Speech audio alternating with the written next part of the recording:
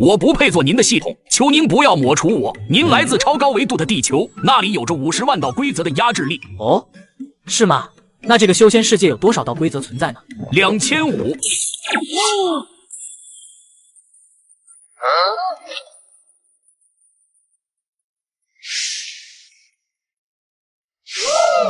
那我在这里岂不是无敌了？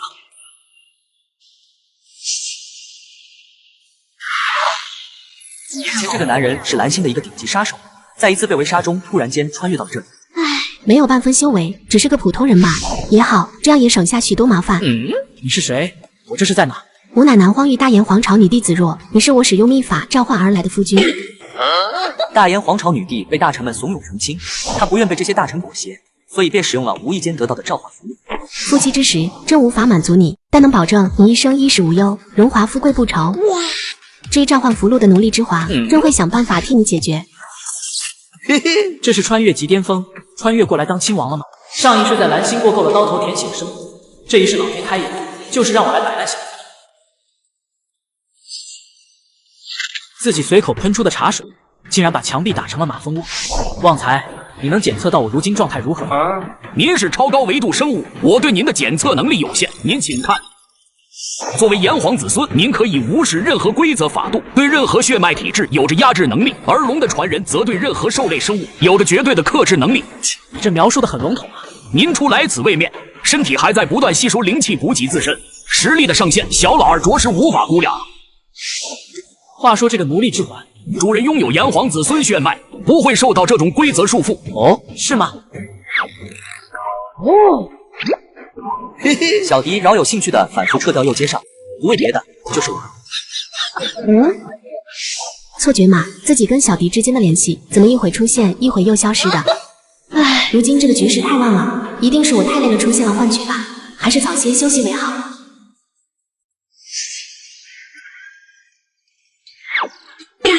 自己这是……尊敬的主人，您身上并没有遭受侵犯的痕迹，请放心。废话，我当然知道。舒坦，不知道多少年了，第一次睡得这么安心，甚至于身边躺了个人自己都不知晓。不过话说这姑奶奶到时候醒了，该不会她可是大炎皇朝第一高手吧？昨晚休息的如何？可还习惯？没有想象中的恼羞成怒，也没有一巴掌，反而问自己睡得好不好。睡得倒是挺好，就是那个，我是不是睡错地方了？朕睡这里也是为了堵住别人的嘴。成婚之夜分床睡的话，有心人又得闹腾了。今后朕会时不时过来陪你一晚的。你再睡一会儿，我在这里安排了一些下人，你有什么需要尽管提就是了。不愧是一代女帝，果然非同凡响。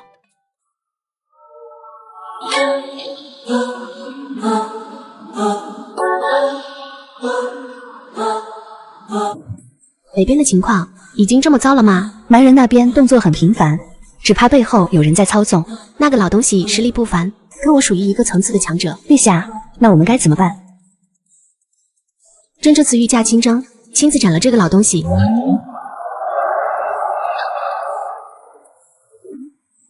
这段时间你就安排你女儿钟灵儿暗中保护亲王吧。陛下，您对这个亲王也太爱护了吧？明明一个大老爷们去一点用都没有，何必这么上心？朕无意间牵连了普通人，这一点补偿也并不算什么的。娘也真是的，跟着陛下出征不带我就算了，还让我来暗中保护一个废物亲王。哎，空气脂肪，那个我最爱吃。陛下为国征战，这家伙却在这寻欢作乐，为了口腹之欲，跑到山上来烤肉，也不去送行。哼！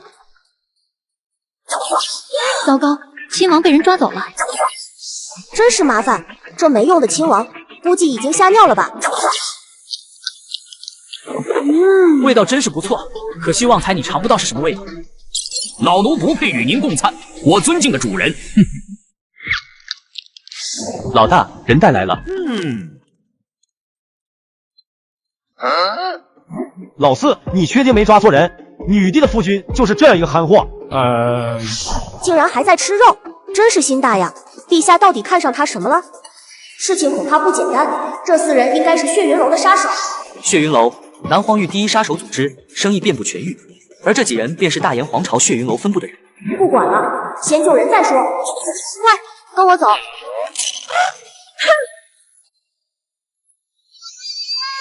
不好，灵炼龙阵，6阶封锁阵法。食肉就踏入5阶破空境的天之娇女，当然得给予足够的尊重。你是燕狼寨的徐浪，1年前我亲自带队剿灭你们山寨了，你居然还没死。女帝的小白领，你想活命吗？很好，将这个化到水里后，给我泼到女帝的演武场中。没问题。口头答应可不行，你还要喝了。现在可以让我走了吗？无耻啊！陛下真是瞎了眼，竟然选了你这么一个没骨气的男人。亲王请自便。让他也一起走吧，不然会让人起疑心的。哼，不要假惺惺，我不需要你救。我跟这小贱人有点仇，你是带不走的。是吗？那我干脆也不走了。小子，老大给你脸了，不知好歹，蹬鼻子上脸的怂货。完了，这下这亲王恐怕得被胖揍一顿了。我跟你们好好说话，你们不听，非要让我动手。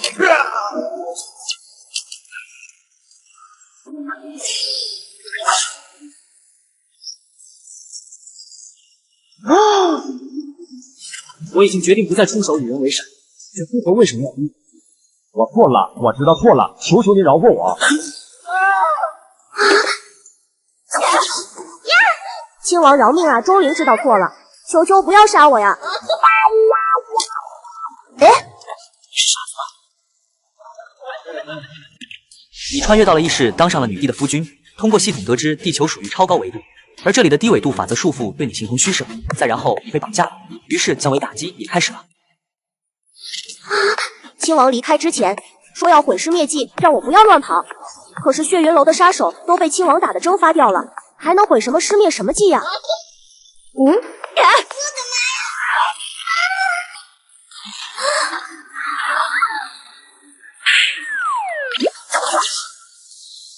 搞定，这下就没有我出手的痕迹了。没有一点的境界，仅仅靠着肉身的力量扛起一座山，难道亲王是传说中超越十阶圣境的存在？这一刻，钟灵儿对毁尸灭迹这个词语有了一个新的认识。小丫头，到时候你就说是你救的我。哎，可是，妈妈没有告诉我，大人的话要好好听吗？我保证不乱说。亲王，您没事吧？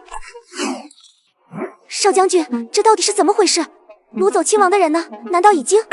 贼人已经被我斩杀，尽管放心吧。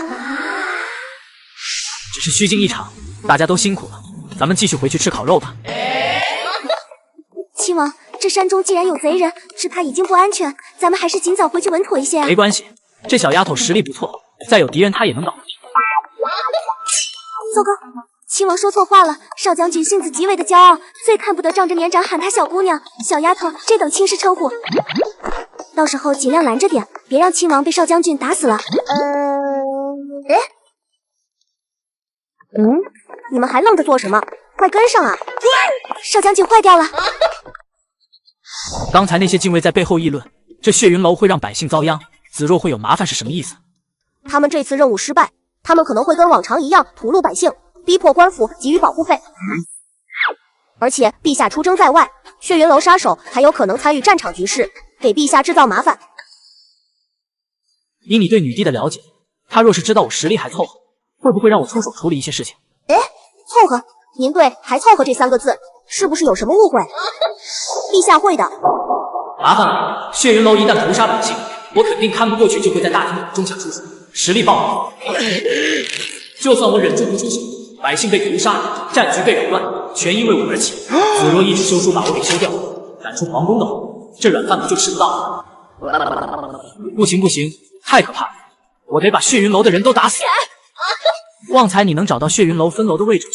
尊敬的主人，我已经提前为您采集了讯息，能够进行定位。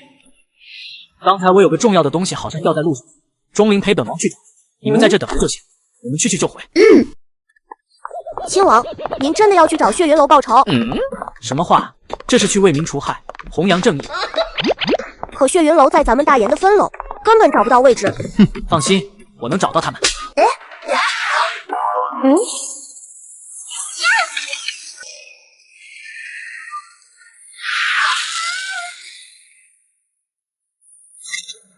我似乎找到些感觉了。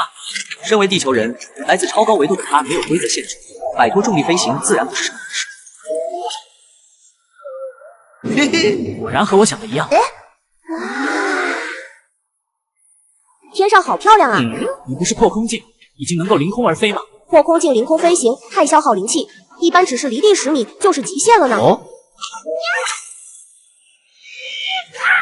太可怕了！不用灵气都能飞行，而且向前飞行时的冲击力几乎到了我能抵御的极限了。到了，走你！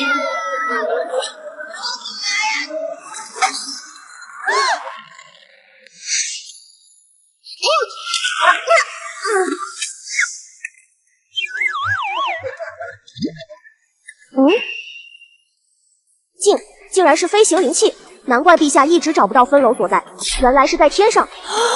坠落的都是破空镜，血云楼分楼比我想象中还要强大的多呀。陌生的面孔还真是稀罕。你是谁？来我们大岩血云楼有什么？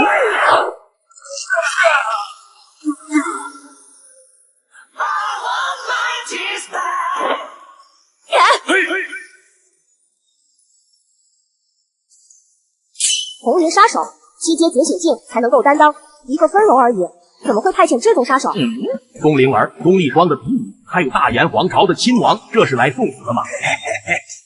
别玩死了，这亲王的利用价值还在。不过可以把钟灵儿的脑袋送去北边战线，让他母亲发狂，这样一来对计划才有益。这三人你一言我一句，似乎是将小迪和钟灵儿的命运安排好了。这里只是分楼，却出动这样的飞行灵气，看来你们总部对大炎皇朝所图不小啊！真是麻烦，感觉事情比想象中要头疼的多。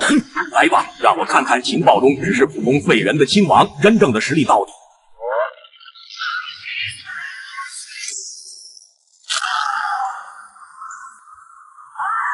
这位大人可能有些误会，还行还。误会个屁，烦死了！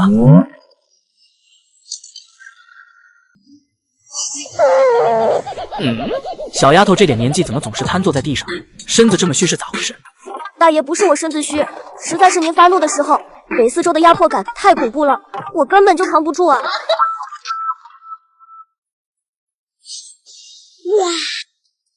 亲王大人，您还要去血云楼的总部吗？没办法，解决不了麻烦，就解决掉制造麻烦的人。你来自超高维度的地球，无意间被这个世界的女帝召唤到了这里，在这里你可以无视重力法则，自由翱翔。为了解决一个麻烦，你现在准备前去解决掉制造麻烦的人。小丫头，血云楼总部的位置有点远，你抓紧，我要加速。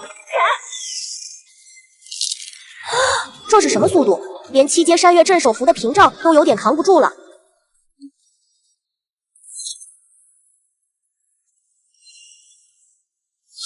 不愧是第一杀手组织，这里的血腥味好浓郁啊！真是稀奇，竟然有人胆敢闯咱们血云楼的总部，找死的人总是层出不穷。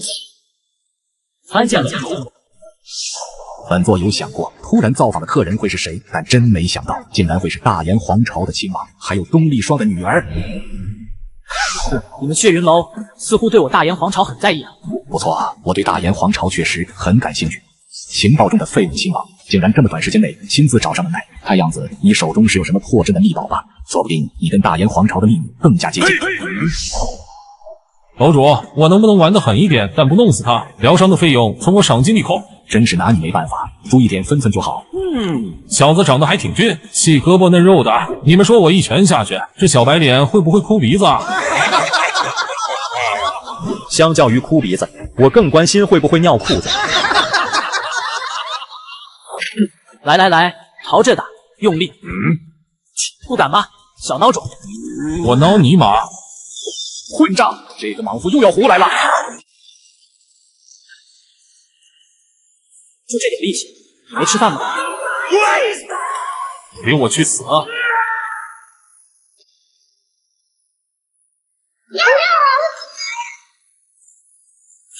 暴的冲击力反震在黄冈双臂之上，他的肌肉鲜血喷溅。你这个玩法很新颖，很特别，都快把自己打死了。我特么到底是在跟什么样的怪物动手啊？情报部的狗杂种搜集的什么狗屁情报？这特么是废物！这打着打着，怎么还把自己打哭了呢？这帮人怎么都是一副不太聪明的样子？主人，您的身体还在成长强化当中，无法修炼没有境界，才会对他人造成认知上的错误。随便吧，尽快解决了这里，我好回去吃烤肉。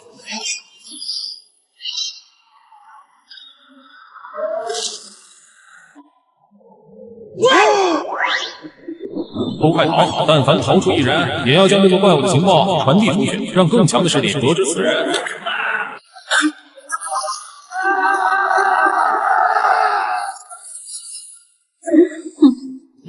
大人，您真是神勇无双，让奴家都情不自禁为之倾慕。可否留我一条性命好事放在您身边？是心机雨夜，血云楼第一女杀手，最擅长魅惑敌人。你这女人好可怕，求饶就算了，却说要侍奉我，那让女帝怎么看我？搞不好说我生活作风不检点，再把我休了。哦，小丫头，你可得帮我作证，为了陛下，我守身如玉，绝不会让这种歹毒之人得逞。接下来应该就剩最后一个老头了吧？该死，该死啊！大燕皇朝果然有大秘密，不然这个亲王实力怎么会这么可怕？情报部的一帮蠢东西，这他娘的能是个废物吗？我血云楼总部可是10阶飞行灵气，就算同为10阶圣境的强者，也不是一个人能打碎的。不然这个变态却如打豆腐一样容易。他血云楼能够快速崛起，靠的就是早年一处遗迹的收获。而这个遗迹则隶属于久远的大燕帝国，大燕皇朝跟其似乎有千丝万缕。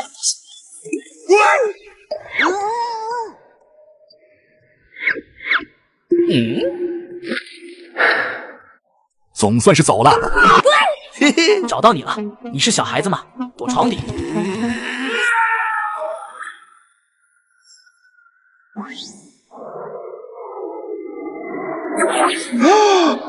逃个屁！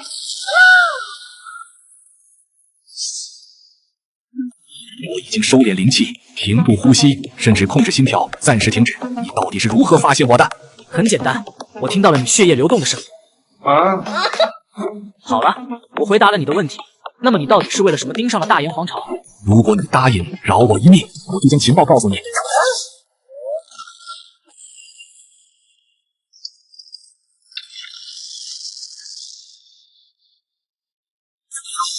算了，我不问了。娘啊，亲王好可怕，人想回家。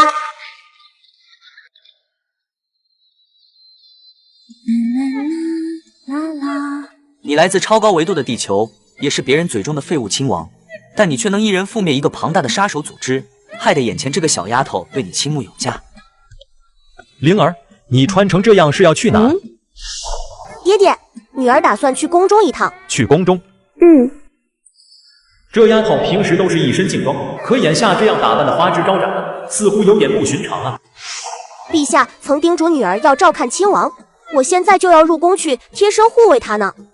他身边有禁卫保护，哪里需要你这么上心？更何况听闻那司旨知道贪图享乐无所事事的。爹爹，你又没跟亲王大人相处过，怎么能随意评价人家？不跟你说了。灵儿，啥情况？怎么一夜之间这丫头为了一个七小迪，都敢跟我这个当爹的顶嘴了？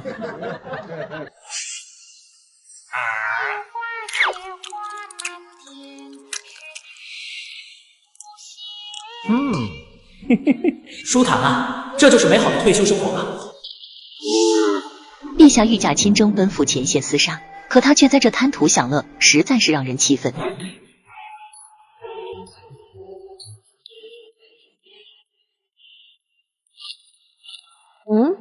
少将军，刘姐，我来找亲王。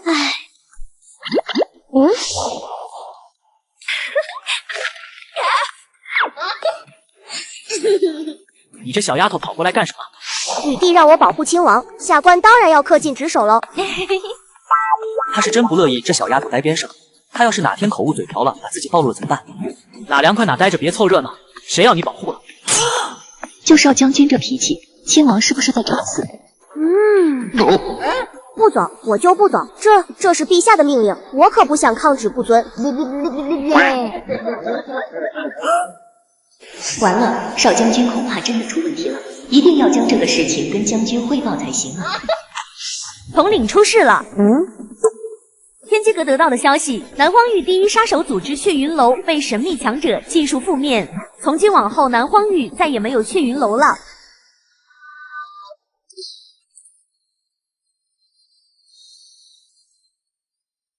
有人替你报仇了，真好，真好啊！亲王大人，谢谢你。哦，刘姐是我母亲的贴身侍卫，许多年前雪云楼的一次屠城中，她的夫君不幸战死，这也是她最大的一个心结。不用客气。亲王大人，请收我为徒，我也想像您一样那么强大。我又不懂修炼，教不了你。哎，怎么会？您明明那么厉害，怎么可能不懂修炼？投胎投的好罢了。我已经长大，不是小孩子了，请您不要这样糊弄我。你的长大是用脑子换的，这有什么好骄傲的？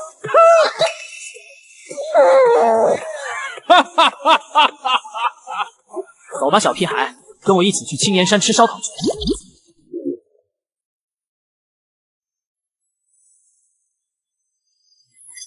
老师，会不会是大炎皇朝做的？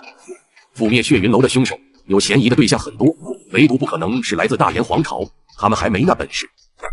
走吧，如今子若被我的老伙计拖住，正是我们的绝佳时机。我们现在要去哪？北疆战场吗？不，我们去青岩山。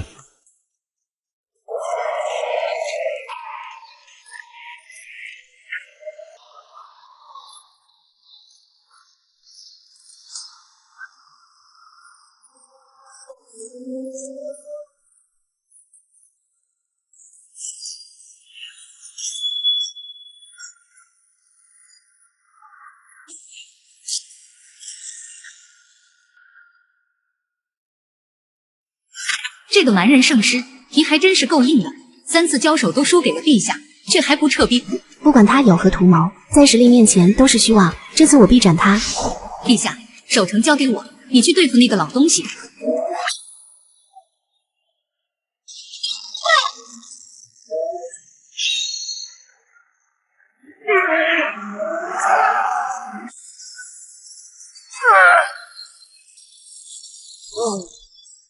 贾诩，你当真是不要命了？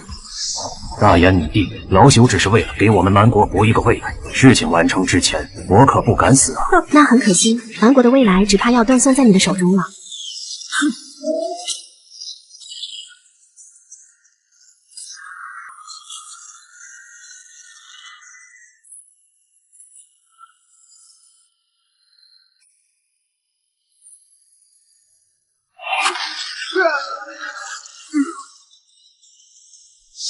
我不该出蛮国，没了护国大阵的加持，我不会是朕的对手。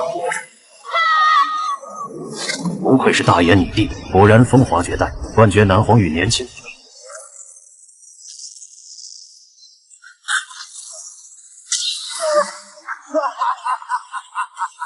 抗阵，原来如此，你刚才的吐血是在化阵。不错，燃烧20年寿命的蓝血风灵阵，就算是你想要脱困，没个10天半月可是做不到。困住阵有何意义？这北疆边关我们也破不了。黑魂殿出了一笔大价钱，让我出手拖住你。想必现在我的老伙计独爪老人已经到了大炎境内了吧？贾诩，若是大炎生灵涂炭，这样你们整个南国陪葬。你来自地球，那里拥有50万道法则的压制力，而这里却仅仅只有2500。无敌的你意外成了这里女帝的夫君。而你也乐得做一个别人眼里的废物亲王。嘿嘿，这里打的野味就是要香得多，谁也甘甜，真是好山好水啊！哎，亲王大人，你这也太能吃了吧！消化好，没办法。哎，怎么少了个人？你大姐刘燕呢？我拜托她去青岩镇带些青岩酒回来，让亲王大人尝一尝，顺便也是去告慰一下他的夫君。哦。如果他们镇子的酒真的不错，我倒是可以出钱让镇上的百姓帮忙养些牲畜，再配上好酒起步比赛。走走走，带路，我要去这青岩镇实地考察一番。那这些东西怎么办？万一等下刘姐刚好回来，彼此错过了呢？你们留在这，半个时辰后没见到我们和刘燕回来，你们就带着东西回宫吧。亲王还真是任性，对吃和睡特别的执着，也不知道陛下到底是看上了他哪一点。少将军更奇怪，他竟然跟陛下抢蛮。善缘啊，不要命了吗？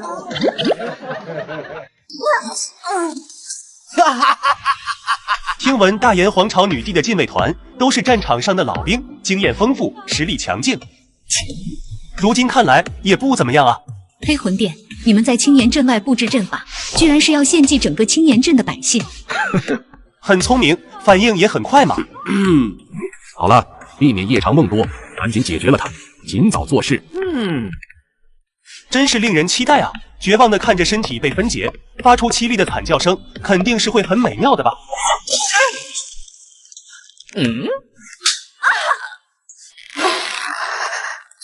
你怎么不叫啊？喊起来让本少听听。特么的没意思。身为我的妻子，我没有给你丢脸。你想对我的护卫头子做什么？亲王，小丫头，给我削他！交给我。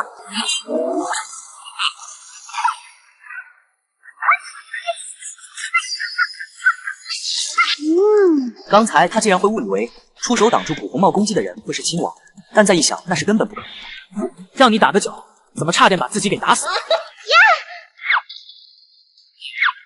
不好，亲王，你快让钟灵带你离开，那是黑魂殿的独掌老人8阶超脱境的强者，留在这会死的。真是奇了怪了，怎么在我的感知里，无论是钟灵、刘晏还是这老头，实力都没什么差别。主人，因为您太强了，他们在您面前只是脆弱又可怜的生命，境界的差距对您来说意义不大。糟了，如果那老头的境界真的如此，那钟灵丫头肯定赢不了。想要解决麻烦，恐怕就得自己出手。可刘晏就在旁边看着，一旦暴露实力让女帝知道，肯定会使唤自己帮忙。如果自己不答应，零花钱对。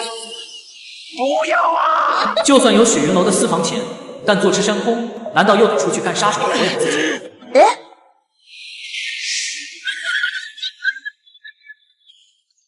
亲王无需害怕，我拼死也会让你离开的。该死！为什么？就是为什么？这丫头分明年纪比我小，境界却比我高，现在还领悟了建议雏形。哼！就你这样的货色，还敢来大言撒野，给我去死！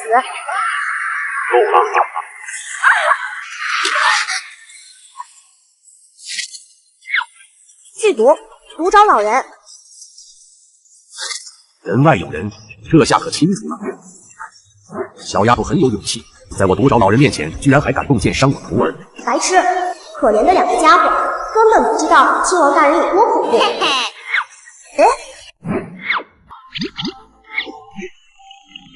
如果你饶我一命，我可以把女帝的一个大秘密告诉你。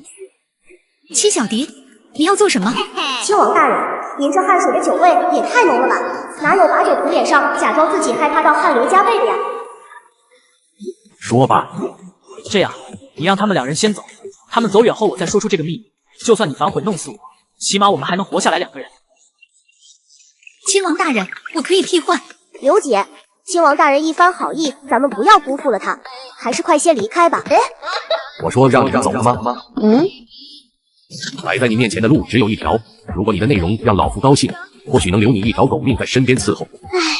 这黑魂殿的6邪之一，这辈子的路看来是走到头了。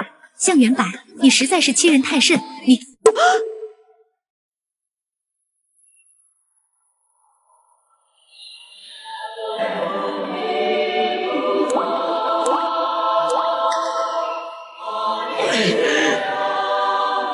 娘的，你个老不死的，真是搞得我没话说。我是真的搞不懂，你们这帮人脑子有毛病，好好说话就是不愿意听。只是简单的想把这个禁卫统领支开而已，这个要求就有这么让你为难吗？问你话呢，吭声啊！我都是误会，前辈这都是误会。我才20出头，你会不会说话？这位大人对不起，我说话大声点，我听不见。少将军，这到底是怎么回事啊？正如你所见，亲王大人强得过分，所以你千万不要告诉陛下亲王真正的实力，不然你就是忘恩负义。那薛云楼该不会也是？不错，覆灭了血云楼的神秘强者，也正是亲王大人。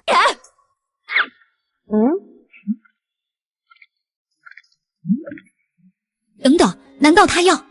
亲王大人，快退开！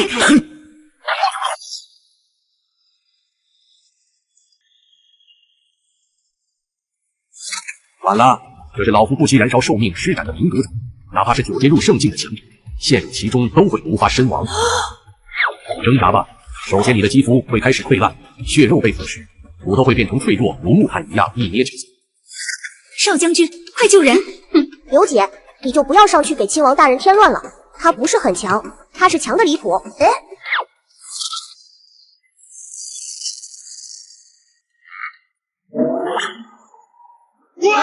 这一招不错，燃烧自己的寿命替我美白，给我做了个全身 SPA。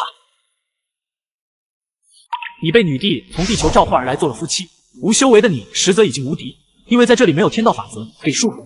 就在刚刚，黑魂殿的毒爪老人居然想用毒爪将你融成血水。话说回来，你这什么毒爪真的这么厉害？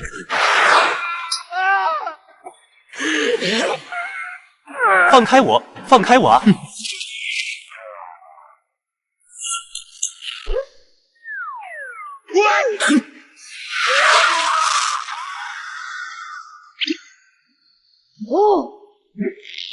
你到底是什么人？为什么隐藏实力？小丫头，你快看看我皮肤白了没？是不是比以前更嫩？亲王大人，这时候你怎么还臭美起来了？你懂个屁！长得帅一点，不是方便诱惑女帝吗？老头，是不是有这种可能？我给你找来延长寿命的丹药，你就能一直帮我产出这种毒泥来护肤。你这个畜生啊！士可杀，不可辱。老夫死给你看！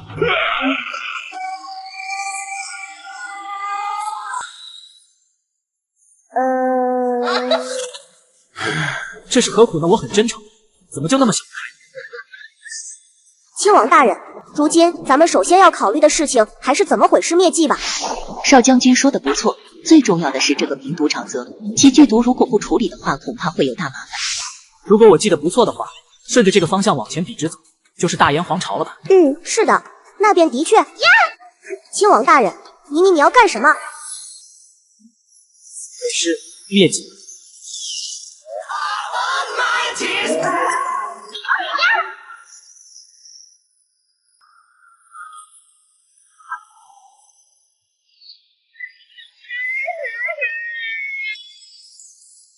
亲王大人，我一直想问您，到底是怎么理解毁尸灭迹这个词的？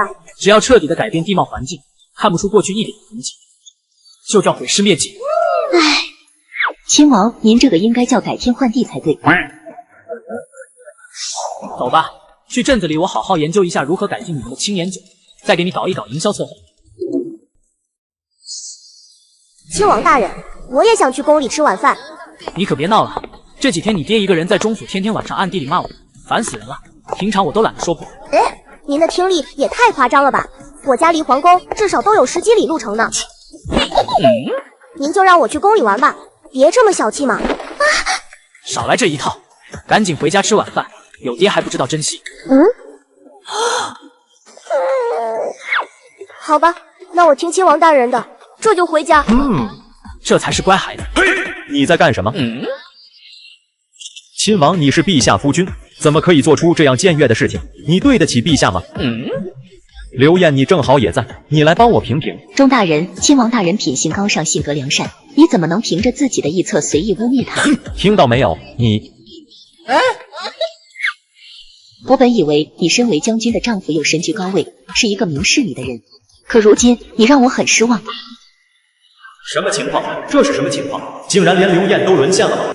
爹爹也太不讲道理了，亏亲王大人还劝说我留在家中用膳，多陪爹爹说说话呢。灵儿，爹不是。今晚这饭，爹你自个儿吃吧。刘姐，咱们入宫去。钟尚书放心，过一会我会亲自送少将军回来的。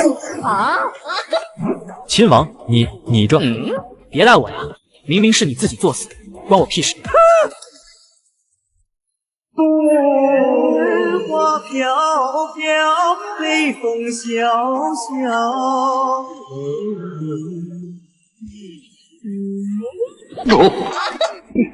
听说钟尚书厨艺很不错，不知道有没有荣幸能品尝一下。试图让人分辨，句句话偏见，这一场婚事定义着贵贱，太好无边，让戏子成如烟。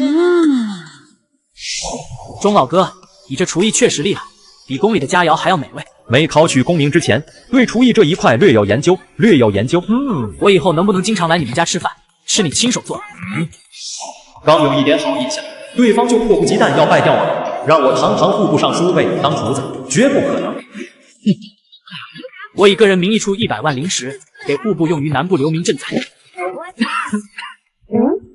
灵儿，你明天帮为父买套厨子的衣袍，为父要穿。亲王的餐食得讲究一个规矩，马虎不得。不过亲王大人，这灵石没问题吧？放心，这可是私房钱，让陛下知道了不太好，你懂我的意思。亲王请放心，我必定保守秘密。来吧，关于南部流民赈灾，我有一些见解跟你说说。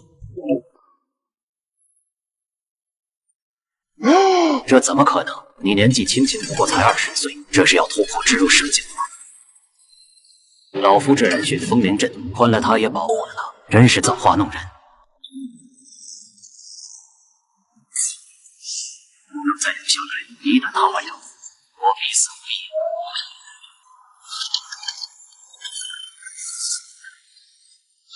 疑。老东西，逃的倒是果决。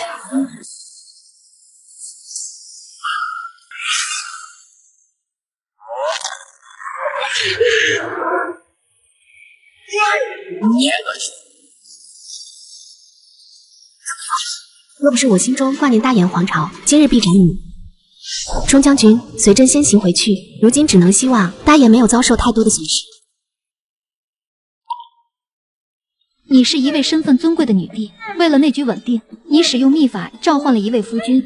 这个男人来自地球，他属于超高维度生命，在这里他就是凌驾于天道法则之外的存在。然而这一切你都不得而知。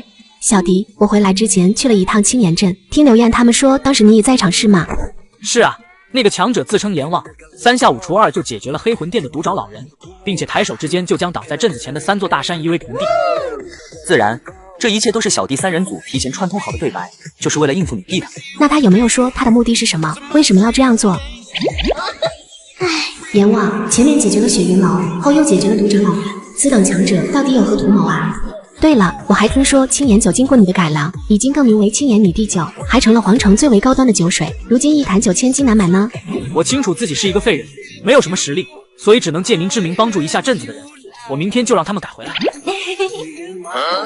你是真的男人，大炎亲王，谁都没资格评判你是什么废人。既然是真的丈夫，借妻子名头做些替百姓有利的事情，有何不可？这可恶的女人，她居然在撩我！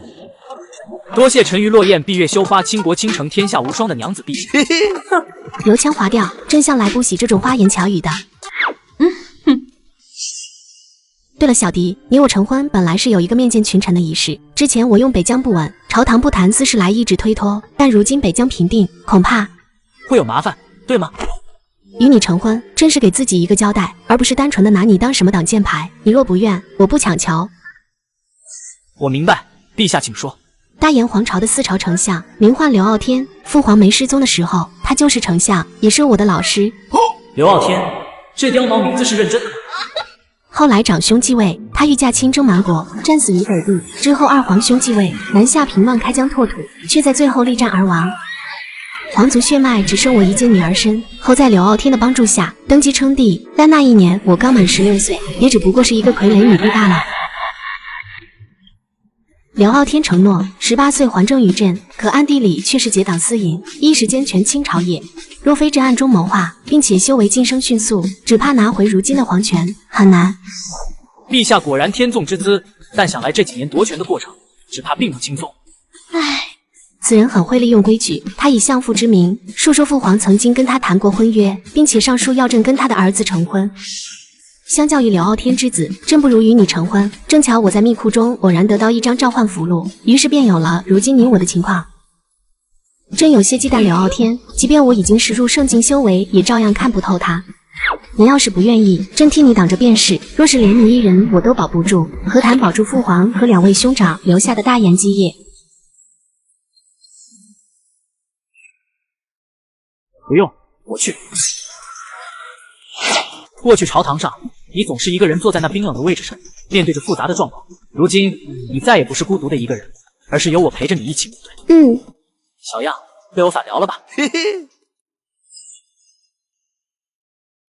陛下，朝堂正式已经批阅完毕，那么接下来，臣请废齐小狄亲王之位，并且斩立即。终于进入正题了吗？开始有意思，这不比一巴掌拍死别人有趣吗？哎，不愧是亲王啊，别人都要斩你了，你还很开心。丞相，亲王是朕的夫君，其实你随便一句话就要斩的，简直胡闹。老臣恭贺陛下，修为在进。臣等恭贺陛下，修为精进，威震四方。子若默默地盯着刘傲天，他9阶入圣境都看不破对方，甚至刘傲天一句话就化解了自己的威压。陛下，亲王身为陛下夫君，当有经天伟地之才，但却做着一些与民争利的龌龊勾当，拿陛下名号胡作非为，满身铜锈。如此一个人有什么资格做陛下夫君？就是德不配位，故而当废。中将军嫡女钟灵统领刘晏，擅离职守，跟着七小狄胡作非为，不务正业。户部尚书中杨明则沦为这厮的厨子，让人贻笑大方。这难道不是败坏朝纲吗？因此，臣又请斩小狄。陛下，亲王改良青盐酒，造酒厂造福青盐镇百姓，何谈与民争利？酒有陛下之名，那是传扬天下之功。而且丞相你都赞不绝口的南疆大计，正是出自亲王谋划。诸位知道，我这闺女性情乖张，正是跟着亲王才有所改善。刘统领则本就是青盐镇人，加上陛下有令让他护卫亲王随行伺候，有什么问题吗？那我就想问一句，丞相，亲王博学多才，何来德不配位，而败坏朝纲又从何说起呢？踩，好家伙，有艺术啊！你如何证明你口中的事情真的是亲王为之？我完全有理由怀疑你将自己做的事情担在了他的身上。刘傲天的确是打到了钟尚书的命门上，当初只是小狄跟他口头讲了一下，这让他如何拿手证据？那丞相又是否有证据证明这些事跟我无关吗？既然亲王博学多才，能力出众，不妨展示一下。哦，这本传唱古籍，亲王不妨观赏一观。刘丞相，你这是要做什么？丞相，你有点太过分了，你这摆明是要置人于死地。不就是拿了本书出来吗？本王可以一看。可以。丞相手中这书用的是另一种文字记载，若是看不懂的话，就会暴毙而亡，而且翻开后不得中途闭合此书，否则会当场吐血而亡。哦，丞相，本王这是在拿命跟你赌，你一点彩头都不出，这恐怕不太合适。七小狄，你不要胡搅蛮缠，顾左右而言他，你……我跟你爹讲话，插什么嘴？陛下，臣殿前施以海请责罚。刘世美冲撞亲王，罚俸8年。老臣当年还政，担心刚掌权的陛下挥霍无度，所以大严密库密钥并未归还。若是亲王果真了得，有他辅佐陛下，老臣也就无有牵挂。这密钥玉佩自当物归原主。除此之外，老臣再出300万灵石作为贺礼。不够，我要500万。600万，我给你600万。七亲王，请吧。这是一个死局，小狄如果害怕不敢看，那就是德不配位；硬着头皮看就是死。要知当初死在古籍面前的大儒可都有10余位之多。小狄，不要任性，我让你来这里可不是让你送死的。刘丞相，那本王就提前感谢你那600万灵石的贺礼了。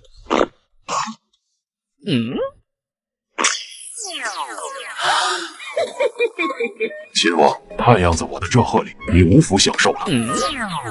为什么？站着太累了，我回去坐着慢慢看。这你也有意见？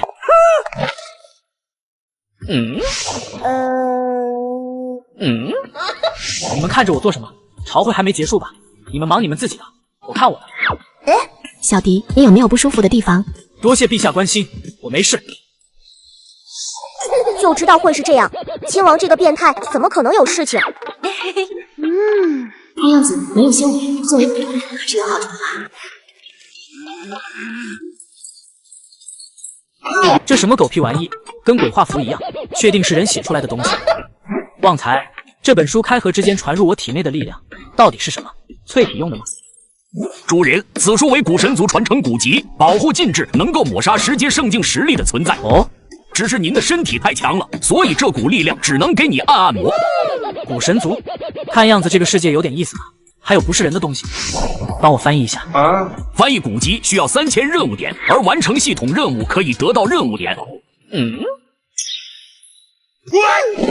叮咚！恭喜主人完成数手指的任务，获得1亿任务点。古神族传承古籍翻译中。问题不就解决了吗？不给你点压力就不知道变通。在我这里，你就是个智能语音系统，摆清楚自己的位置很重要。抱歉，主人，我会持续改进。嘿嘿，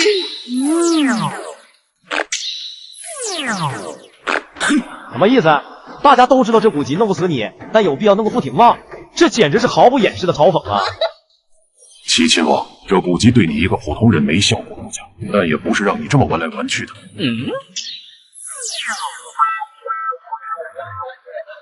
你我之间的约定是看懂这本书籍，看懂懂不懂？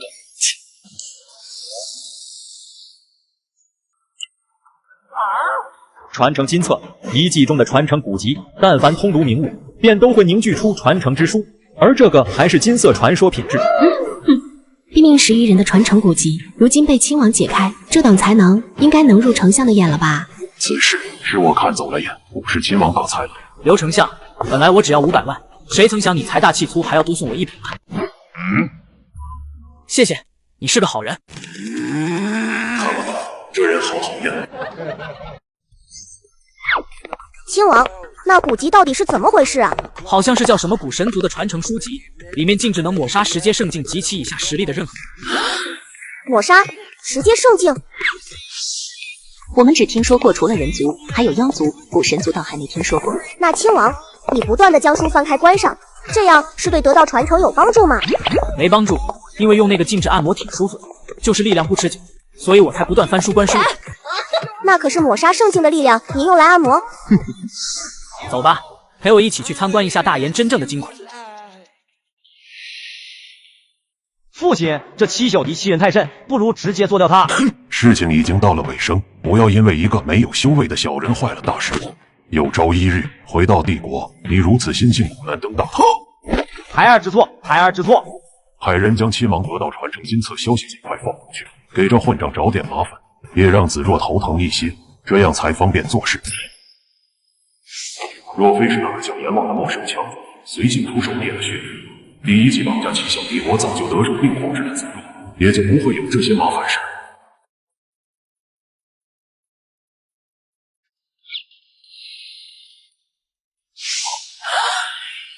这父王留下的金库，库藏怎么会这么多？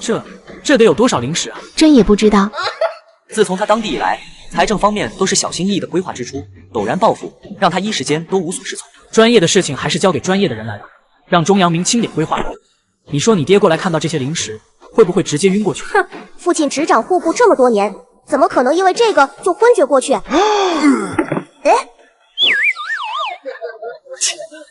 你爹就这。竟然是人族的尸骸，人族怎么可能得到我们古神族的传承？看样子卑鄙的人族又用了什么无耻手段盗取我们异族的传承。分析完毕，古神族传承之灵，负责教导传承知识的灵体。3000星光，像我等古神族传承之灵，背后星光99已经极为的恐怖，他竟然悬浮着3000星光。你到底是谁？这里不应该是人族的识海之地吗？无名旺财，主人的奴仆，你所在的识海的确是主人识海。怎么这么吵？睡个觉都不安静吗？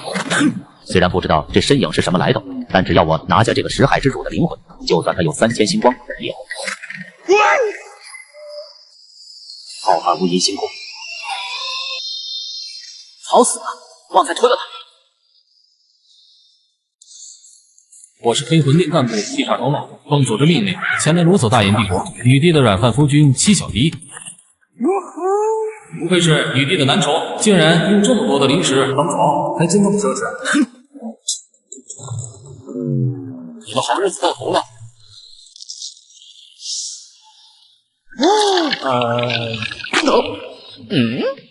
干什么？六阶灵技都碎了，他都没事，谁告诉我说这是废物？我那个不是故意的，你信吗？亲王大人，我听到里面有动静，您没事吧？今晚还挺热的，系统刚吞了传承之灵，开始升级进度，这就又来了个不明所以的家伙，只是不小心碰到了东西，没事的，你们喊刘燕过来就行。遵命。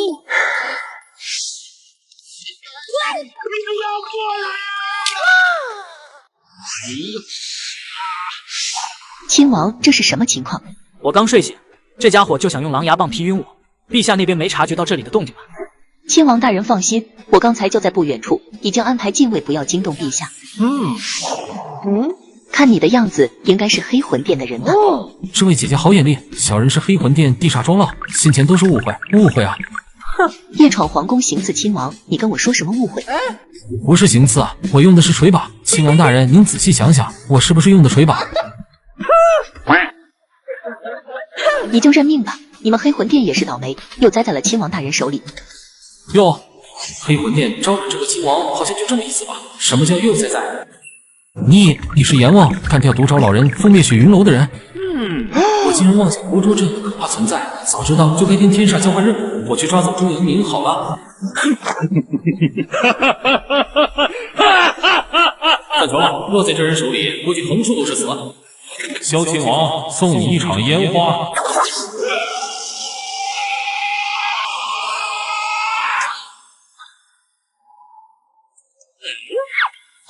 好的，晚上陪女帝老婆一起修炼。有没有搞错？我都要自爆了，你还有功夫谈恋爱？你一定是个单身狗吧？没人疼没人爱，只能在我这里玩自爆，可怜的家伙。那我要怎样才能找到女朋友呢？星域上每天就能认识几十位美女，修炼交友2步。真的假的？什么东西啊？星域你都不知道，就这个专门找对象的，上面多的是奔着真心找对象来的优质单身美女，漂亮温柔，你喜欢哪样的妹子都有。不光是照片资料随便看，你要是喜欢哪个直接就能语音视频，全是真人认证，放心靠谱。关键美女都又热情又大方，这才一会儿就有7、8个美女来打招呼，消息多的回都回不完。要我说你也去左下角下一个星域，脱单分分钟的事，没事谈个恋爱多靠谱。哇，这么多美女，那我还自爆个什么劲儿？我也去试试。你没机会了。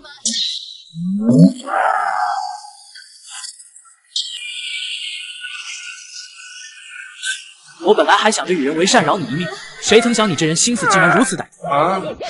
看穿了我不想暴露实力的软肋，而故意大声咆哮震荡灵气，想要惊动陛下看到我的表现，然后再害我陷入终日忙忙碌碌跟生死厮杀为伍相伴的日子。亲王，你逃不过头了吧？我没那么想吧。但我这个人总是心太软，我最后给你一次机会，只要你开口道歉诚心悔过，我放你一条生路。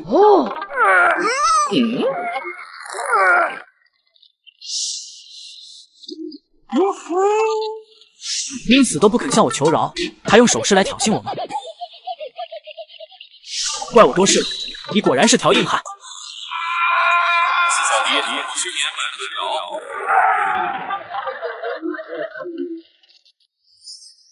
怎么样，城中有你父亲的消息吗？没有，城中女儿已经找遍了，根本就没发现父亲所在。皇城周边我也找了一圈，都没发现你父亲的痕迹。陛下，你这边怎么样？唉，昨日就不该跟他吵架，将他赶出房，不然在我身边，他怎么可能会被抓走？钟仪，想来钟叔被掳走最大的缘由，或许是跟南疆那边的事情有关。而有这样的能力，可以进入皇城神不知鬼不觉，抓走大炎的户部尚书的。黑魂殿，陛下，我这人没求过你什么，但这次求求您救救他。钟仪，我们虽然是君臣，可我也是你们夫妻看着长大的，放心，我会将钟叔带回来的。一个人的名利。唉，李儿，好好待在家里，不要乱跑，娘在周围再找找你爹。唉，不知道陛下能不能将父亲救回来，万一猜错了位置呢？要是娘亲能直接找到父亲就好了呀。亲王大人，你这小屁孩，这么早跑我这里干什么？亲王大人，昨夜不知道是什么人夜闯中府，把我爹抓走了，到现在都还没找到。说什么？我的厨子被抓走了？我爹把你当兄弟，你把我爹当厨子。刚才的不算，重来一遍。什么？你说什么？我的钟老哥被抓走了？陛下猜测是南疆黑魂殿所为，已经赶去那边了。黑魂殿，又是这个黑魂殿，欺人太甚！他们为什么要针对我？针对亲王大人。昨晚黑魂殿出手，那个宁死不肯求饶的硬汉就直接冲着我来的。而且大炎皇朝这么多人，为什么不对刘傲天出手？他可是丞相，却偏偏要对跟我关系最好的钟阳明出手。我有理由怀疑，黑魂殿就是在针对我。亲王大人，你真的想多了呀！人家眼中你就是一个普通人，谁会来针对你啊？等等，陛下现在正好在行刺黑魂殿，若是我出手，正好被他撞走，你实力不就暴露了？一旦我的实力暴露，定然不会再让我做看管库房大门这件事情事。而我又不爱干事，长期以往我和陛下夫妻感情恶化，争吵不休，说不定还会把我赶出宫籍。可恶啊，太可怕了！我得去打死他们。黑魂殿应该没这个意思吧？我来自地球，那里拥有50万道法则的压制，而这里却仅仅只有2500。作为女帝的夫君，你只喜欢吃软饭，享乐一生。不料今天却有人掳走了你的厨子。马上到皇朝边境了，还是没有感应到钟尚书的气息，难道真的要出大炎皇朝？后面什么东西在急速靠近？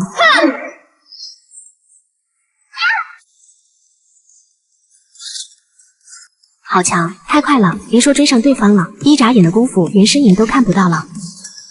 难道是那个传说的阎王？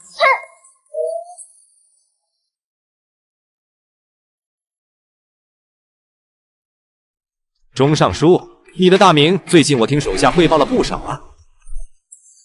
黑魂殿殿主白青莲，还有除了独爪老人之外的4邪都到齐了，这么大的阵仗，看样子这次我是没办法回去了。也不用这么悲观，这次请你来只不过是商量的事情。等会地煞会抓来亲王七小敌，你需要不惜一切代价，保证其不被丞相刘傲天给废掉。再者就是凭借女帝非常宠幸这个小白脸来监视女帝的一切动静，然后事无巨细的把情报传递过来，仅此而已。保护亲王与刘傲天作对，并且监视女帝，你们做这些是为什么？这就不是你能知道的了。你觉得我会出卖自家人吗？有骨气，可惜在咱们这个地方，骨气是最没用的东西。此乃蚊香虫，3天之内你不闻香，这虫就会吃你的5脏6腑。它的足还会刺入你皮肉中汲取血液，其中滋味甚是美妙的诱惑。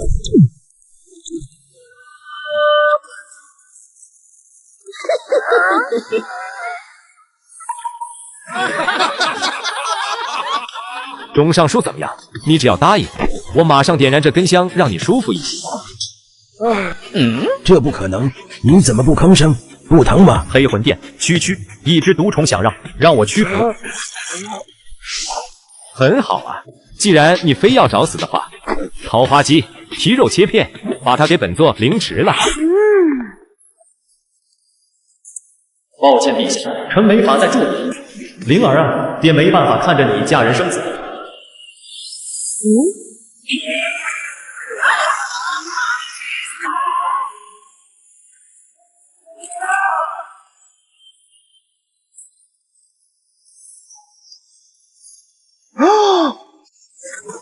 亲王大人，你们好大的狗胆，本王的厨子也敢欺负！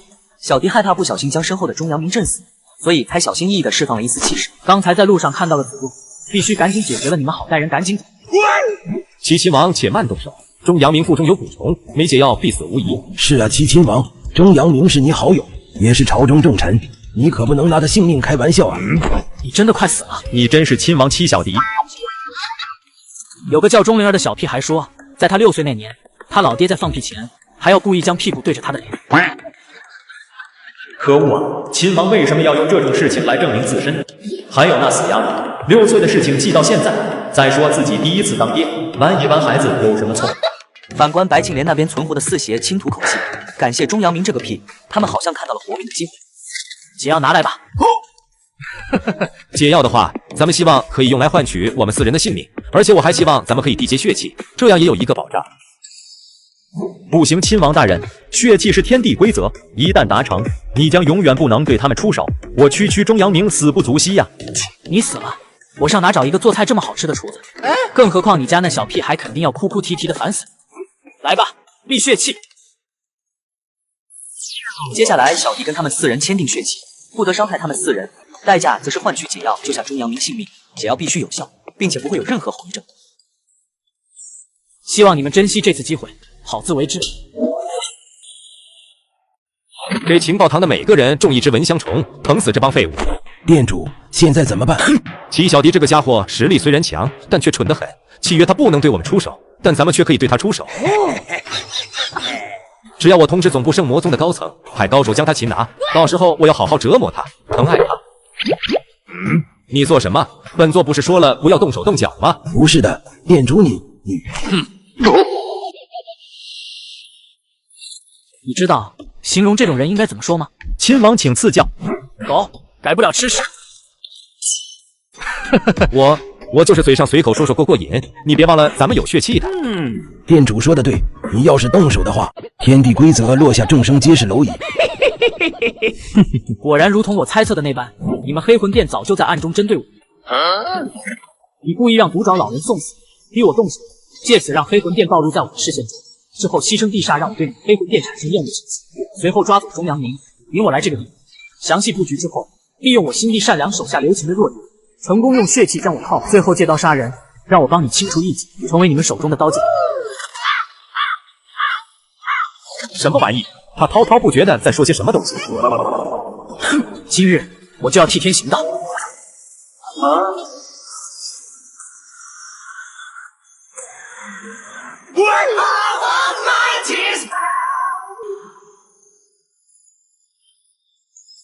亲王，你太鲁莽了，这下可糟了。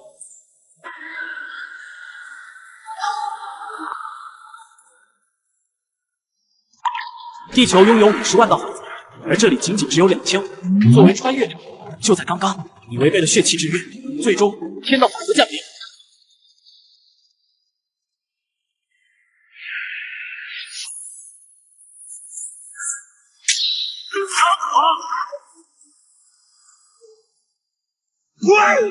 这算什么？血气这种东西不是众生皆蝼蚁吗？区区法则之力对炎黄子孙毫无作用。亲王大人，黑魂殿总部这里还有不少残余手下，你看要不要？看看，我才暴露实力你就开始使唤我做事了，一旦你弟知道了那还了得？我不会说出去的。我在想，如果完全覆灭黑魂殿，这样大炎黄朝南疆不知道得安定多少年，功德无量啊！安了，我刚才的一声猖狂，你以为只是针对劫云的吗？那刚才咱们从大殿中获得的3000万灵石要上交国库吗？这些都是黑魂殿赔偿给我的精神损失费、旅途劳顿费、搬运灵石费，区3000万而已，便宜他们了。至于这件斗篷法器，就当他们给你的赔偿了。我看少说也值个180万灵石吧。亲王大人，还有一件事情，可否帮忙？你哪来那么多事啊？您的餐食从1周5餐上调为10餐。成交。请亲王大人写1行字，足够大，覆盖整个山谷之内。哦，写什么？大言之事，我阎王势在必得。只是借亲王这隐藏名头，榨一榨这潭深水，看看能不能知道这几方势力到底在图谋什么。咦，你好阴啊！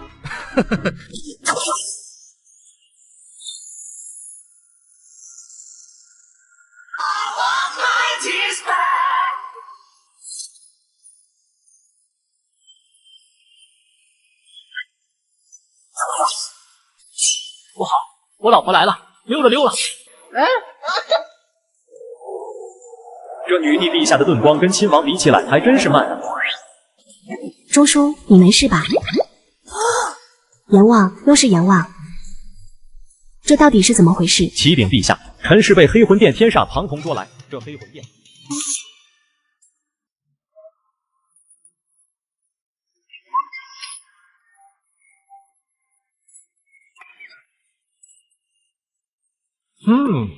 陛下寻找中尚书辛苦了，这是我给你准备的火锅宵夜。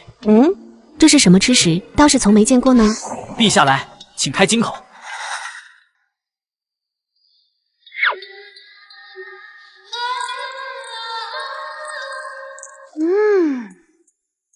亲王伺候的很好，朕心甚喜，当赏。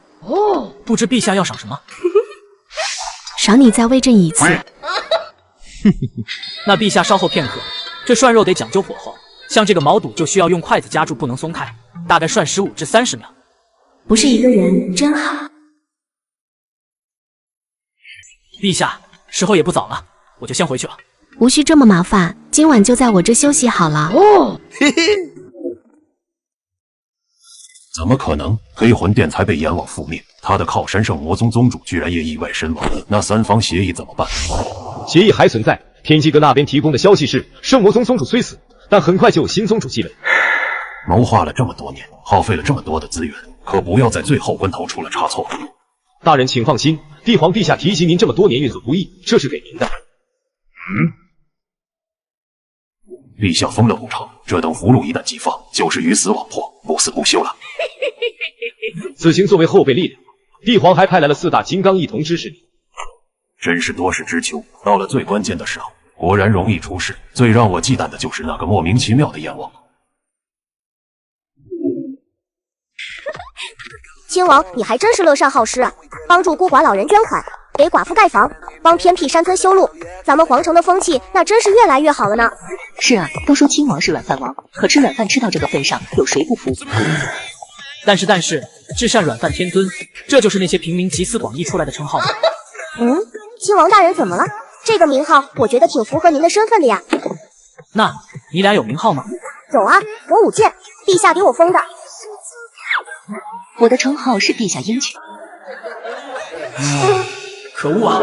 为什么他们的名号听起来就很好听，很酷炫的样子，而自己的这又是什么鬼？亲王大人，怎么了？你们在这等着，我去就来。居然有人偷本王圈养青眼姐。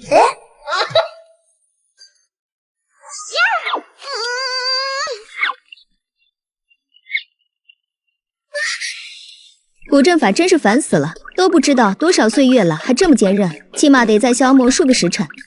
唉，洛寻爱气鼓鼓的想着，他只是显露出了魔气，探查四周，这里竟然就浮现出古阵捆住了他。如今只能希望没人发现自己在这。该死，竟然真的有人来，还是个普通男人。当乞丐的伙食有这么好吗？能把自己喂成一头奶牛？滚开啊！臭男人，你看哪里呢？此事的罪过在我，倒是让姑娘受苦了。不要碰，这个阵法很危险。不会的，这阵法是我请人布置的低级阵法。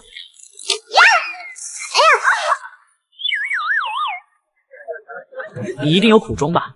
不然你何至于铤而走险，上山偷猪？偷猪。这样吧，我给你一些维持生计的钱财，你速速下山去吧。你还有什么需要帮助的吗？你很有钱吗？算是吧。要不你养我吧。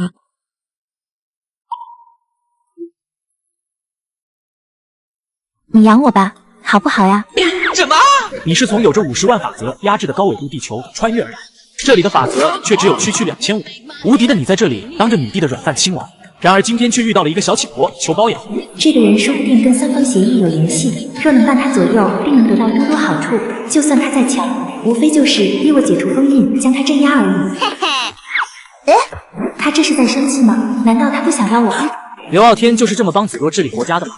多好一个姑娘，为了活命，先是乞讨，再是偷猪，最后甚至不惜出卖自己身体，出卖灵魂。那个，我还是很好看的，收拾一下在你身边，不仅不会丢脸，而且……该死，这个男人怎么回事？他纵然封印了大部分修为，可这副身体依旧是货真价实的强大，在这个地方应该没有敌手的态度。自己都多久没感受过这样的痛楚了，竟然被一个男人……真的好想再来一次啊！这丫头不会是个傻子吧？姑娘，我们要努力生活，面朝阳光。我能养你的人，我却养不了你的灵魂啊！如果你有困难，可以跟我说。可我就是想体会一下不劳而获的感觉。是不是脑子真有毛病？让你好好过日子，别胡思乱想，听不懂吗？哎呀呀，好奇怪呢，妾身怎么听不懂呢？怎么可能听不懂？你，这姑娘不会觉醒了什么奇怪的属性吧？自己是不是不小心把别人弄坏了？我那个，要不送你回家找你爹娘？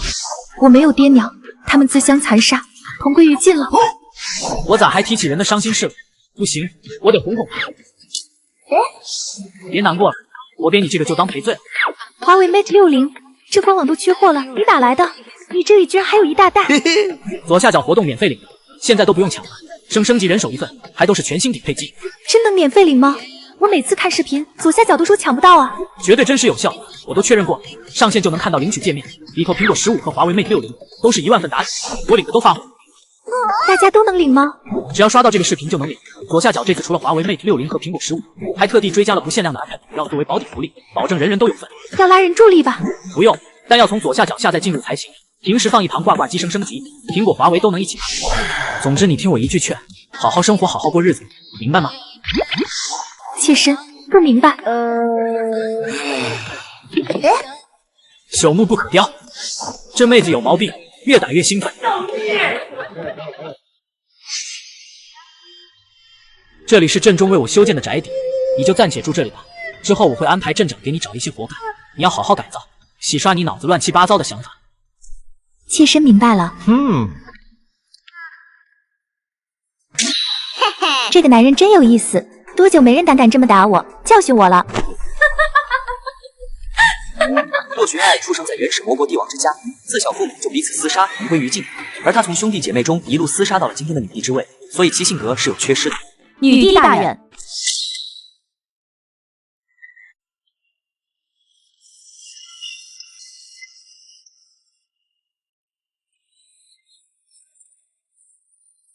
圣魔宗那里处理的怎么样了？原宗主本身就是您的18皇兄，所以除掉之后再取而代之，此事无人能发现端倪。我的那些好哥哥们追杀我10余年，现在终于让我全部清楚，真是痛快啊！除此之外，本地带来的那些资源，你们有什么好办法用在大炎皇朝百姓身上吗？不如我们培养一批大炎朝堂的高官。朝堂早就被三方协议东炎帝国的刘傲天把持住了。明日你们再去皇城探探情况，顺便打听一下这个男人的情报。至善软饭天尊，这个男人是大炎女帝的丈夫，当朝亲王，就是一个吃软饭乐上好施的普通人。青岩镇能成为大富之镇，也跟他脱离不了关系。哼，徒手将那种从刺骨阵法捆丝扯断的男人，怎么可能会是？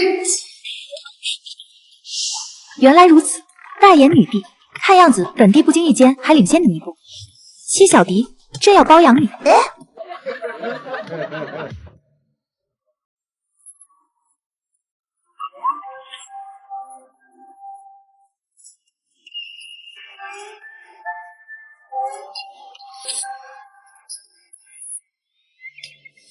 天堂路过喧天，谁伴着泪眼？我的青岩珠如今都卖到10万大岩币了，看来我的付出没有白费。系统升级完成了吗？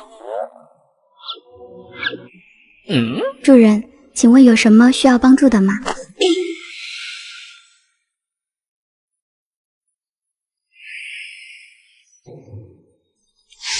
旺财，你怎么变成女的了？这也不是大炎的着装风格呀，反而像是地球的。回主人，您是超高维度生物，受您气场的影响升级进化，系统为您显现出了这样的形态。那你还可以变成男的吗？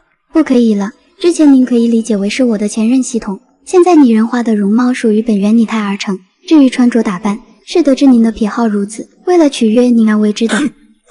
胡说八道，一派胡言，我的癖好怎么会是这个？黑丝换了，我明明比较喜欢肉丝。遵命，主人。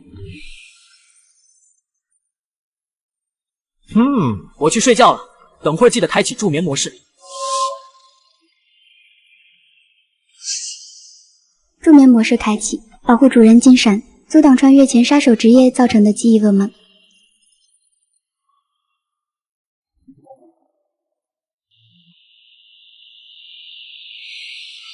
七哥哥离开的第一个晚上，想他，他明天应该会来看我的吧？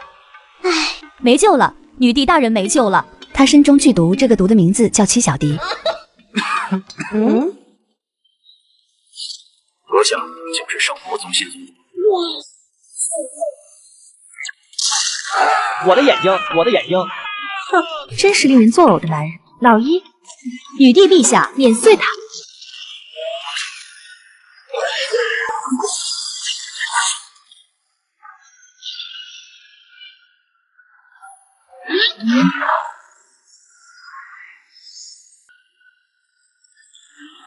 这位新宗主，你要撕毁三方协议吗？难道你真的要将斗争闹得人尽皆知？先天胚胎马上就要成熟，百年谋划的成败就在此刻。最后的关头，你要独揽大水一场空吗？老一，回来吧。阁下来这一出到底是什么意思？你不请自来，又是意欲何为？只是听闻圣魔宗的人来到大燕，来碰面。哼，你家里人没教过你，进门要先敲门吗？你这儿子不懂礼数，上来就盯着我们宗主胡乱看，他算什么东西？也配？刘傲天抖着手，有些烦躁。此事还真是怪他自己，本身打算突兀出现，给对方一个下马威的，可谁成想撞铁板上了。我该如何做才能赔罪？请宗主画个道吧。哼，很简单，七小迪是我看中的男人，你以后见了他要问好，得处处帮衬着他。我勒个擦！如果不听话，我就让人先嘎了你儿子，再嘎了你，大不了跟东炎帝国和天机阁翻桌，老娘不玩了。七小迪，我错了，我当真是瞎了眼。你哪里是什么普通人啊？你根本就是个祸乱天下的祸害。你作为地球人穿越有多强大？在那里有50万天道法则，而这里仅仅只有2500，就连穿越者标配的系统都因为你而改变了性别，给你做起了睡眠理疗师。故人入我梦，明我长相依。主人，天亮了。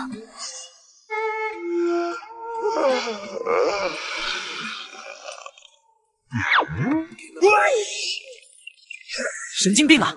你这个人进人家院子不敲门的吗？见过秦王，昨夜可是没休息好。这老屁眼葫芦里卖什么？昨天感觉好像睡在谁的腿上，怎么可能睡得过？我府上有一熏香，令其凝神，助眠效果极好，稍后便派人送些给亲王。你要干嘛？熏香掺毒想熏死我？什么叫要想毒熏死你？要不是那个疯女人，我会来跟你示好。秦王误会了，只是想着您为江山社稷操劳，一定保重身体，尤其青岩山那里你。什么？你怎么知道我的青岩猪涨价了？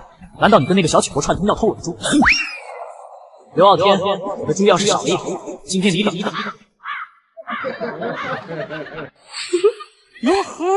一夜的功夫，你这小乞婆就把我的猪全卖了，还买了新衣服，雇佣了3个侍女。怎么会呢？那些普通畜牧的牲畜才能卖几个钱，妾身可看不上呢。你会看不上？我山上的猪换算零食的话，起码价值数万。老一，把谢礼送上。大炎皇朝通用的都是下品灵石，而这里是灵气压缩过的1000中品灵石，相当于100万下品灵石。你昨日一直是在糊弄我、欺骗我的善心吗？这样好玩吗？事出有因，妾身才不得不如此呢。妾身其实是渊氏墨国的长公主，国家遭逢大难，父皇让我带走了国中秘库，远遁他乡。妾身无时无刻不想着复国，然后杀回去替父母报仇。奈何这祖传功法需要男女配合方能大进，故而想要找到一个可以托付的夫君，一同完成这光复大业。完美！昨日相遇便是考验，就在那一刻，我明白你就是我苦苦寻找的那个人。这是莫名其妙的做软刚过来。一夫4儿女这种事情，我是万万做不出来的。而且我对钱不感兴趣。大炎女帝的金库换算成中品灵石的话，起码上怕了吧？七哥哥，我可比那大炎女帝有钱多了哦。妾身这密库中的财富不用换算，本身就是中品灵石，至少有几千亿。可恶啊！让这丫头装到了。七哥哥，你说我这些灵石资源用在大炎百姓身上，是不是特别好呀？你会这么做吗？妾身想你陪着我在山上走走，边聊边欣赏一下山中风光。简直胡闹！这些灵石不是用来收买七哥哥的，只是让哥哥用来帮助大炎百姓的资源而已。我叫戚小迪，我有一个梦想，就是让全天下无父无母的妻子无儿、无子无女的孤寡老人都能有一个安身立命之所。正所谓，我不入地狱谁入地狱？安得广厦千万间，大庇天下人俱欢颜。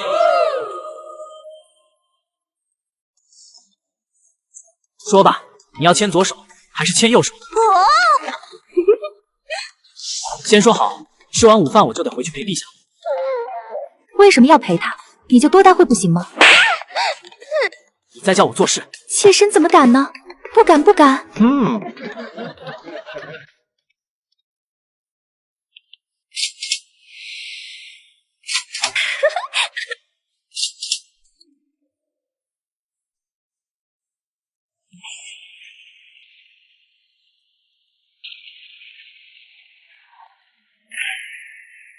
周天际，你看到了什么？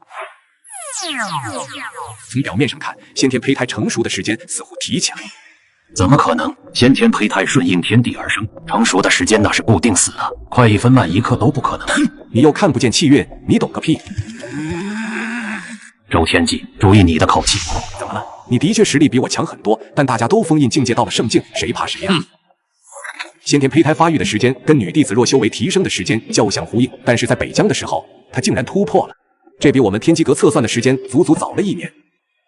而且最近先天胚胎发育即将成熟，那也证明了大妍女帝也是即将突破圣境，她血脉体质似乎受到了什么影响，变得极为恐怖。那么提前成熟会造成什么影响？圣魔宗的宗主？不是，这是他身边侍从，代号老爷。这可不是小事，你们宗主既然在，居然不来赴会。宗主有贵客，自然是没空过来，此事让我来交涉就足够了。贵客个屁！那个疯女人分明是在陪那个天杀的小白脸妻小。没道理啊，我也没着凉啊，该不会有人骂我吧？肯定是你穿着衣服泡着温泉，湿漉漉的风一吹就发冷，还是听妾身的吧？什么价格什么服务，你想占我便宜是不可能。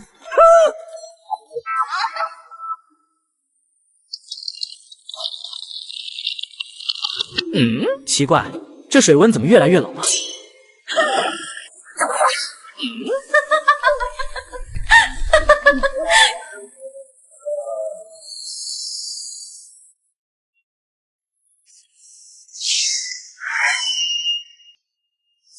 呦呦呦，到底是你的夫君，就不怕冻死他吗？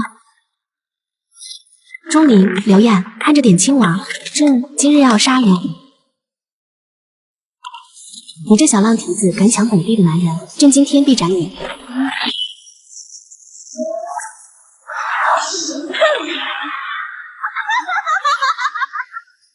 子陛下好大的火气啊！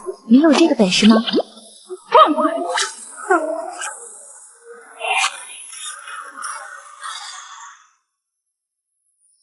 亲王，你好像惹祸了。一会儿陛下要砍你的话，还请亲王手下留情，千万别还手啊！不过亲王，您不是说上午是来赚钱的吗？怎么就……我的确是来赚钱的，不然你以为给你爹新建福利院的钱从哪来的？至善软饭天尊，实至名归，实至名归啊！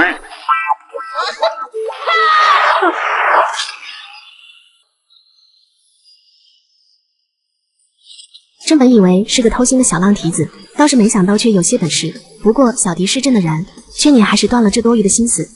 呦呦呦，妾身可不像你这个女人，娶了人家还要做假夫妻，真是假清高。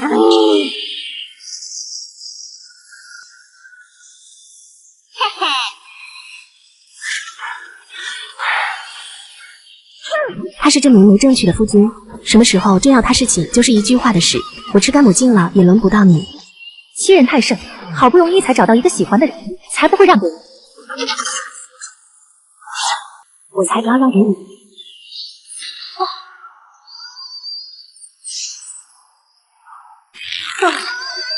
就算你已经是入圣境9重，但跟10阶圣境的战力终究是无法相提并论。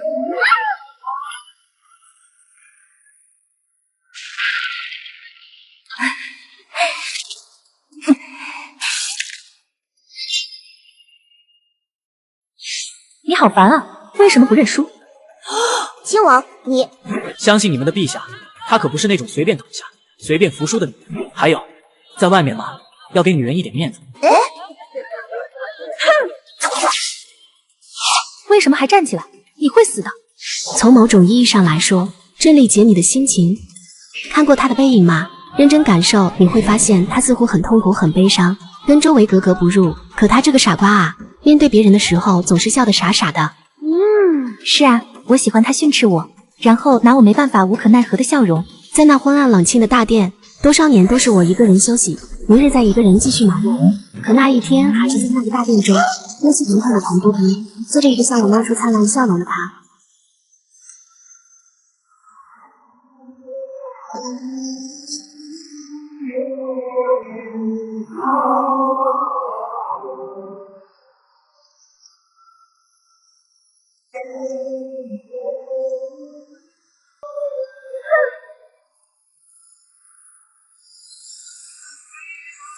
他是我的父君，想要抢走他，连想都别想。陛下太帅了，您刚才不让我们上前，是早就知道会这样吗？如果你是说洛寻爱在帮助子洛突破禁忌，这我倒是早就看出来。亲王说那个女人在帮陛下，那她为什么这么做？我想无非就是女人之间的傲娇心态吧，想着凭实力碾压，让子洛心灰意冷，再强势带走我，那么助子洛提升实力也就当作是赔偿。但是洛寻爱没有料到的就是，子若居然提升如此之大。亲王，你手上怎么全是血？青岩山脉有整整39座大山阻藏，这边战斗的动静引来了一些潜藏的人，共27个人，全部石阶圣境修为。27人都是圣境，什么时候石阶圣境的强者跟大白菜一样了？所以亲王你在跟你们说话的时候，顺便超高速移动过去，全部处理。可能因为心情不好，处理方式没选择好，把手搞脏了。主人，请冷静下来，您不在超高维度地球卫冕，应付派遣人围杀也都是过去的事情了。这些人只是陌生势力的案子而已。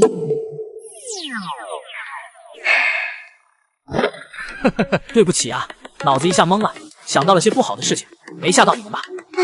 还好亲王不是敌人，那种感觉实在太恐怖了。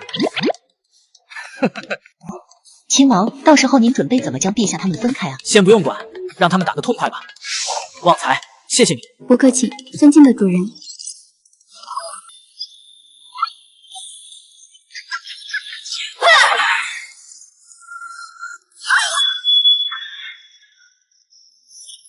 白痴，你为什么不躲开？哎呀，你是在关心我吗？放肆！谁让你乱碰我了？真小！你这个小浪蹄子，真才不小。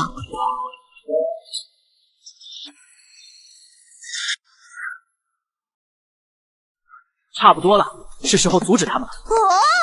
来了，亲王又要展现他那可怕的实力了。住手！你们住手！不要再打了！你们不要再打了！哎呦我的妈！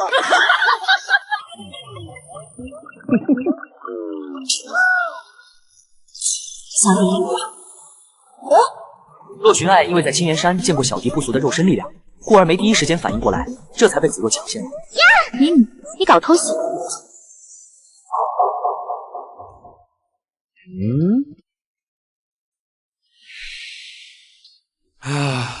温泉都被你们打没了，以后都没得泡了。还想温泉啊？那你不如泡一晚上好了，这亲王宫今夜都不需要回了。陛下，那晚上火锅怎么办？蒸自己吃。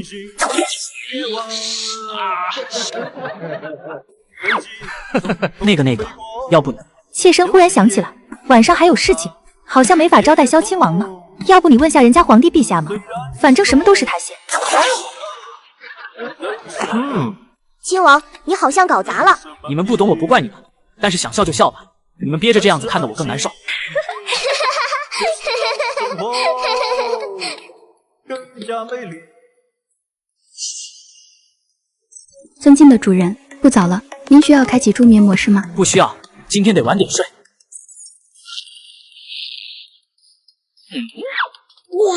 好香啊！竟然有火锅，难道我在做梦吗？陛下，您怎么在这？饿了吧？来陪朕一起吃吧。七哥哥，妾身带了好酒，咱们你这个小馒头怎么会在这样？这个问题朕也很想知道啊！你这个肥奶牛，死馒头！你说什么？你晚上来这里就是为了偷偷摸摸找这个男人吗？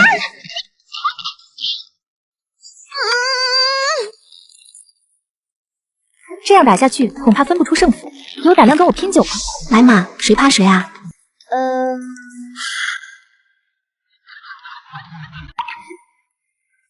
你来自地球，那里属于超高维度，有着50万法则的压制，而这个世界只有2500。眼前这俩女人为了争夺你而大打出手，最后开始比拼酒量来决定你的归属。我爹都失踪了，娘亲也不见了，你有我惨吗？你还跟我抢七郎君？你爹娘好歹有可能活着，可我的爹娘他们互相把对方给打死了，你就不能把七哥哥让给我吗？我大哥战死了，我几个哥哥都死了，我二哥也没了，我的姐姐们也没了。这好像是你更惨一点啊。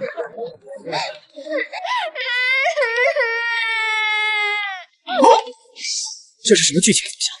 怎么开始卖惨比拼了？你们两个丫头的压力看来也很大呀，好好休息吧。关灯了。你这个女流氓，抓我就算了，居然还亲我！明明是你亲我，恶人先告状。我跟你这个紫馒头拼了！哎呀，你这个奶娘，真还怕你不疼？大清早这么精神，别打了，都出来吧，我下面给你们吃。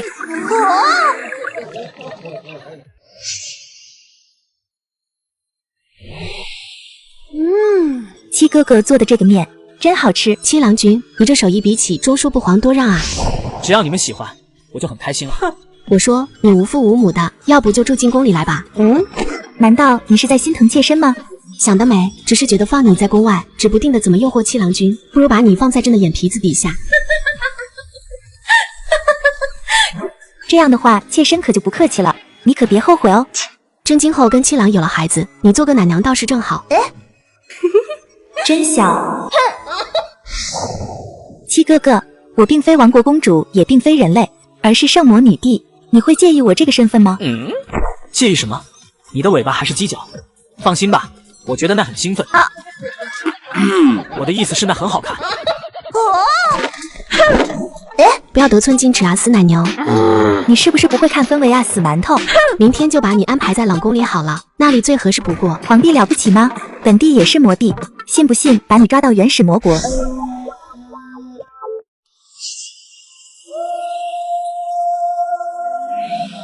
在说正事之前，子若，我需要告诉你一个事情。3000界域世界远不止3000个，其中一旦规则破败，空间不稳定，被判定为无法长期生存的，这种界域就叫荒域。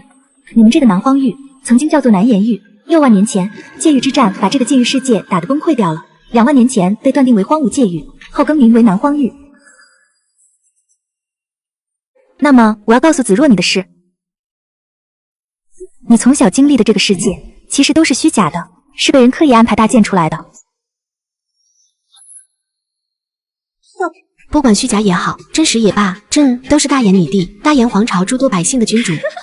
真不愧是跟本帝抢男人的女人，这么快就能稳住心性。就算你以后做了小，姐姐也不会为难你哦。朕真是想捏爆你这大蠢鸟。好了，不闹了，说正事。你们这个南荒域实际上只是东炎帝国和天机阁的试炼之地，这区域法则之力不全，所以实力上限就是十阶圣境，用来考核他们双方年轻一辈弟子来着。100年前，他们之中的弟子无意间发现了一个崭新的奇景，荒芜的界域世界中，竟然是出现了一处完好的区域，没有破碎的空间，没有天地灾劫，更没有破败的环境。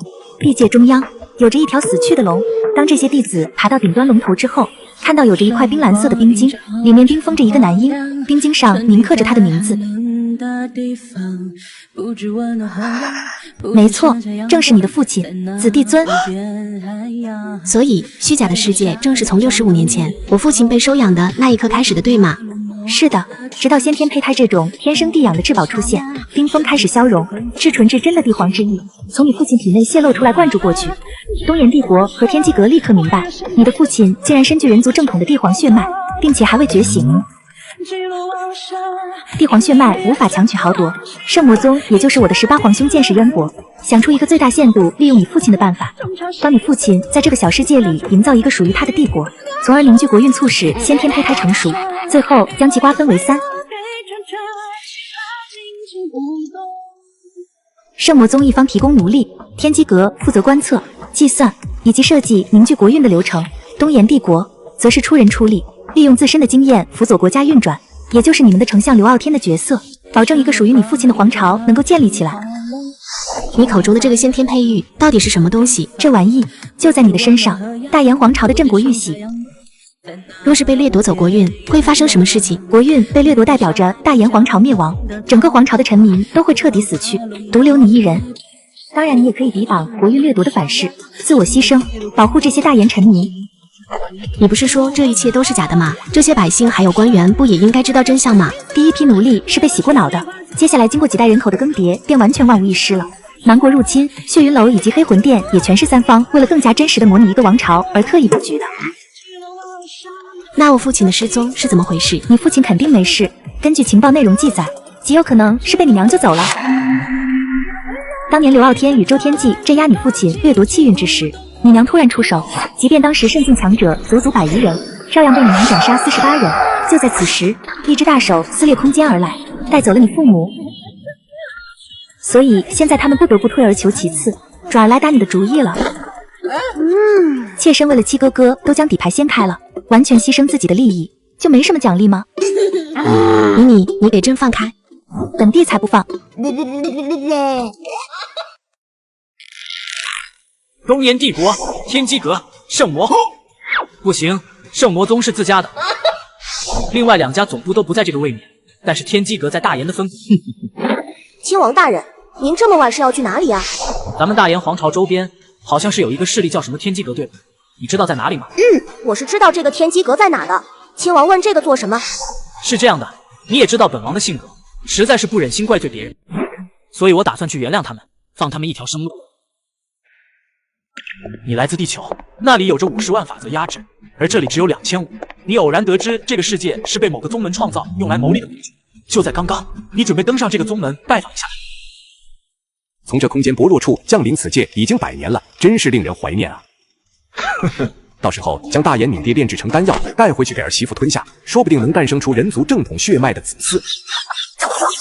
阁主，大炎皇朝的七王七小弟正在上山。这个小白脸跑咱们天机阁来做什么？有人随从吗？没有，就他一人正徒步登山，神态真诚，目光满是坚定，一脸的慈悲相。需要我们把他接上来吗？不用，他愿意爬山让他爬，等他上了山顶再打发他爬下去就是了，正好图个乐。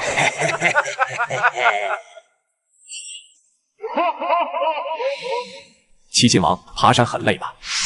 很可惜，如果是心存善念的好势力，就会主动派人过来接我上山才对。但你们并没有通过我的考验，失去了1次机会。现在你们还有2次机会，可以让我原谅你们。希望接下来你们可以好好表现。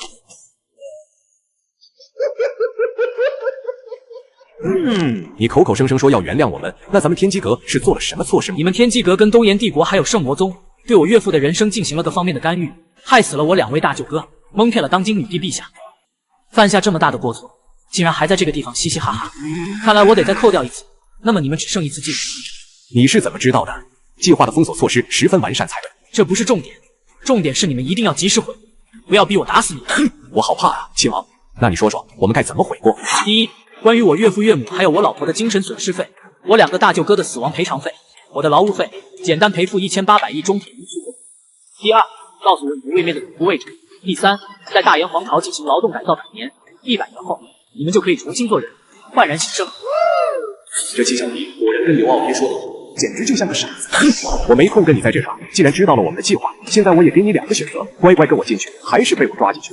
太可怕了！你居然说要抓我，最后1次机会都不珍惜。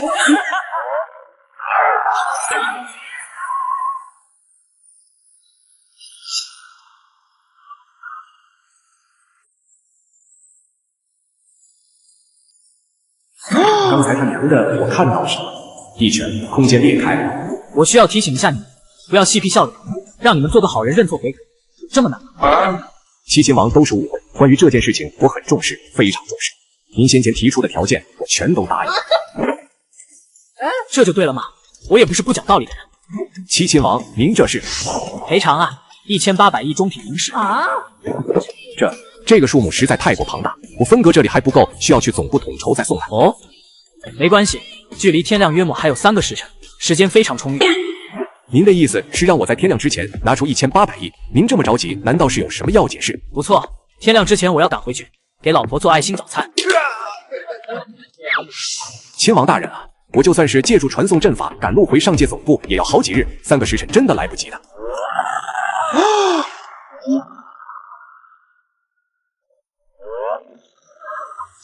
都是借口，看来今日我只能破戒替天行道。替天行道，你是那个阎王。这次你要暴露，只要我天机阁弟子有一个逃走了，你的真面目定然要被揭穿。你这个分阁共有347个人，现在就一个。有什么遗言吗？到了这个地步都不愿意开口继续跟我说话，你果然是个硬骨。周天际涨红着脸，疯狂拍着小迪的手，示意对方自己被卡喉咙根本无法发声。你这轻飘飘的攻击对我不起作用吗？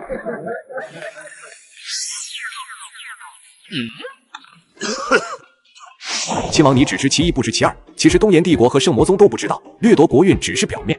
我们天机阁这边还隐藏着一个更隐秘的目标。什么目标？说来听听。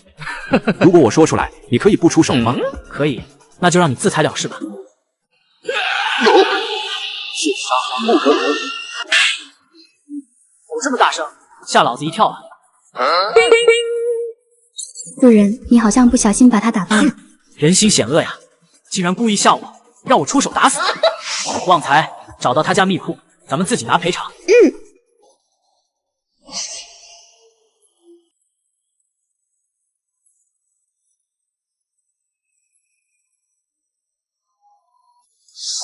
亲王，你原谅他们了吗？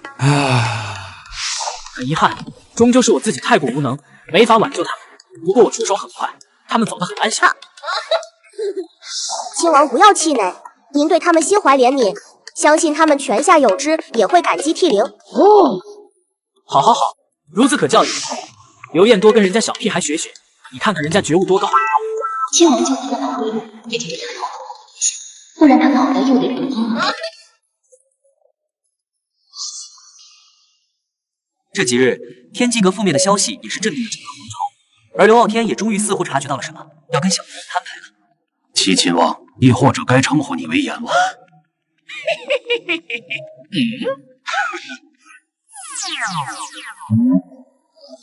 杀我！我但凡受到一点伤害，这先锋乱流符箓阵就会引爆。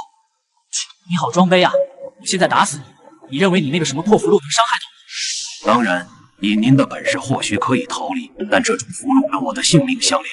8道分符在皇城8个方位，我死了，分符爆发空间塌陷，时空乱流涌动，皇城7成百姓必死无疑。你杀了我，皇城周边的分符会马上爆炸，100万百姓就会为我陪葬。不杀我，主符箓完全启动之后，你我都会被封困在这阵法之内，最终空间塌陷，将你我卷入时空乱流。七亲王如何选择？你会出手杀我吗？至少现在不会。我果然没看错人，刘某再次替皇城百姓谢过亲王仁义之举。你激发这个符箓，不管我出不出手，你都会死，值得吗？为了东岩百姓，值。我的身份连冰雪聪明的女帝都没能发现，你这个老头子是怎么察觉的？3000世界中有一种体修界域，那里灵气稀薄，没有修为，只能淬炼肉身。一旦踏入世界圣境，战力同阶无敌，但代价就是永远无法突破世界。在上位界域只能作为苦力，但在这个特殊的区域，你就是无敌的存在。我想你应该就是被子若利用召唤符箓，从这种体修世界中召唤而来的吧。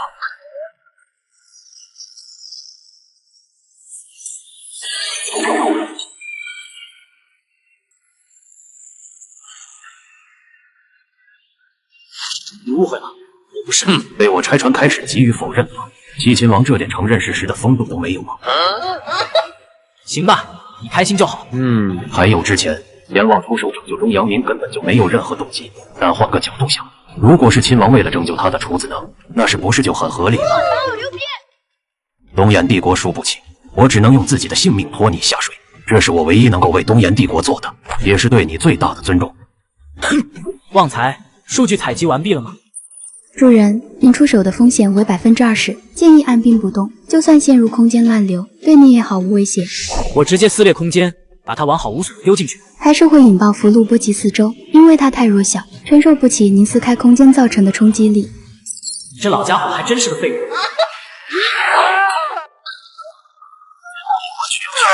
儿子你的品行资质都不适合为一大人，还是陪为父一起去吧。亲王，不要过来，看着点阵法外的别生气。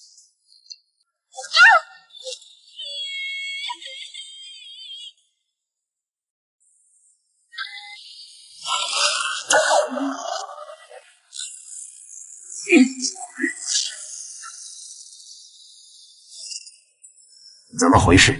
我们怎么居然没死？根据分析得出，这里应该是南皇域附属的一块独立空间，只要出现穿越行为，都会传送至此。居然穿越到了这里，我以为穿越回到了地球呢。刚买的新车还没开几天呢。主人，那你以前的旧车都怎么处理的？你说我那台大众朗逸，当然是放在瓜子二手车平台了。开了2年，想不到还能卖7万只，那可真是太划算了。瓜子是全国买家竞价，车放到平台后就有20多个买家出价，没多久就卖出去了。最近1年汽车掉价特别快，1年就少好几万，想卖车就在瓜子二手车预约估价吧。这是海族中的圣龙遗迹，竟然真的存在。人族有3位领头者，人皇、人帝、人尊。海族圣龙一脉便是遵从人皇一脉号令，可惜圣龙遗迹非人皇血脉，无法开启，我们只能困死在这里了。不过计划总归是成功的，没有了你这个额外因素，我们的计划就能够继续正常实施下去。何人在此喧哗？圣龙遗迹的圣龙之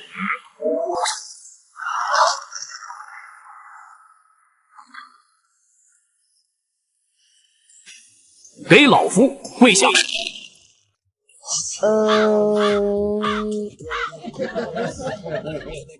老人家为何行此大礼啊？什么情况？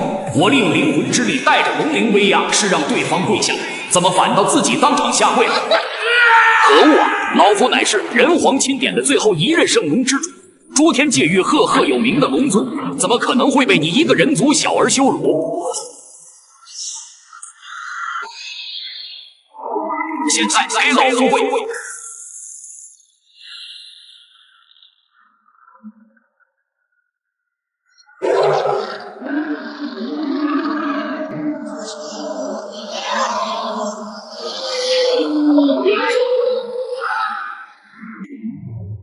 刚才那一瞬间，龙丘道甚至感觉他们圣龙一脉也配叫龙吗？应该叫泥鳅才对。你到底是什么人？普通人，但也是龙的传人。龙的传人，听起来好像很厉害啊！自己见不见呐？人家聊天吵闹一点无所谓吧，非要出来摆威风干什么？不过我要是能夺舍了他的血脉，必然可以再进一步。小人龙丘道见过这位大人。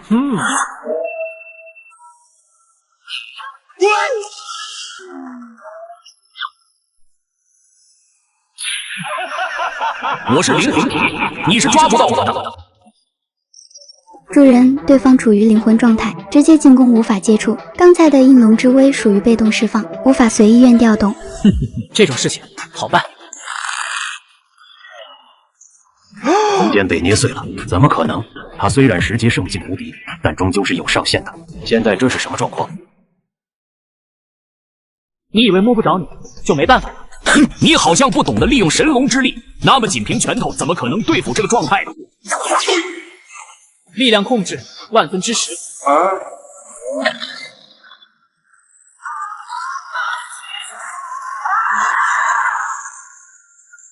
怎么可能？这可是圣龙遗迹，空间坚固之极，而且如此做，你也会被空间乱流冲刷，将自己性命也赔上。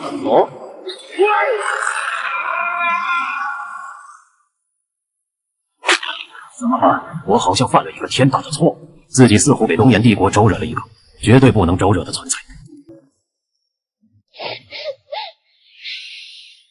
此事罪不在你，而且朕很高兴，七郎的选择也正说明朕没看错人。通过奴隶之华，朕虽然感知不到他的方位，但能感知到他还活着。说不定空间乱流非但没撕碎他，反而将他带到其他安全的地方了。这个刘傲天到底是发什么神经，要忽然朝七小迪出手啊？哼，可能他发现七郎君就是阎王的秘密了吧？七哥哥是那个阎王吗？他实力好像是很厉害，但确实没有境界啊。应该是出自体修界域世界，这个难道你猜不到？不是很明显吗？很明显吗？难怪七哥哥没境界，肉身却那么强大。当你这个丫头对他言听计从的时候，朕就知道不对劲了。直到黑魂殿覆灭，看到了那谷中的巨大留言，那句话是中枢提议的吧？陛下英明，的确是我的提议。不过陛下，您既然早就知道亲王这么厉害，为什么还要装作不知道啊？他应该是厌倦了杀戮吧？这个朕还是看得出来的。既然这样，朕就装作不知道，养着他做一个闲散亲王好了。而他也依旧为了朕的麻烦，出手解决了很多事情，不是吗？有些事情难得糊涂。你是来自地球的炎黄子孙龙的传人，有着50万道法则加身，而这个世界只有2000。就在刚刚，你被人算计，意外传送到了圣龙遗迹。但是身为龙的传人，在这里就是神。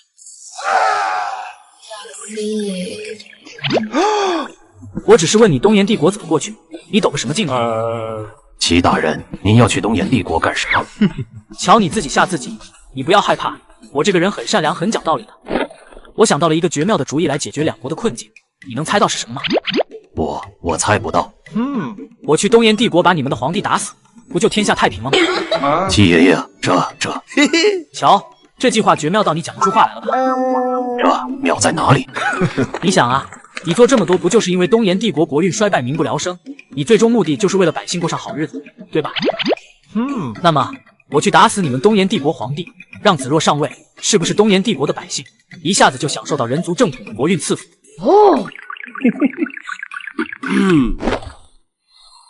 然后大炎皇朝的百姓也跟着搬过去，继续好好的过日子，这不是很棒吗？好像是这么一个道理，但东炎帝国不就没了？打开嘛！打开什么？格局啊，你格局得打开。名称不过是一个代号，如果你很介意这一点，以后大炎皇朝起个小名叫东炎皇朝不就好了？东炎帝国国运衰败，说明你们这个皇帝是昏君，打死一个昏君，造福千万家，你也将会青史留名，在历史上留下浓墨重彩的一笔。而这一切都是为了东炎，为了百姓，为了东炎，为了百姓，为了东炎，为了百姓，为了东炎，为了百姓。刘傲天越想心头越豁达，越想眼睛越亮，于是便详细的跟小迪述说了前去东炎帝国的办法，还有具体的路线。旺财都记录下来了吧？是的，主人，已经记录完毕。过往的历史上，留下浓墨重彩的人大多都是去世。我这人就是太善良，你都用那些无辜的百姓威胁我，我仍以德报怨，帮你青史留名。我知道你很感谢我，不要说出来，放在心里就好，懂你。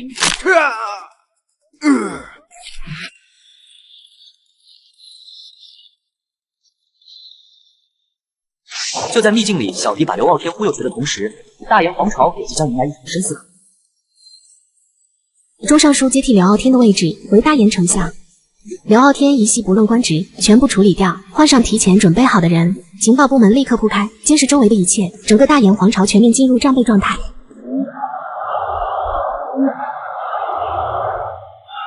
原始魔国暂时无法调动外力驰援，只有本地和3位亲卫。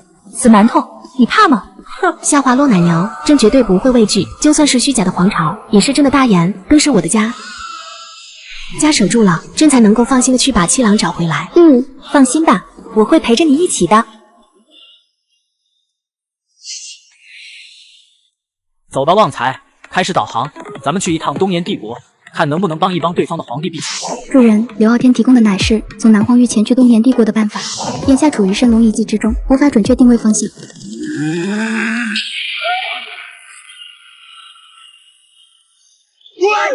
这位齐大人，您请消消停。您的力量若是再大一些的话，恐怕会直接将圣龙遗迹打化，这样会更加容易迷失在空间乱流中。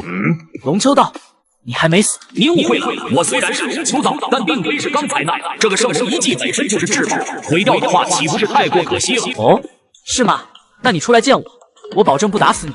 我这个人最讲信用。你是讲信用，说让人家青史留名，就真的青史留名。这位大人，我被封印在这圣龙遗迹的内殿当中，实在没办法亲自去见您。刚才您抹除的是在下的失心魔，是由我的负面情绪凝练而成的，就是他利用禁制将我封印在此，我也早想除之而后快。你有办法带我离开吗？若是没被封印，自然是有办法，但如今我身陷囹圄，自顾不暇。我进去把你封印打开不就好了？这圣龙遗迹有着人皇赐福帝皇之规，非人皇血脉类别是绝对进不来的。大人，您不要冲动啊！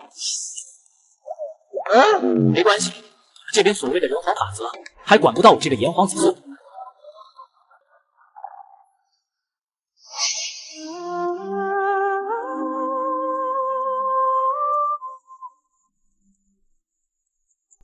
这便是圣龙遗迹外殿吗？感觉比大炎皇朝国土面积还要大得多呀。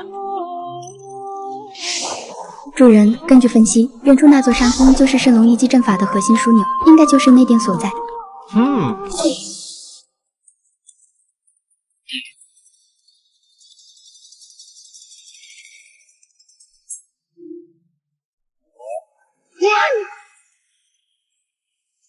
为什么整个内殿的帝皇规矩仿佛完全无视了这个男人，根本不起作用？如果把你放出来，能不能送我离开？回禀大人，若是我脱困，送您离开绝没问题。大人，您只需要将这是人皇规矩凝聚成的风阵，若是蛮力扯开的话，阵法会反噬。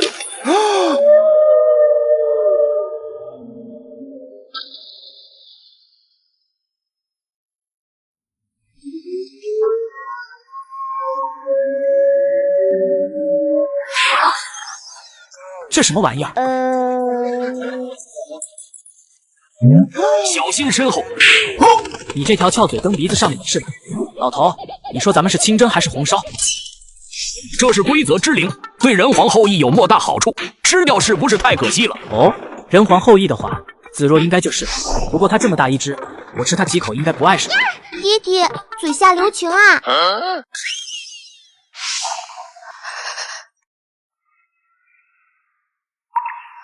爹爹，求求不要吃掉我！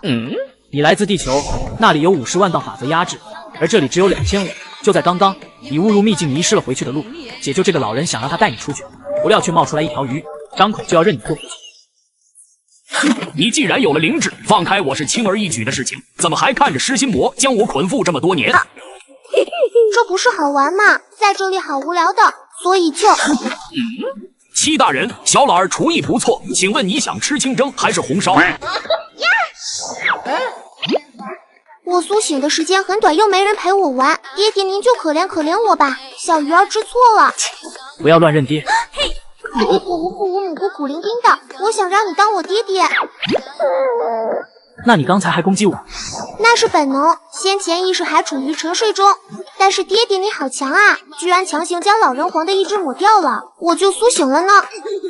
而且我对娘亲有莫大的帮助，我可以成为郑国玉玺的器灵吗？哦，你就当我的爹爹嘛，不然每次睡醒过来，我总是一个人孤零零的待在这个黑黑的房子里。行吧，收下你了。我有爹爹啦！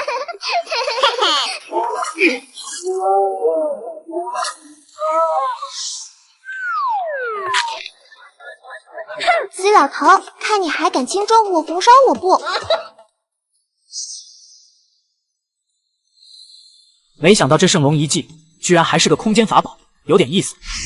此乃老人皇炼制而成的宫殿型灵器，擅长防御、赶路、运输、休息等等。话说你认清楚路线了吗？沧海桑田，纵然是虚空中，环境同样会有所改变，可能得边走边寻找了。真是靠谁都不如靠自己，实则生变，那就先找路再说。圣龙遗迹先前藏身的空间夹缝时间流速很慢，内部1天，外界1年，所以小弟才如此心急。爹爹好强啊！肉身之力为何能够强悍到这种地步？小鱼儿，我可能要将速度提升到5/1000了。不舒服的话要说。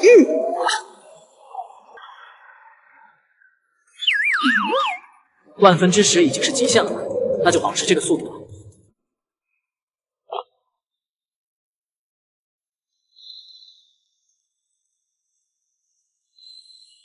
陛下，北部的流亡百姓，这已经是最后一批了。看样子他们是毫不掩饰了。哼，还有3日，郑国玉玺就会彻底成熟，国运彻底凝聚，他们自然是没必要再隐藏着什么了。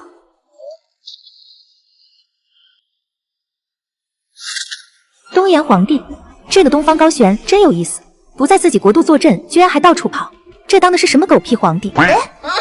哼，本帝是魔帝，又不是皇帝。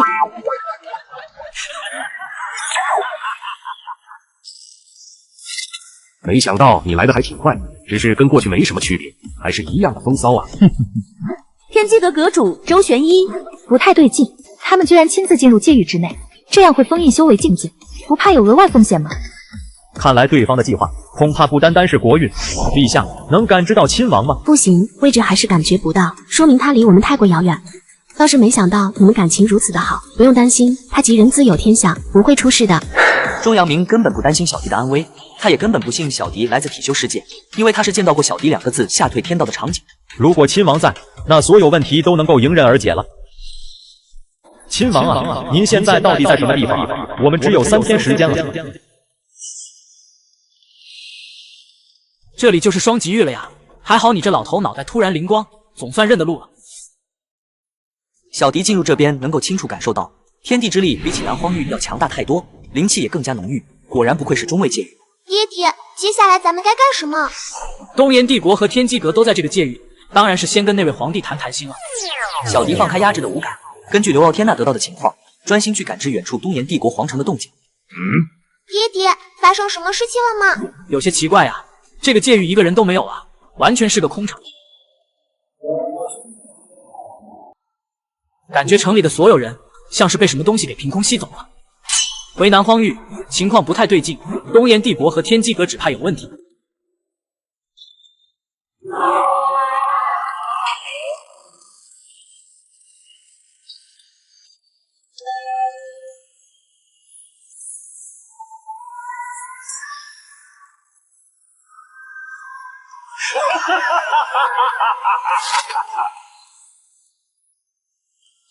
先天胚胎终于彻底重组，国运迸发而出了吗？这些日子，你们或许听到了很多传闻，知道了不少消息。这如今可以告诉你们，我们所经历的一切都是虚假的。当真相到来的时候，我们却沦为了砧板上的鱼肉，生死未卜。我也无法确定接下来大言还能不能赢。我之所以能在这里，不是因为遵从前人所铺下的路，而是我相信自己能创造属于我们的未来。这100年来，他们不停地制造危险，企图消灭我们。经过了这1个世纪的战争，我记得最重要的一件事就是，我们依然还活着。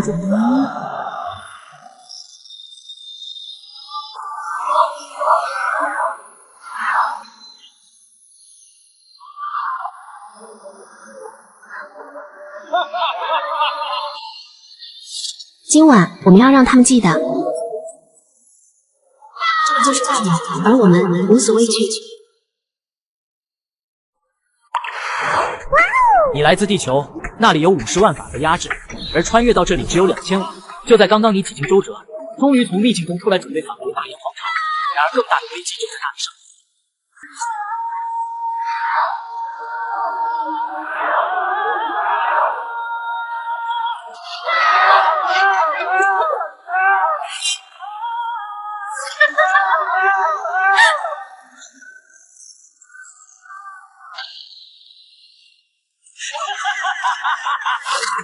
成功了，果然成功了！战争熔炉果然在这里。我们两方势力不惜耗费这么多时间和心力，就为了这么一个破炉子。破炉子！此乃你的祖先，人皇座下炎帝将自身与99子全部投身其中炼化，方才得圆满的制造。你到底要做什么？朕虽然仿制了战争熔炉，却根本没法使用，因为无论是点燃熔炉的火种，还是主材料，都是你这正统人族帝皇血脉，人皇的后裔，女帝子若。陛下，你在做什么？那是我们东炎帝国的百姓。阁主，那些被倒入战争熔炉的人，有好多我们天机阁弟子。不错，除了弟子，还有我们天机阁的百姓。那么等会儿，是你自己投入熔炉中，还是让本阁主亲自丢你进去呢？哎，作者，一会记得给我加个酷炫特效啊！那必须的，我特意换了新电脑来制作这一集，旧的联想拯救者我方转转上回收了2400多，像我换下来的笔记本、手表、相机啥的都会约转转工程师免费上门估个价，价格满意现场打钱，特别靠谱。总之听我的，二手回收认准转转 APP 就对了。将东炎帝国天机阁还有大炎皇朝大众一同投入战争熔炉炼化成丹。兄长服阳丹，我服用阴丹，便能真正达到飞升之境，领悟大道，走到那个高高在上的境界。到了那个时候，再建一个天机阁或东炎帝国，不是轻轻松松。丧心病狂，你们简直是疯了！大燕女帝，在下天机阁副阁主周一锦。刘傲天同胞弟弟刘傲世，今日便是反了这个皇帝，我们与你们联手。幼稚，以为联手就能安然无恙？拿下他们！区区10个人，想对付我们这么多人？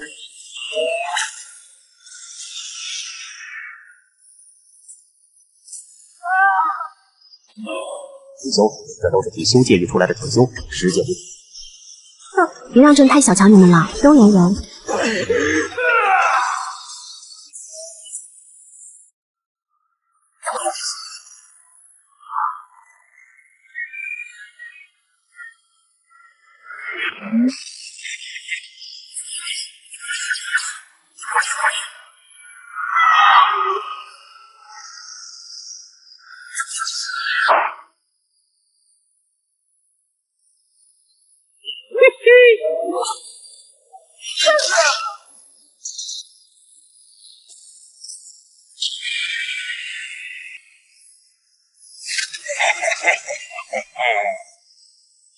体修世界的人真的很烦人，这都还能没事，你能不能小心一点？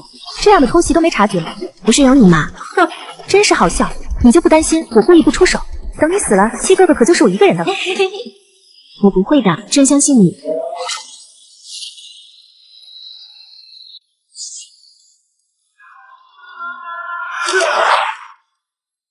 这东方高悬和周天机到底是怎么说服这帮榆木脑袋的？霸体宗的宗主元霸还没出手呢。不过我们这边也有一个很可怕的战略。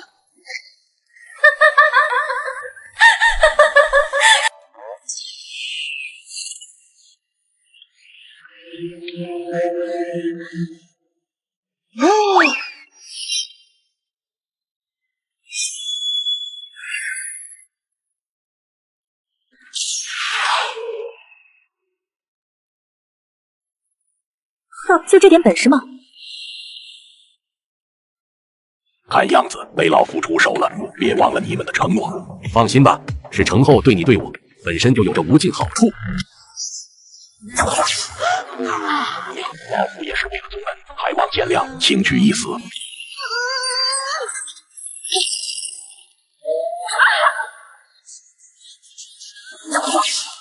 老东西！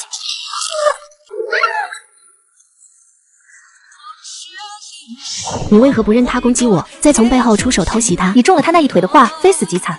我不挡也得挡。这老头是体圣，十阶圣境体修中打破极限的存在。要是在界外，本帝自然能够拧了他脖子。可惜在这个地方，麻烦了。不行，你就找机会逃吧。出了这特殊界域后，他们也就拿你没办法了。哼，现在逃已经没机会了。对方估计已经将出入口找人封死。更何况，本帝才不会逃。本帝要碾碎这死老头的骨头。死老头赶上我们女帝，你是在找死？两个小娃娃，在这种特殊的地界，你们不可能是老夫的对手。听我一句劝，自己投入熔炉中，痛苦很快就会结束。你们的命早就已经是注定了。你性命由天注定，真不信，想要把朕投入那熔炉，打死我再说。说的不错，今日不是我打死你，就是你打死我。那就只能老夫亲自把你们丢进去了。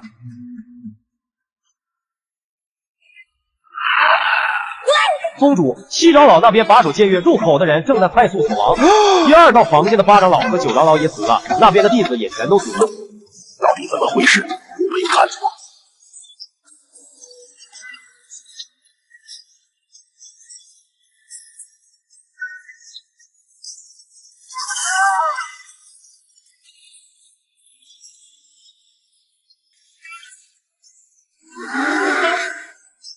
旺财，观测四周的情况都是什么表情？大家的表情都很震惊，非常讶异。你会不会观察错了？他们不应该是被我的登场给帅到晕厥，要他们震惊干什么？小主人利用天地之力，万能价值的阳光特效，十分帅气。才10分帅气，你确定不是100分？来吧，说出来，反派角色的专属台词，大声的毫不留情的向我质问。您回来的还真是时候啊，我的七郎。我身份暴露。你是大炎皇朝的软饭亲王，拥有50万法则压制的地球穿越者。本想靠女帝吃软饭享乐一生，但就在刚刚，你的真实身份似乎暴露了。可恶啊！你们3个把我给卖了！冤枉啊，亲王大人！不是亲王的隐藏太失败，而是您的光芒太耀眼，藏都藏不住。看样子这个体修的本事不比你们霸体宗差，就连现空乱流符箓阵都没能搞定他。元霸，别跟我说你搞不定。他应该跟老夫一样是一名体圣。这个骨头不好啃，咱们之前原定条件基础上，我要自愿翻一倍。好，我们答应你。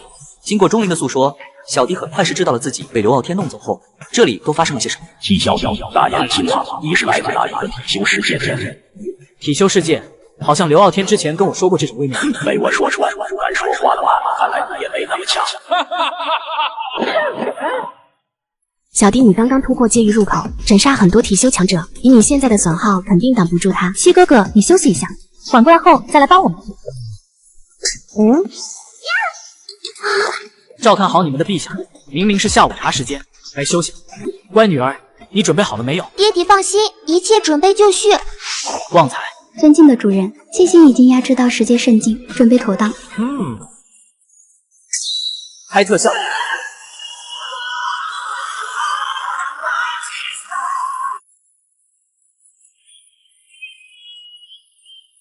今日我的女帝由本王来守护，超级地球人。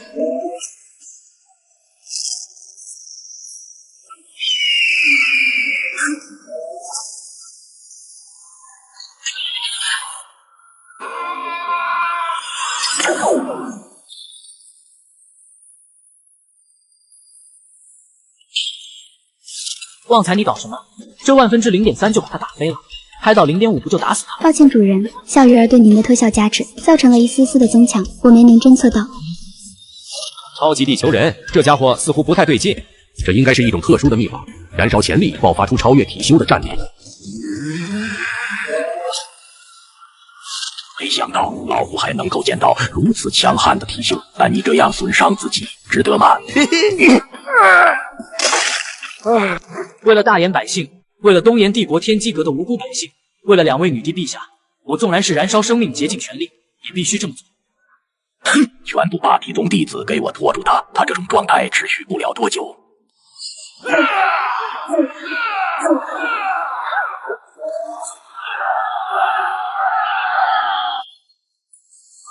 老夫就算是拼死，也要拉你当垫背。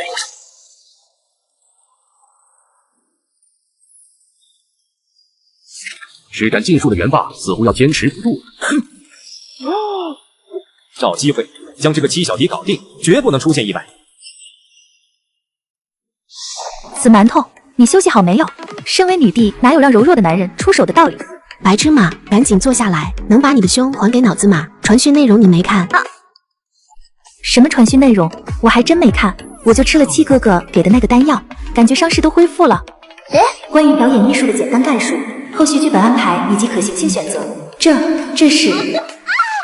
我突然间快不行了。陛下，您演的稍微用力了一点，再收敛一些会更好。东方高悬、周玄一，亲王再逼他们出手，好让幕后的黑手现身。好时机，动手！等你多时了。这小子居然还留了力，3人联手出大招灭了他。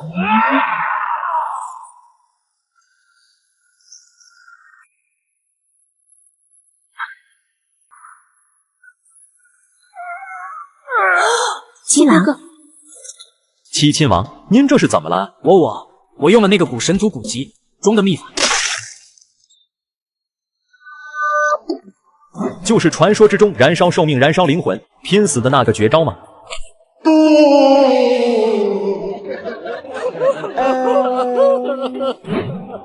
听说这个绝招威力无穷，能够发挥出最大的潜力，无可匹敌，却是要用性命去换。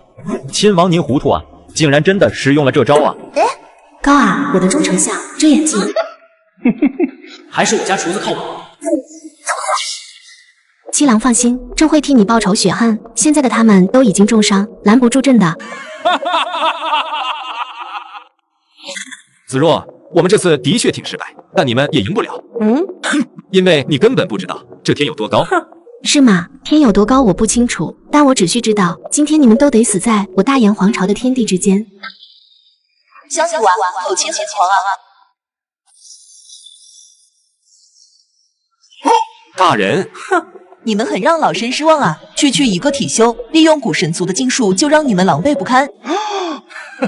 可惜这个人要死了，不然老身对他所谓的超级地球人还挺好奇。哎，人呢？怎么不见了？大人，总算是出现了，藏得够深的。主人，这应该是空间大道的应用。之前他藏身在空间夹层中暗中观察，不过我已经锁定他的气息，他跑不了了。原来你们一直在给老身演戏，就是为了引我出现。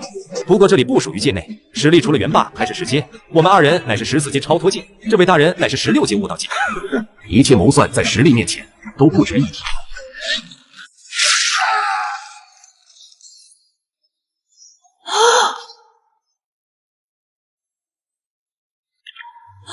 你是地球穿越者，那里有50万法则压制力，而这里只有区2500。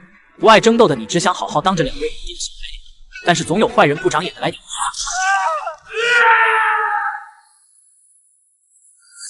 怎么可能？同为体修，你凭什么可以秒杀14阶的强者？我不信！好吵啊！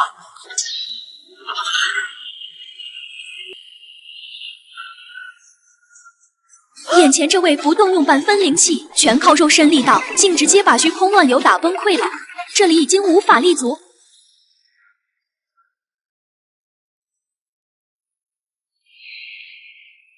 女帝大人，齐秦王恐怕要出事。那女人能够借助一定空间大道的力量，把人挪移走了。那个地方，他们修为封印解除，七郎终究是体修，赢不了的。本帝知道，你们在这帮忙解救战争熔炉的百姓，我过去就行了。我也跟你一起去。不行，你出去实力不够，会死的。纵然是死，我也要跟他在一起。唉，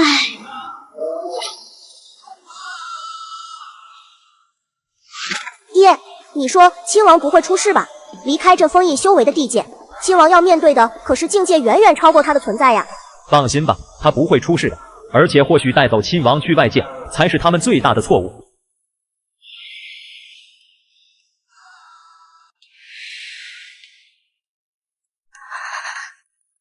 爹，别生气，小鱼儿给您捏捏肩。嘿。刚才太吵，听不清楚你讲什么东西，你再说一遍。奴家刚才是在跟您做自我介绍呢。奴家叫紫妹儿，就是想问一下，您身边缺不缺端茶送水的婢女？我茶艺很好的。雪如烟这个女婿，战力竟恐怖到了这个地步，如果我能把他占为己有。爹，你不要听他胡说八道，我看这个女人就是馋你身子。这位齐大人，您这位宝贝闺女说的倒也不错，就您这样优秀的男子，哪还有女人不动心？你这话倒是有几分道理，优秀的品质总是掩盖不住的。上钩了。对了，子若跟你姓氏相同，你到底是什么来历？奴家是子家人，也是人皇后裔，只是人皇子嗣数千，分支更是不计其数，但算起来，跟子若也算是一家人。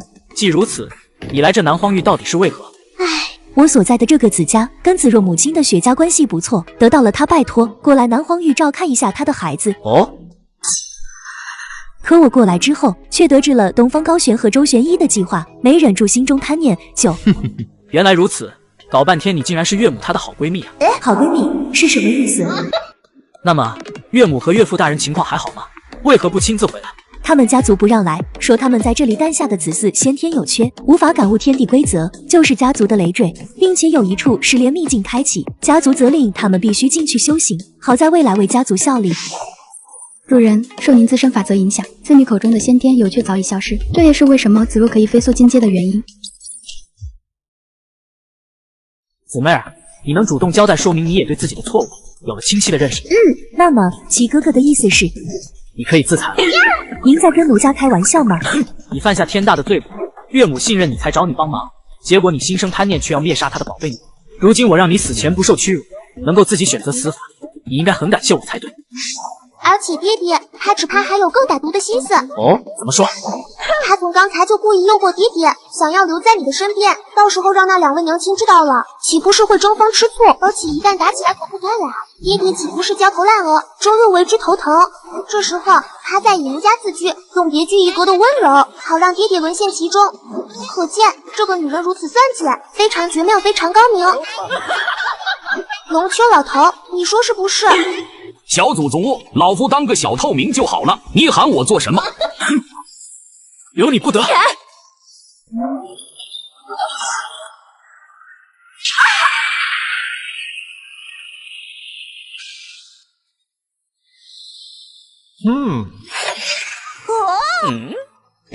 七哥哥，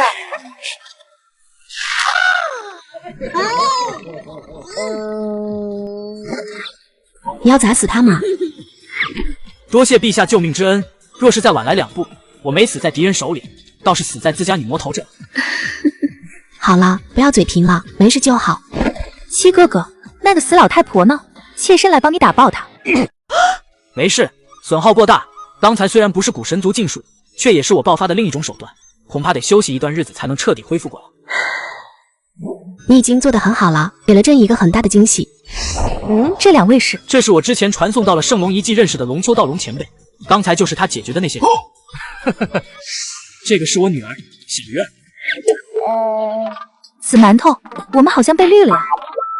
瞎说什么？看不出来这丫头是灵体吗？应该也是七郎在之前认的干女儿。也不知道弟弟和娘亲现在身在何处。昏暗的虚空乱流中，有着一处特别的小天地悬浮其中，外界各方势力驾驭着飞行灵气悬浮在外，而内部正进行着激烈的试炼。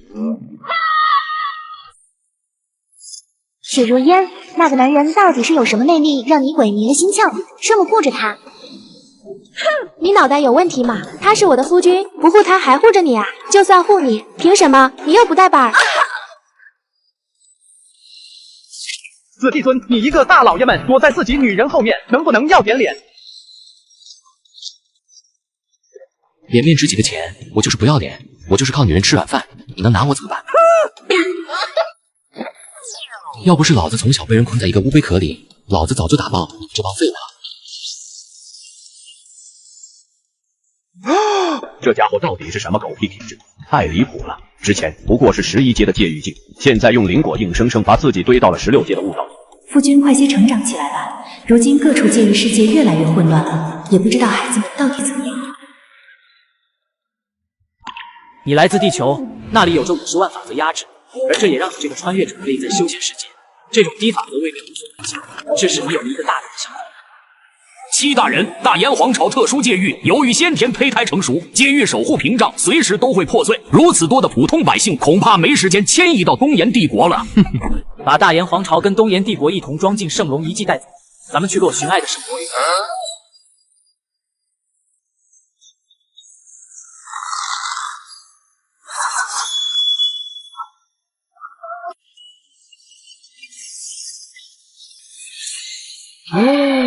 走吧，去把东炎帝国位面也切下来。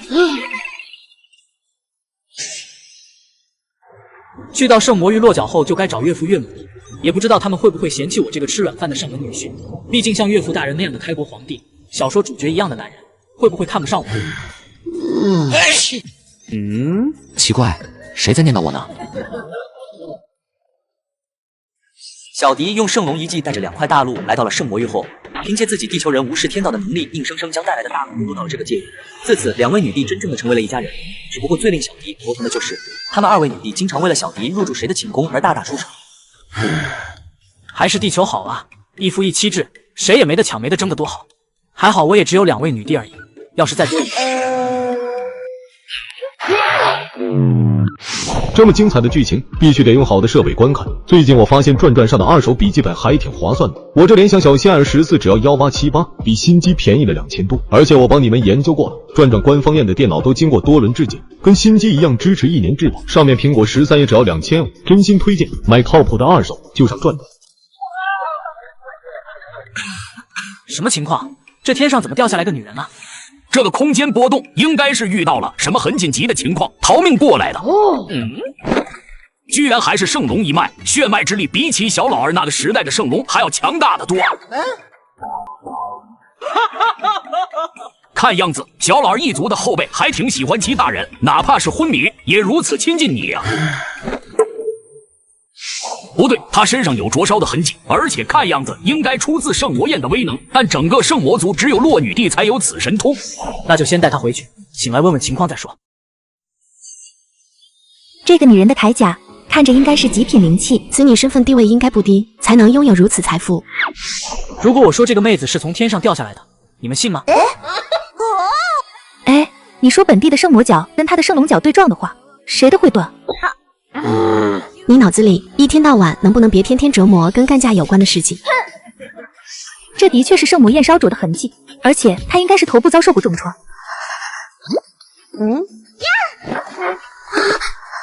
你们是谁？哼，这个问题应该我来问你。你这个不速之客从天而降，砸了朕的夫君。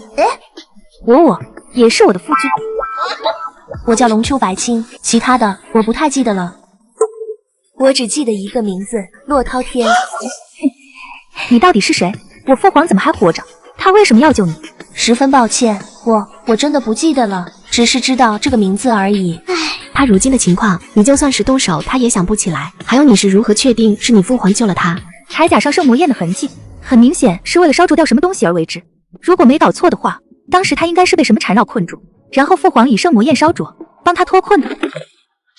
老夫名唤龙丘道，算是你的先辈，咱们一族体质不凡，不可能撞下脑袋就这么失忆。所以老夫想要找找看真正的原因是什么。显现龙灵，对吗？你知道，我失去的只是过去的记忆而已，可以往的知识还在。血咒术，看样子他的失忆是被这个咒术封锁了，让他没有办法回忆过去的事情。这如果没推断错，有人追杀是灭口，而这也是不想让他吐露某种消息。你的父皇恐怕是掩护甚至是帮助他逃走的人，对方因无法灭口，只能仓促以咒术封锁了他的记忆。龙丘前辈，这咒术怎么解？这种血肉咒术以命为灯，以血肉为火，长明不灭。要解咒术只能是打死那个下咒的人。或者龙老头有没有什么可以修复灵魂的丹药？反虚通灵丹的确有这等妙用，我这的确有不少这等丹药。戚大人，您不会是想……在我的家乡有句话说得好，出了问题先别忙，关机重启就能行。如果把他灵魂打碎，那血肉咒术是不是就没有载体？这不行，龙灵在脑袋的识海空间，打碎龙灵跟直接杀他没区别。那简单，先打爆他的脑袋，再治好。的确是很不错的主意呢。请动手吧。果然好魄力。你转过去一点，这个角度不太好，要是没打好的话，等会儿不好治。我知道了，这样可以吗？再往左边挪一点点。这样呢？好了吗？没错，就是这样。我会控制好力量和角度，保证无痛结束。拜托你了，希望可以成功恢复记忆，帮助他找到自己的父皇。你们玩的这么刺激的吗？我也想。哎呦我的妈！你说的是这个刺激的感觉吗？你这头蠢奴的脑子里到底在想什么啊？还有你七小弟将人脑袋打爆的这种主意，亏你也能想得出来。还有，你是白痴吗？这种事情你也能答应？不要命了吗？龙丘老头有很多厉害的灵丹妙药，肯定没。闭嘴！不管怎么说，无论是为了洛奶牛，还是他本身圣龙一族的身份，都肯定是得留下来再去想办法。我想待在他的身边，在他的身边感觉很舒服，伤势好像也恢复得很快，而且他闻起来味道也很好，甜甜的。不可以！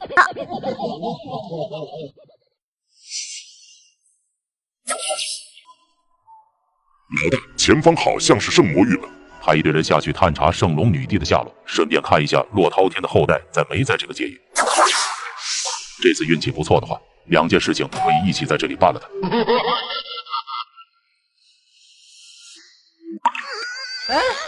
经过我的考量，守在他的身边是最好的，所以请恕我不能离开他。混账，从七郎君身上滚下来！拉得好长啊，我也想这样。洛奶牛，你干什么？快帮忙抓人！旺财，这是什么个情况啊？主人，你是龙的传人，圣龙一脉亲近你合乎常理。随着你来到这中微世界后，身体也是越来越强大，他在你的身边也会自然而然受到一定的加成。哦，我的身体还在被强化，那什么时候是个头啊？暂时还没有看到您的上限。在过去地球那个世界，如此可怕的压制下，您都打破了极限，成为那里的宗师强者。当您身体在这里彻底强化完毕后，就可以开始修炼了。哎呀，你还这么温柔干什么？直接动手把他轰飞！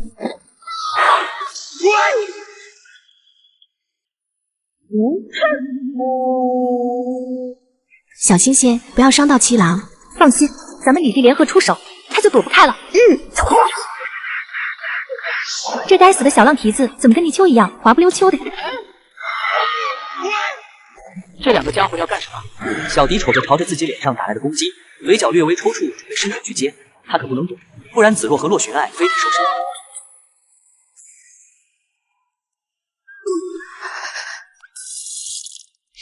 多谢两位，这口淤血吐出来，舒服多了。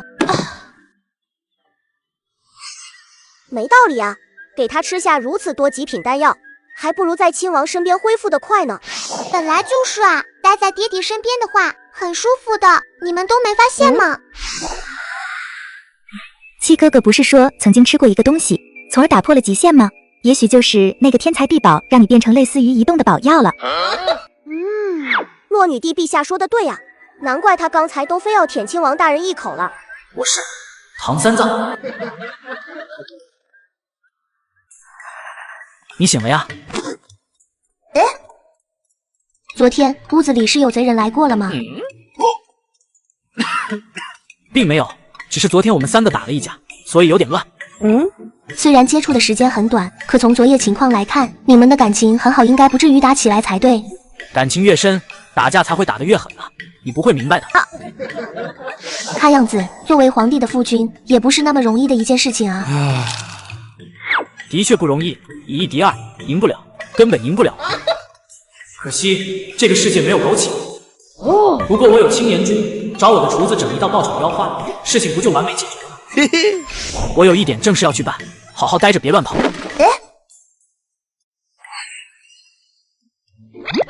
根据刚刚得到的情报，这两个人，一个是帝国丞相，另一个应该是那女帝的夫君。抓到这两个人，情报什么的东西，岂不是信手拈来？除了爆炒腰花，烤羊腰子也要多搞一点。还有，亲王大人，我直接给你做一份十全大补宴吧，10道菜，绝对能够让你补上加补。你确定效果好吗？我之前也补过，效果非常好。不过这半年跟您修炼突破至11阶界域境后，就不再需要这些外物了。行，那我这就带你飞去青岩山。不做传送阵吗？那太慢了。亲王大人，附近有人。两位若是不想吃苦头，还请走一趟吧。不要做无谓的反抗，那只会令你们更加绝望而已。到底是谁绝望，还说不准了。去。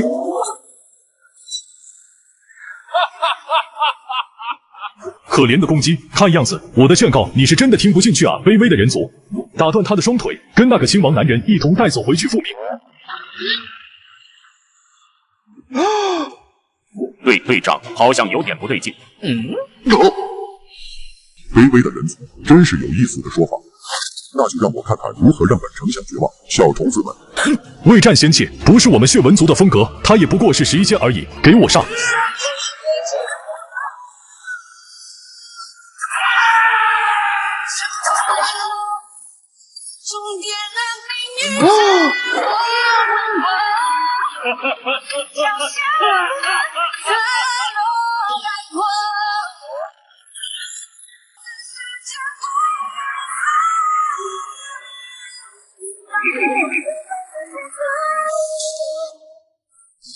大炎皇朝刚刚安定，女帝联合的原始魔国更是百废待兴，不知道从哪里来的爬虫也胆敢来寻衅作乱。人族什么时候身体能够强悍到这个地步？燃血灵功，巨灵拳。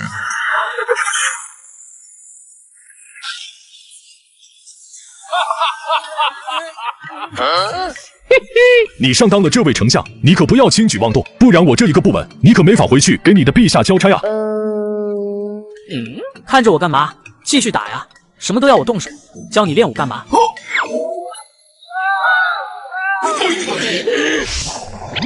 你要不要也吃一点？住手！难道你真的不在乎这人的死活？这是你逼我的，都是你逼的。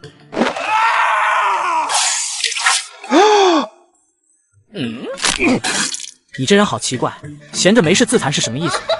该死，他绝对不是什么普通人，定然是实力可怕到极致的强者，最起码是16阶。队长，你这是……没办法了，如今我们是没办法活着回去，为亲之计就是跟他们同归于尽。染血清，那是队长最后的底牌了，准备迎接共同的死亡吧。哪怕是18阶开到境强者，如此近距离接触染血清爆炸，也必死无疑。我承认你虽然很强，但是没用的，就算你抢过来，也阻止不了它的爆炸。你觉得这个东西很危险吗？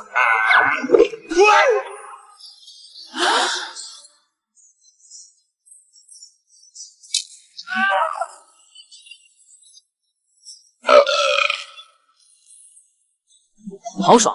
这是给五脏六腑来了一个别开生面的热敷震荡按摩，这东西绝对是品质上佳的零食。还有吗？再来100个！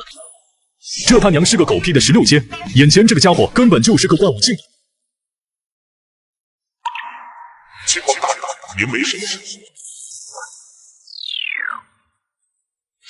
没事，只是吃了一颗威力大一些的跳跳糖而已。这帮人很难缠，身体恢复速度极快，而且给人的感觉也十分的特殊哦。说说吧，你们来这里的目的是什么？卑微的人族，你还不配对我们说话？不是恢复力很强吗？现在再恢复一个我看看。大人息怒，我全都交代。根据此人的讲述，他们来自血纹族，属于武林军的一支部队，一直在语言虚空战场跟镇守在那的人族、妖族、圣龙一族厮杀，目的就是占领对方背后的诸多界域世界。然而，由于最近圣魔族一方的加入，导致他们异常被动，特别是圣魔大帝洛滔天的妻子擅长使用幻术，让他们非常头疼。而我们这次就是要来圣魔域寻找圣魔大帝强大的秘密，断他的后路。龙丘白青这个名字，你听没听过？龙皇女帝，她是人族、妖族和圣龙一族的最高统帅，不过她被偷袭受伤后逃跑了，我们也一直在追寻她的下落。小青居然有这么大的来头啊！看来还是要让龙丘白青这丫头赶紧恢复记忆才是。亲王大人，那这些人我们要如何处置才好？拉去青岩养殖场好好改造吧，那里不是还缺铲屎官，还有猪猪按摩师等职业吗？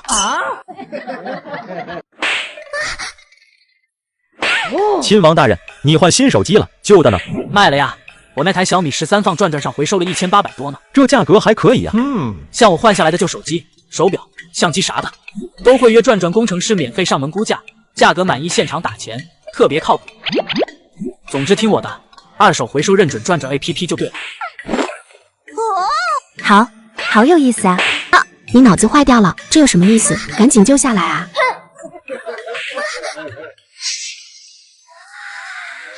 七哥哥，你们这是在修行吗？要不你也把我吊起来打吧？胡说八道什么呢？哪来的修行办法会是将人吊起来打的？好可惜。你该不会想着用这样的办法帮他恢复记忆吧？不可以吗？我相信他肯定是想起了一些什么。除了脑袋比较痛，好像没想起来什么。怎么可能？不应该呀！你到底是从哪里知道的这种办法啊？以前在家乡听书听来的。好像还有说意外被电击的话，也能想起来一些什么东西。是吗？那我们再尝试一下。你们够了，都给我回去。血纹族交代的情报里面，很多都是跟2位圣魔大帝夫妻有关。不可能，母后的幻术再强，也不至于跟真的一样。那毕竟是我的亲身经历啊！当年父母争吵不休，死战不退，同归于尽，原始魔国开始陷入混乱，本地那些所谓的手足更是残忍无比。4年前，我圣魔血脉觉醒之后，本地是亲手一步步将他们拿下，亲眼看着圣魔巨连扎穿了他们的身躯。所以你的父皇跟你母后当初为什么吵到相互厮杀，怎么同归于尽的？死馒头，你怎么回事？本地跟你说的很清楚，他们吵架了，然后同归于尽了呀。哼，诺奶牛听清楚问题，为什么吵，怎么死的？明明都跟你说了呀，他们当初吵得不可开交，相互征战厮杀，同归于尽。我是不是一直在重复这个内容？怎么会这样？当初明明很真实的呀，记忆应该不会错的，但是其中细节我怎么却说不出来？娘，你的幻术这么可怕吗？如果是战场十分危险，他们为了保护你不受伤害，才如此做的话，是不是就说得通了？而且之前我还怀疑咱俩初次见面的那场大战，你明明可以秒杀我，但是却处处留守住我突破，会不会都是你父母的安排，才让你来找到的我？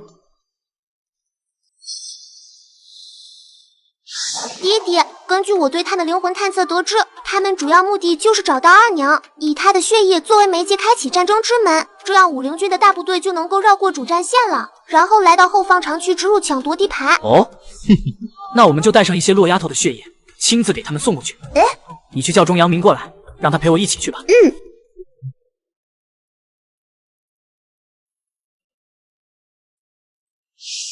没想到虚空中还有挺多人的，动手吧，将他们彻底拿下。咱们去找他们的主剑玩一玩。亲王大人，动作跟口号还有待商榷，是不是？不行，时不我待，眼下已经没时间再去商量了，一定要用最有气势、最为洪亮的声音喊出来。怎么办，钟老弟？等会，我要把他们打得很惨很惨。放心吧，我会尽量加持你。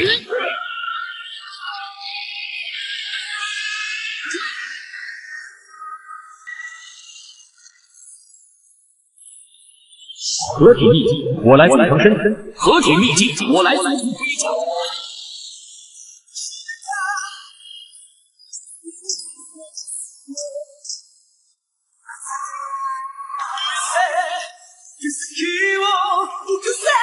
向龙战斗壮壮，众产生龙骑兵。太棒了！有了这两个家伙的合体名号来衬托，至善软饭天尊一下子就好听起来。嘿嘿。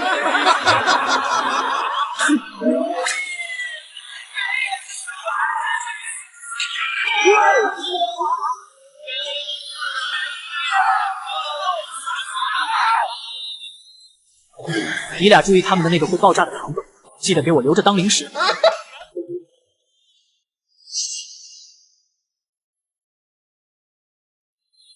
大人，您闭关结束了吗？通过我定下的血咒术，已经感知到了龙皇女帝就在这个界域，还真是得来全不费工夫。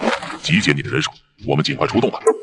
大人为何如此的着急？龙丘白青虽然是允炎虚空战场过去的统帅，但不至于吧？有些事情你们这个层次不知道，找他的人可不止我们一个人，他的另一层身份可是那个女人的好友。那个女人难道是？不错，正是妖族女帝，那是全凭通天土狐狸。通过龙丘白青，我们便可以查询她的位置。这么大的地方，能不能够拿得下，就看你能不能把握住了。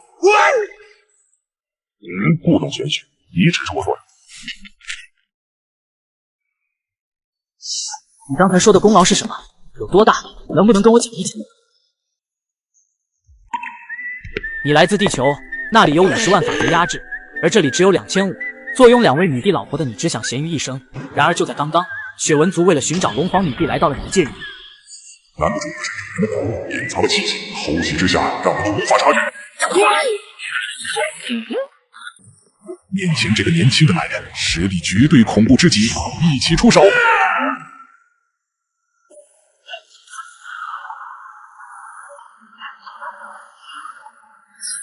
赶快将你的燃血晶丢进去！此地不宜久留，我们走。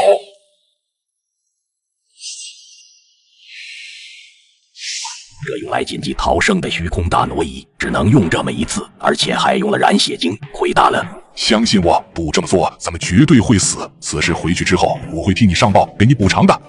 多亏大人，您的决断太迅速了。我们先躲到这个小型世界碎片中，正面遭受燃血晶的爆炸，不知道他扛不扛得住。若是重伤，说不定我们还能杀个回马枪。刚才那个人便是给龙丘白青下血咒术的家伙，当机立断，也算是一个人物。那家伙满张脸上都写满了阴谋诡计，而且看到我就跑，这就是做贼心虚。根据眼下波动的状况，对方应该没有逃很远，估计是在暗中观察。如果他们没逃远的话，应当就是躲在这些世界碎片里面。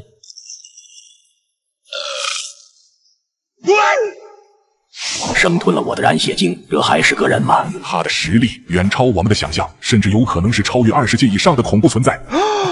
等到这个人族离开之后，我们再悄悄撤离。万一他不肯离开，要在这小世界一个个找的话，不可能。每个世界碎片的障壁都很难打破，而且每个世界最少也有数百万里之大，这一个个小世界找，还得找到什么时？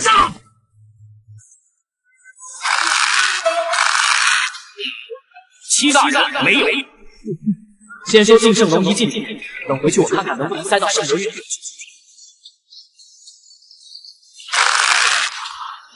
哦，这世界碎片还各有一番风景啊！探测一下这里有没有？这里也没有。渐渐的，小弟发现这丝世界碎片好像还挺好玩，感觉跟开盲盒一样，永远也不知道你撕开的这个世界碎片里面到底是什么样子。这茫茫无尽寂静的虚空内，不断响起哧啦拆东西的声音，唯独季一春和战无双他们很害怕。这他娘的是世界碎片，上面正儿八经的是世界障壁，徒手撕着玩是什么鬼？老大怎么办？你这个问题问的就很妙，妙的呱呱叫。你觉得老子能有什么办法？找到你们了。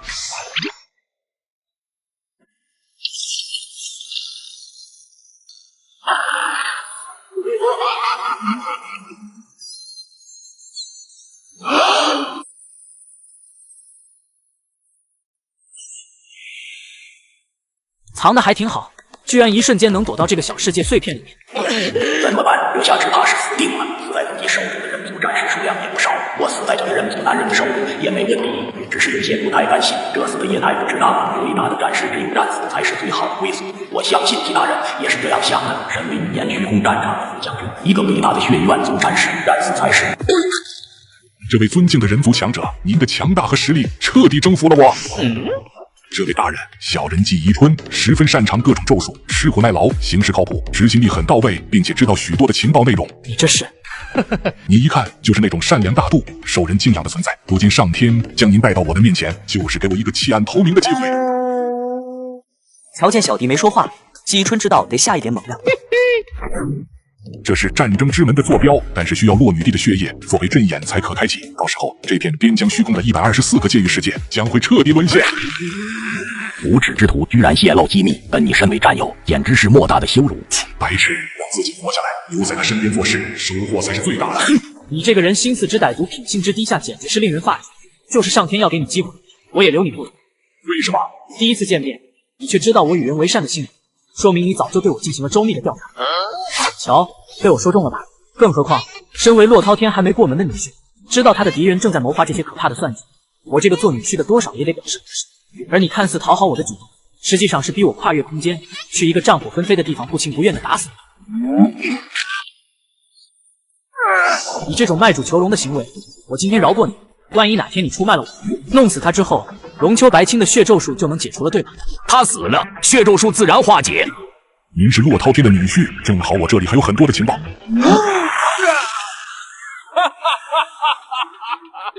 死得好，死得好啊！叛徒就该死。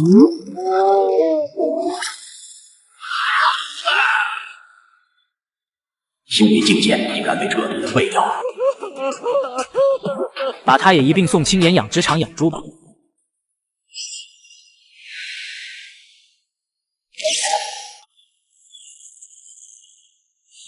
对面的这个天地，便是允言虚空战场吗？我们走。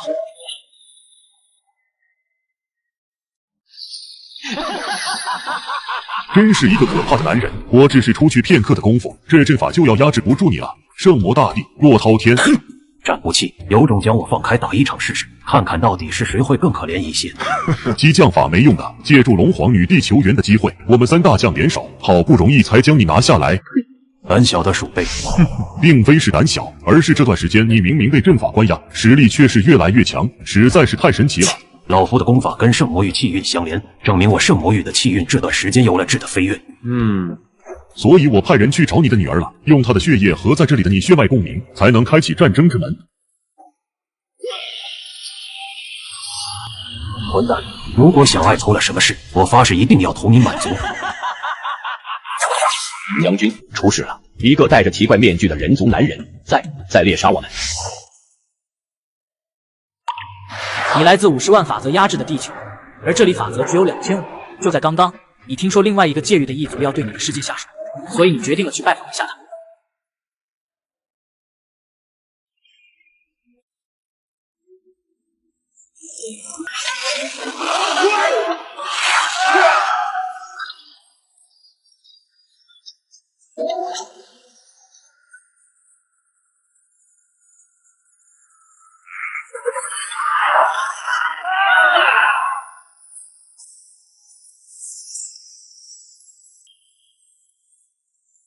我这暗杀术是不是效率很高？是不是不留痕迹？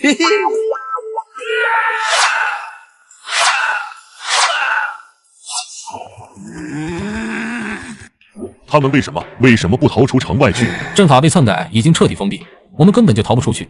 大家担心暴露您的位置，才都不敢靠近您这里。将军，您最好想办法将圣魔大帝转移走，速速离开这先锋战场。本座无法离开，这洛滔天实力提升太多，一旦阵法解开，想要再压制住可就没那么容易了。传本将军的命令，让3大副将出动，阻止这个人族男人前进的步伐，尽量拖延以下时间。这混蛋居然在抽取自己的力量为己用！将军，这会影响大人的计划的。洛滔天的血脉之力是用来开启战争之门的。不将来犯敌人斩杀的话，后面所谓的计划就是一个笑话。快去执行我的命令！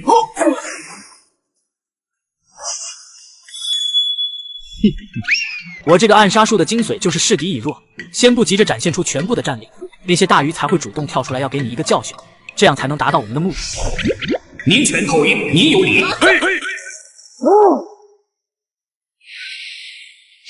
人族此路不通。大鱼这不是来了吗？而且从他们阻拦我们的举动前来的方向，更是直直白白的告诉我们最大的鱼就在那个地方。好家伙，你们3个搞毛线啊！这位野脑回路在螺旋漂移，你们也跟着配合他了，还组团来送。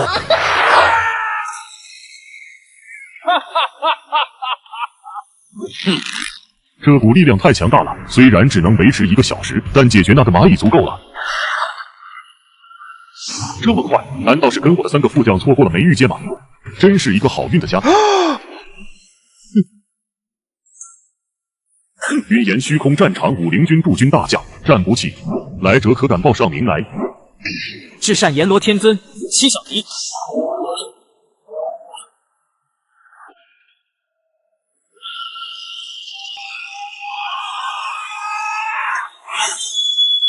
既然你要找死，那我就成全你。誓言连接者。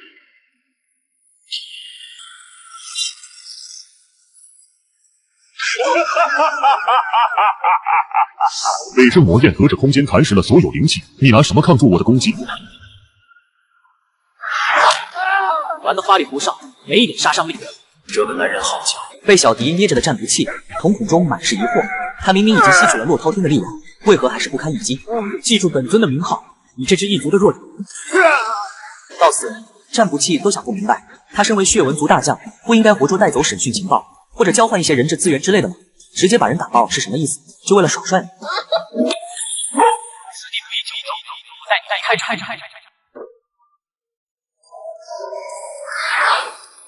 好快的速度！这个地方应该安全了。这位兄台，多谢您仗义出手，在下感激不尽。小事不足道哉。回去之后，你只要将发生的事情一五一十全盘说出，但凡有任何事，尽管推到我至善阎罗天尊七小迪的身上即可。我向来喜欢结交各路英豪，七兄，你我不如在此结为异姓兄弟，可好？哦，结拜吗？从他这谈吐举止来看，的确是不拘小节的豪气人物，而且有了兄弟，我这名号才能传播出去。看你样子似乎年长一些，长者为兄，叫您一声大哥。好，二弟。龙丘道他们维持战争之门开启的时间恐怕不多了。大哥，我家中娇妻还等着我烧饭，咱们就此别过，以后有缘会再见面。这位好弟弟实力强大，但性子也急躁，我都还没自报家门呢。不过这么强还如此顾家，弟妹当真是好福气啊！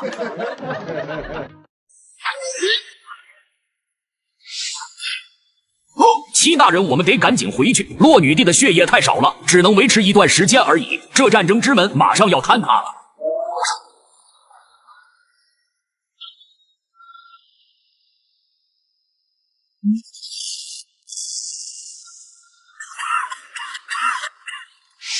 好险啊！不然鬼知道要跑多远的路。善款筹集了怎么样？您走后，我们找到了他们的储藏室，他们也很积极地进行了募捐，数量之庞大，一时间无法估量。嘿嘿。对了，你有没有跟那些血纹族说，你把阵法改了之后，等我们离开是会爆炸的？我说了。这个八字是什么意思？不是，七大人您说了，暗杀之后得毁掉痕迹吗？那他们不会觉着募捐完善款后就安全了，然后留下不走吧？这帮血纹族没这么蠢吧？肯定是不蠢的。应该都已经离开了。先前那个人族鬼面强者太可怕了，还好只是抢劫了资源就离开了。我怎么感觉有点心慌啊？要不咱们还是赶紧离开这个是非之地吧？慌什么？不是都看到那个鬼面怪物通过战争之门离开了，你还怕？等到上面派人过来，咱们还能捞一个死战不退、镇守有功的名号。奇怪，怎么天亮了？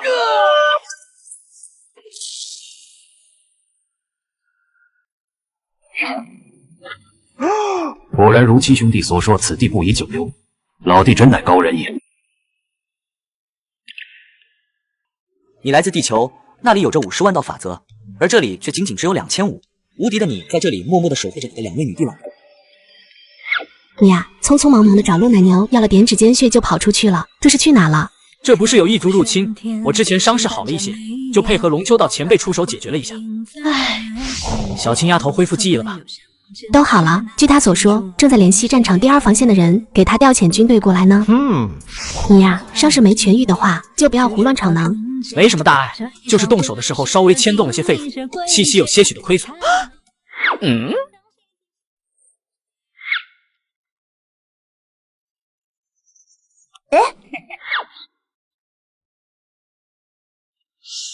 你的脉搏如此凌乱，怎么这般不小心啊？七哥哥损伤了气息，我看他。这可怎么办？为今之计，只能带着今夜就寝时，咱们以互补之法弥补一下元气了。好主意，咱们身为地位，又是行3人修炼之法，效果更甚，一定可以帮七哥哥补足元气。都怪我这身体，怎么就这么不争气呢？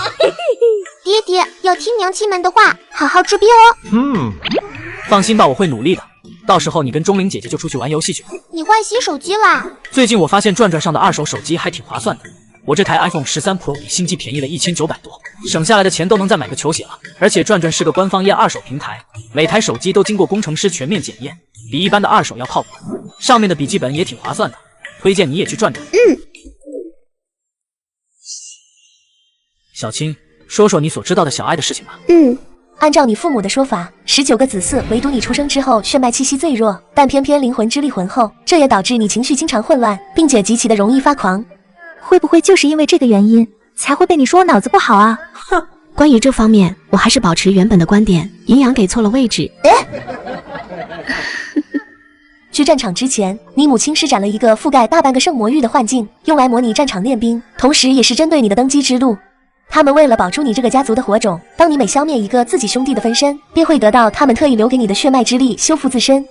而且你能找到子若，也是因为你们2人的父亲早就是至交好友，这一切应该也跟你们2人的长辈有关。我现在就要去战场见我的父母。先别急，战场现在十分危险，当初我就是被他们一次偷袭险些丧命，是你父亲舍身才将我传送至此。龙丘女帝，你请求的援军我给你送过来了。这是援军，我看分明是一群歪瓜裂枣的吃瓜群众吧。这里面看来有事。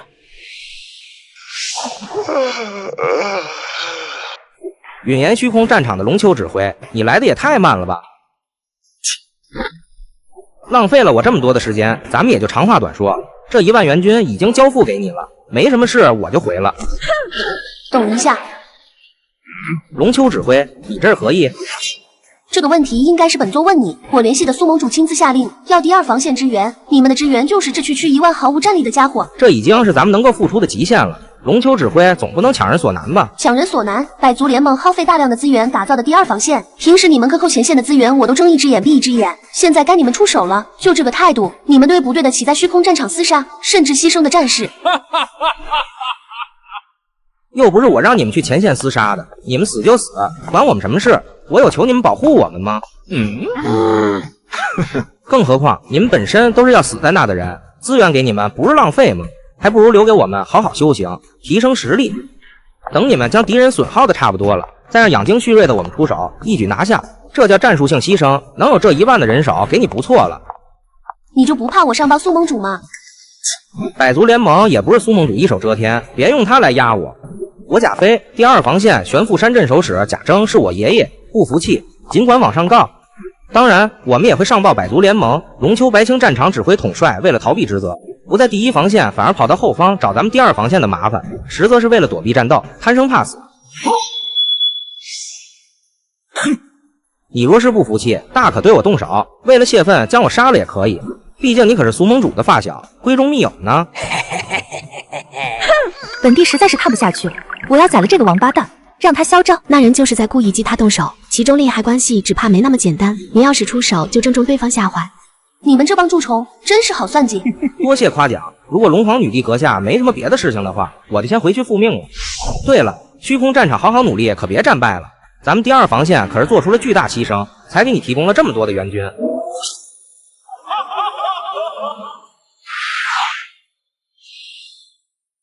为什么不出手啊？就这么被欺负吗？唉，百族联盟中的长老们分裂势头很严重，苏姐姐已经焦头烂额了，她就是逼我出手动她，毕竟是苏姐姐定下的军中不得内斗的规矩，那就直接告她去。上告流程需要很多繁杂的程序，全部走下来，只怕前线早就已经失手了。用了你们的资源提升自己的实力，害你们故意战败，然后立功，最后还得把责任推到苏盟主庸人不利，果然好手段。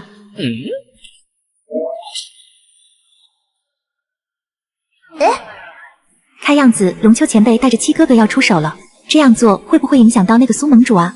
没关系，七公子追不上的。那贾飞驾驭虚空舟离开那么久的时间了，现在再去早已来不及了。不好说，说不定爹地带着龙丘老头已经冲出虚空，过一会就找到对方了呢。不可能的。嘿嘿。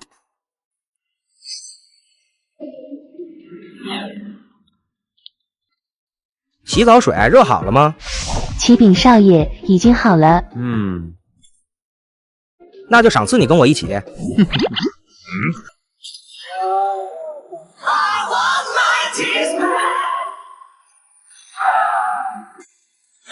跑得这么快，果然是做贼心虚。这人难道是总盟那边派来暗中保护龙丘白青的家伙？他追过来到底是要做什么？难不成是打算翻脸？瞧见了吧，这个人都这个时候了还在算计，别怪我没给你机会，主动交代吧。难道没人告诉过你，别人的非洲灵气不要随随便便就进来？我这里可是有无数增幅法阵的。记得做出1倍，血液提高。啊，奇怪了，我的刀呢？怎么不见了？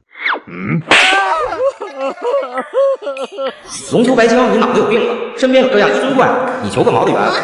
让他去战场溜达一圈，不就什么事情都摆平了？你先前装的一副可怜相给谁看呢？现在可以说了吧？说什么？看样子你根本不清楚自己到底处于什么样的境地，快说！我到底要说什么？执迷不悟，在这里装无辜，你到底是说还是不说？大哥，到底是什么？你得告诉我啊！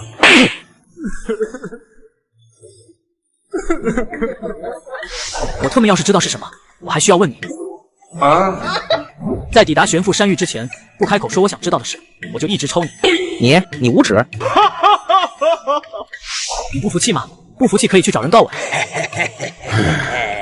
这都是长老会里姓张的长老指使的，他不满苏盟主，所以故意使绊子。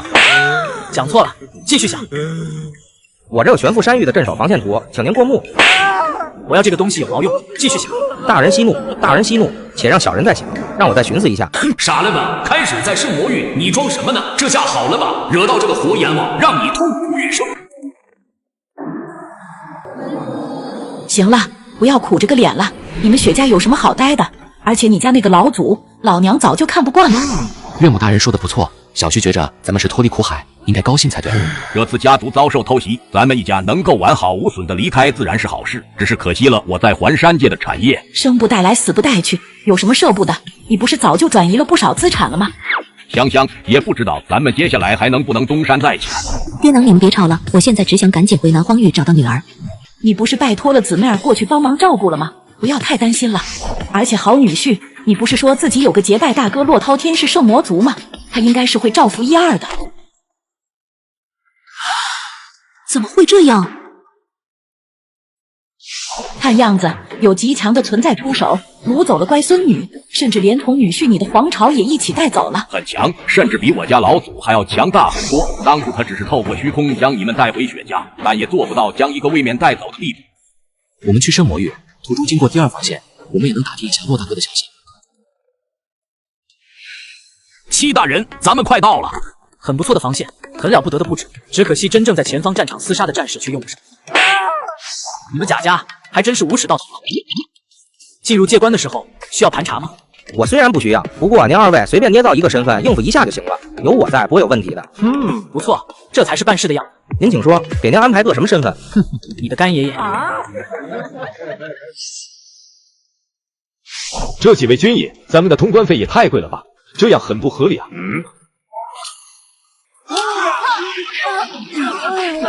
现在是不是就合理了？都给我带走！接关的过关费是多少？3成。什么意思？阵法能够探查出船上以及人的储物法宝里的财产，这些全部加起来的3成。吃拿卡要，简直是过分的离谱！刚才那艘虚空舟会怎么样？会被关押着，若是没人赎，男为奴，女为娼，财富全部充公。上梁不正下梁歪，这个贾家真是让人作呕。错的不是贾家，而是这个世界。这个贾家水很深，很可怕，留不得。爷，这一家子没事了。办得不错，你也别害怕。有句话说得好，隔辈亲，爷爷最疼的就是孙子。哎，这个好看的小哥，年纪轻轻，怎么就有这么大的孙儿？这里天地灵气，感觉还比不上圣魔域啊。圣魔域如今经过您的折腾，很特殊，什么世界碎片、大小界域，只要是好界面，您都一股脑塞到了圣魔域，光体积都大了好几倍了。这玄富山城有没有什么落脚的地方？爷，自然是有的。您想要住什么样的地方？睡觉比较安静、比较舒服一点的地方。那自然是有的，我给您安排。怎么了？没什么，就是刚才看到一个女人，长得有点像大老婆子洛。接下来，爷您还有什么吩咐？跟你们贾家的家主说一下，让他来负荆请罪。我的实力你知道，别想着耍什么花样。爷尽管放心，我一定将您的意思传达，咱们贾家一定配合。行，去吧。戚大人就这么放他走了，只怕那贾家家主到时候会全力出手，各色强者围杀而来，那局面只怕只怕。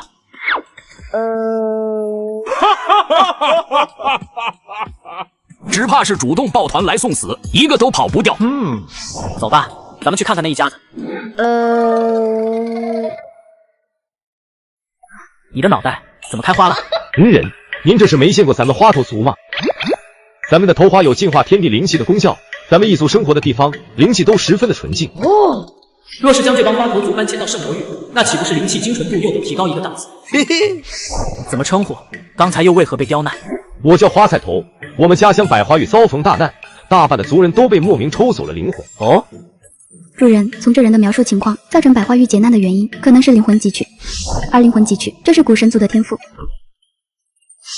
你就带着家人在这里好好休息，等我把这里搞定之后，咱们一起去趟百花域，将问题彻底解决，一劳永逸。爷爷，那个家伙根本就不是人呢，您根本就不知道孙儿是遭受了何等的屈辱。你做得很对，好男儿能屈能伸，勇于低头，勇于隐忍。爷爷，如今该怎么办？让他清楚的知道谁才是真爷爷。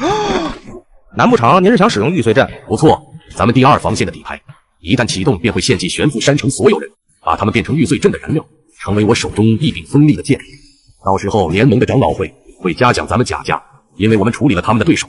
武陵郡血纹族那边也会记功，因为我们处理了他们的强劲敌人。爷爷真是高见。爷爷，这个人是……这个男人乃是人皇后裔，更是觉醒了人族正统帝皇血脉。他的血脉一旦剥离出来为我用，那将是何等的了得！我的干爷爷，你死定了！戚大人干嘛去？夜黑风高，秋高气爽，正是教育别人的好时候。可您不是说让人家明天来见你吗？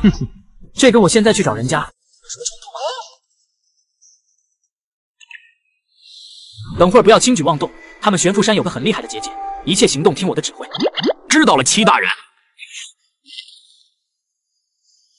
行事切莫莽撞，避免出现什么意外的状况。抱大腿这种事情，我是很有经验的。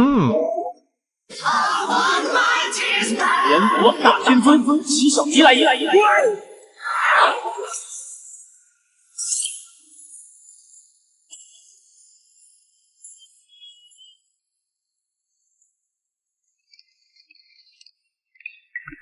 行了，别转悠了，娘都要被你给晃晕了。爹去了这么久，你就不担心吗？别太小看你爹这个人了，用钱铺路的事情他最在行不过了。爹，怎么样了？事情都已经打点好了，只要我这边发出信号，他们就会制造骚乱。接下来就是等待一个合适的机会，出手将贤婿救回来。嘿嘿，老娘也是很久没动手了，想当年我就是凭着2把西瓜刀，从蓬莱东路把你爹救回来的。唉，没想到这第2防线已经如此不堪，就因为阵法探测到了夫君的人皇血脉，他们竟然直接把人抓走了。天尊，西小迪来也！贾家的天上宫守护阵法居然被人轰开了。且不说这胆子，单单这份实力就很可怕了。贾家作恶多端，令人发指。我阎罗大天尊西小迪，今日便是来替天行道。玄富山城内的诸位也会算一算，帮我做个鉴处，我来给诸位一个合的结果。贾家终于有人来质问，这个阎罗大天尊七小迪还真是够威风的，实力强大，还真是能为所欲为。咱们得小心翼翼，步步为营，人家就直接打上去，这股子莽撞劲，老娘甚是喜欢了。的确太莽撞了。这就是贾家住的地方啊，景色的确不错。戚大人，您不是说不要莽撞，要慎重行事的吗？没错呀，有什么问题吗？那咱们不应该破解阵法，悄无声息的潜入，然后找到对方的主要人员，再然后咱们是正义的一方，怎么能偷偷摸摸像个贼一样？况且这本来就是我深思熟虑的出场方法。行，您说的对。你该不会以为我这么做的原因只是单纯的为了扬名立万，盖过之前的软饭天尊的名号吧？不是吗？你刚才已经很夸张的强调阎罗大天尊七小迪很多变，还那么大声。不，你误会我了，你是来给他们上课的。阎罗大天尊七小迪，这名号还真是够唬人的。趁乱我得赶紧想办法脱困才好。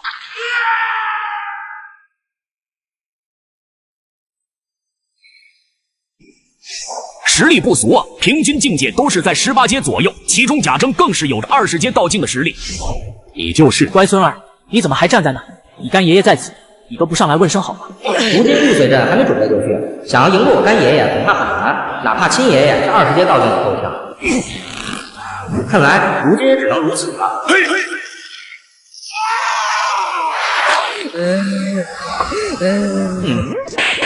爷爷，乖孙左等右盼，您总算是来了，这老不死的要害你。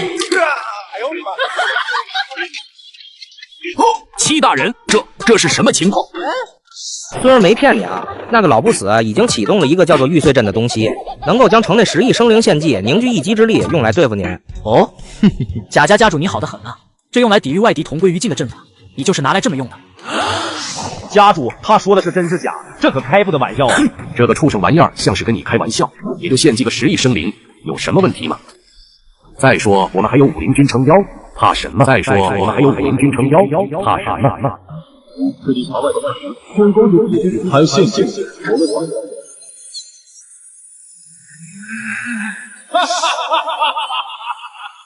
你的破音阵法用的，你以为自己很聪明？蠢货！你这是在真的找死啊！别看戏了，这件事情不解决掉，对你们来说也不是什么好事吧？看样子你这个人族镇守使彻底搞砸了，你的逍遥日子也要到头了。还是先想好将烂摊子收拾了吧，至少能将消息传递出去的速度延缓一些。对了，你会利用你们血文族的能力搜寻他的血亲。你还真是个小心眼啊，人家的血亲也不放过。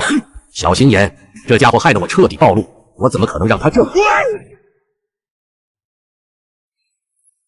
这他妈什么情况？自己什么时候被抓住的？不是正在跟贾生聊天吗？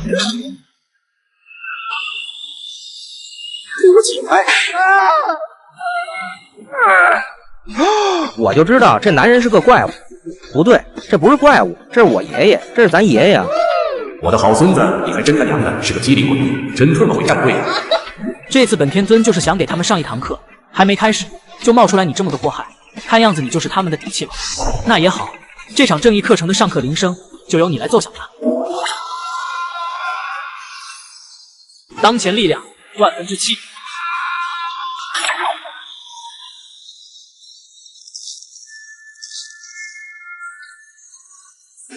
大家好，该上课了。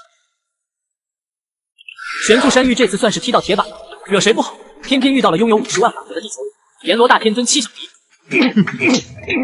老家伙，继续嚣张啊！可恶啊！早知道您这么强，我真不如去负荆请罪了。自己这孙子的角色代入也太快了，这就开始为自己干爷爷感到自豪了。尽管你们贾家犯下了天大的罪过，可上天有好生之德，谁也不能抹去别人改正错误、重新做人的机会。有这等好事，听说一些逆天请主都是会有怪癖，难不成这阎罗大天尊也是如此？其一，你们需要放弃玄父山玉，并且将其赔偿给我。毕竟你们跟敌军勾结，暗中计划迫害我，这个损失不弥补说不过去。迫害你？我贾家跟武林军勾结不了，但迫害你是什么意思？他娘的，才第一次见面，我们几十年前谈成的交易跟你有个屁关系？既然您开口了，那自然没问题。我立刻发布告示，宣布这玄父山玉之主就是您了。玄父山玉的世界之心应该在你身上，也一并交出来吧。对方怎么还知道世界之心这种隐秘？这位大人哪里话，咱这正是要主动上交呢。齐大人，您请收下。白痴，竟然去抓世界之心，那可是要直接诅咒整个玄父山玉的重量。不错，这玻璃球挺好看的。如此一来，玄父山玉就是我的了吧？世界之心是规则凝聚而成，按照天地规则，自己还是这玄父山玉之主，就凭你张嘴一说就能成立的？难道你这天还大了？贾珍感受到自己体内对玄父山玉的掌控之力陡然消失，转移到了面前显人身上。世界之心掌控之后，可以将介于世界定为领域之地，在属于自己的领域之地，修行速度将会得到提升，并且能借助世界之力加持你想加持的任何生灵。第一题你完成的很好，这让我看到了你改过自新的决心。第二题更简单，也就是让你们上战场洗涤自己的灵魂，这个要求不过分吧？到了前线，我直接投靠武林军，而且这7小题的情报我也可以提供过去，这样还可以下功劳一件。您请放心，我们定然会奋力厮杀，改过自新，不会辜负您的教导。瞧见没有？只要有耐心有爱心，大奸大恶之徒也能够被你感动。不过尽管你们是答应前去参战，可我怎么能确保你们到了战场之后，不是跟武林军继续勾结呢？这个家伙不好捉弄。这样吧，我这边有一个好主意，你们用这把刀自裁吧，这样你们的鲜血就会沾染这把刀上，而我到时候派人用这个刀去战场厮杀，就等同于你们跟敌军厮杀，这样你们还不用辛苦赶路，我是不是很贴心？旁边的龙丘道看着这把刀，神色有些复杂。这是他上次在虚空战城地牢中找到的兵器，是刺在一个被折磨得不成人形的人族战士的尸体上的。您这是在开玩笑吗？没有。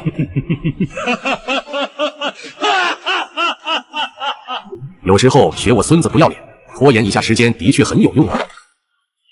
玉碎阵启动。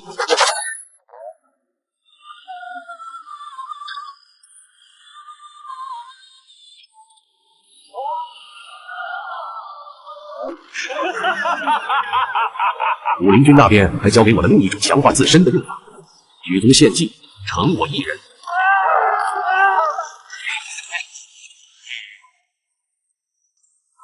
真是够无耻的，他竟然是亲手将自己一族都给灭了。不过这应该也是戚大人想要的吧？这个力量真是令人沉醉。戚小迪，今天我认栽，咱们来日方长，你给我等着。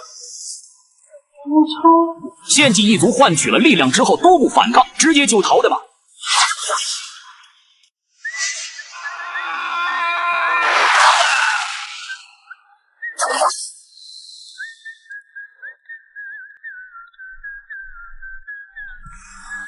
你说你一大老爷们儿，就一刀的事情怎么磨磨唧唧的？戚大人，求求你饶我一命，我什么都告诉你，我什么都说。我当然是愿意原谅你的贾政，但是我没办法代替那些因你克扣物资导致战力不足而战死的英勇之辈们原谅你啊！千万别谢我，这堂课结束了，记得跟被你害死的人们说声对不起。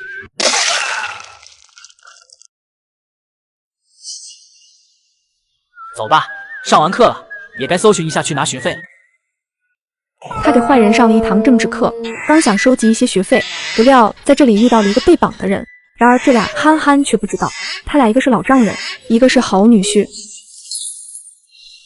这位兄弟，你莫不就是阎罗大天尊戚小迪？不知道是否可以与你结？且慢，叫兄弟，你叫什么名字？该不会杏子吧？面前这个男人让小迪想起了一小段不堪回首的记忆。他也是回来后，经过龙丘白青的诉说，才确定了上次救的就是自己的一位岳父。到现在都不知道该怎么解决这个问题，虽然概率很小，但还是问一下名字为好。这位好兄弟，我叫周沈通。哦，难不成这位阎罗大天尊也是为了抓自己？我可不能说实话，果然机智如我。好名字，这个名字真不错。周兄弟，既然你已脱困，那就快些回去跟家人团聚吧。恩公，救命之恩不敢忘，不知道如何报答你。我这人做好事向来是不图回报的，唯独对于那些罪恶深重的人，拯救他们的时候收取一些微薄费用罢了。那就多谢七兄了，以后有缘再见，定再赔罪一二，把酒言欢。七大人，接下来我们该如何？你利用你圣龙一族的身份震慑一下平民的暴动，这几天彻底接手这里之后，咱们就出发去百花域。娘亲，有情况哦。怎么了？机关那边出现了爷爷奶奶的名字呢。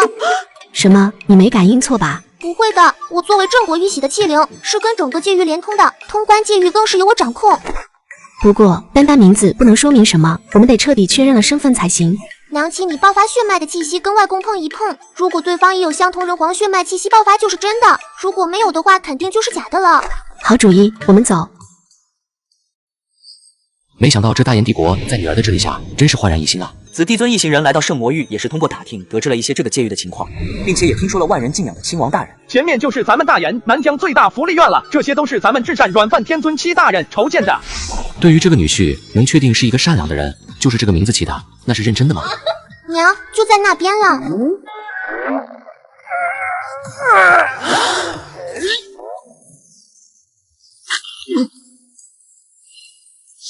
好弱啊，难道是假的？快停手吧，娘！血脉气息是对的，再压的话，爷爷就要给你跪下了。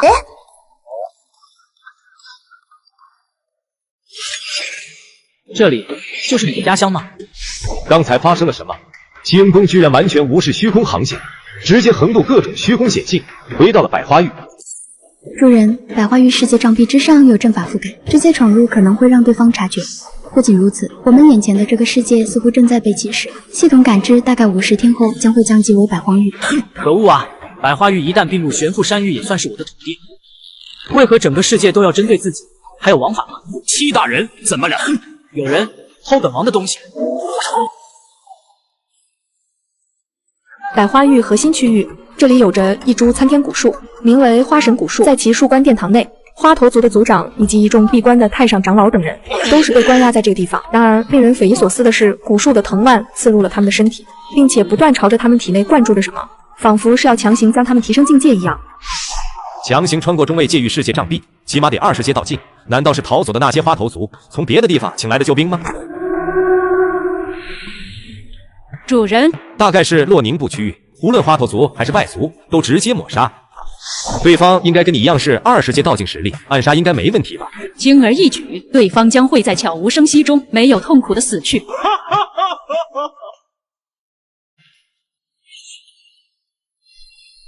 齐大人，这个是咱们百花域的花神子树，是用花神古树枝条栽种而来的，味道很清新，闻着就十分不错。的确，有花神子树的地方，种植农物灵药等，生长更快不说，质量也会更好，而且其本身也是上好的灵药。也不知道这玩意做成烤肉签子的话，烤出来的肉会不会更好吃？这位七大人，花神子树是咱们城中的供奉，请您慎言呀。就一破木头搞得这么郑重做什么？还不让人说实话？有点意思，这树还能打人？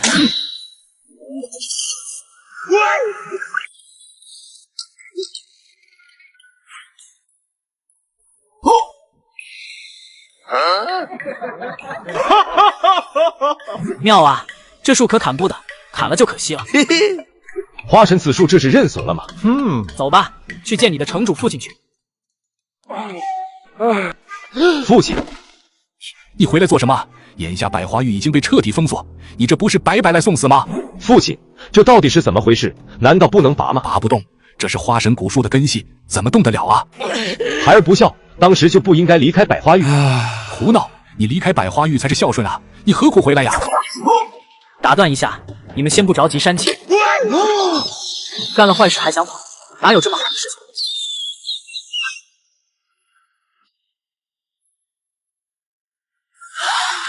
好了，现在你们父子团聚才算是圆满，也能好好聊天了。文公，眼下也不是说话的地方，不如移步后堂，我让人准备1、2。百花域如今的情况，跟花菜头先前说的似乎不太一样，所以你得告诉我，到底发生了什么事情？自从送走了花材陶堂之后，整个界域世界就被庞大的阵法笼罩，并且失去了黑夜，而且花神古树也暴动了。直到一个陌生强者忽然出现，他竟能直接控制花神古树，几乎是转瞬之间，族长跟长老们都被彻底的拿下，封锁在了花神古树之上的古殿中。哦，那你又是怎么回来的？那个强者放了我们，并非是饶过我们，而是将蓄养的牲畜赶回了圈里，等到对方需要的时候再来收割罢了。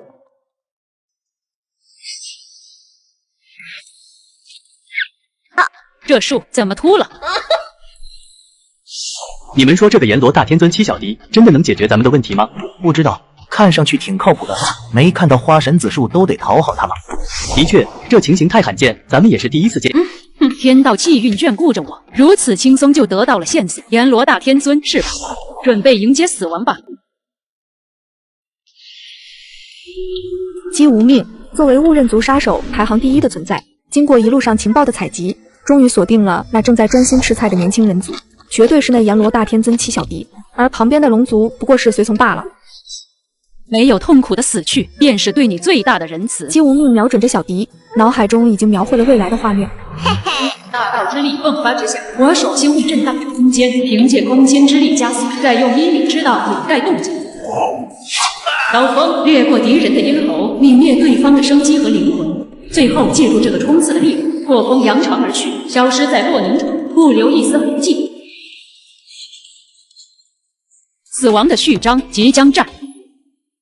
不对，太轻松了。姬无命灵魂都在发颤，一阵后怕，内心回想他凭什么一到洛宁城就能得到这么多情报？主人察觉到的强者进入百花域，定然是有所图谋。如果脑子没问题的话，肯定是会选择隐藏自身踪迹，暗中行动。怎么会大张旗鼓、明目张胆地拔光了花神子树，甚至还暴露自己的姓名？再看桌上情形，城主跟那个龙族交谈甚欢，反倒是那阎罗大天尊七小敌却在那专心吃肉，默默听着。若是以他为主，怎么会只知道满足口腹之欲？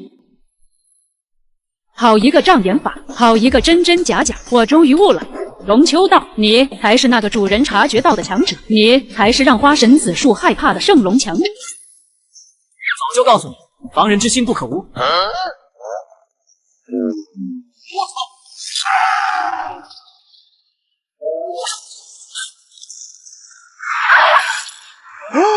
太强大了！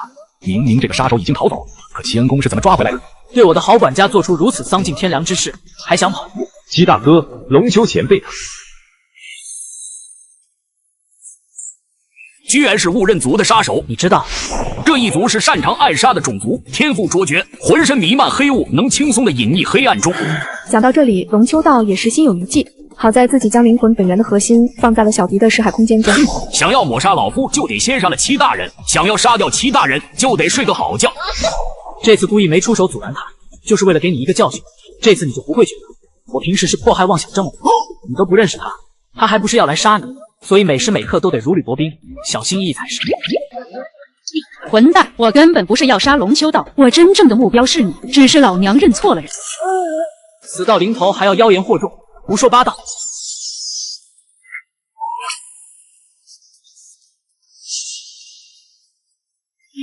小迪深吸口气，陡然放开自己的牙齿，瞳孔略微收缩，目力得到了解放，天地之间瞬间发生了变化，所见之处尽皆是被划分解剖，变成线条已经五颜六色的区域。数之不尽的讯息如同潮水一样涌动而来，朝着小迪脑海当中灌注过去。识海空间系统旺财长发飘舞，黑暗的空中不断有着流星落下，朝着识海的方向砸来。可旺财纤细的手轻轻一招，那些流星便是化作一丝丝的星光，落入他眉心当中。主人，搞定了。信息量太大了，要不是小迪感官封闭的及时，只怕目光还要穿透空间，扫荡诸天万界了。你们一族这个圣树发达的根系遍布了整个百花域，不断汲取着这个界域世界的养分壮大自身。若非你们在他还算弱小的时候取了他的枝干种植在百步跟他抗衡争抢，你们一族恐怕早没了。花神古树竟然不是庇佑我们的存在，而是掠夺我们一族。齐恩公，咱们一族自出生起就被古树祝福，好处繁多，怎么会？想知道真相吗？很简单。死了要死了要死了！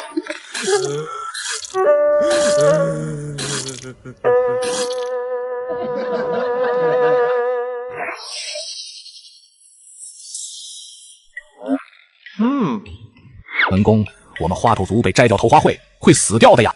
齐大哥，我们一族的头花莫非有问题吗？吃了它。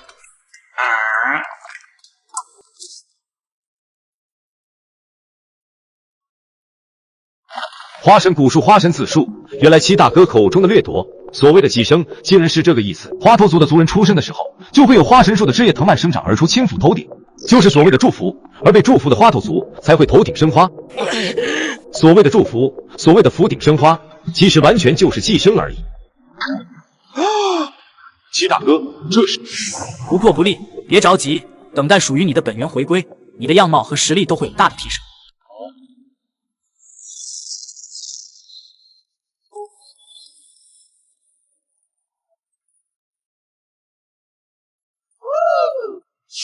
本源回归后，我脑海中得到了传承记忆。我们花神族被花神古树掠夺了血脉本源，才变成了可笑的花头族。来吧，轮到你爹了。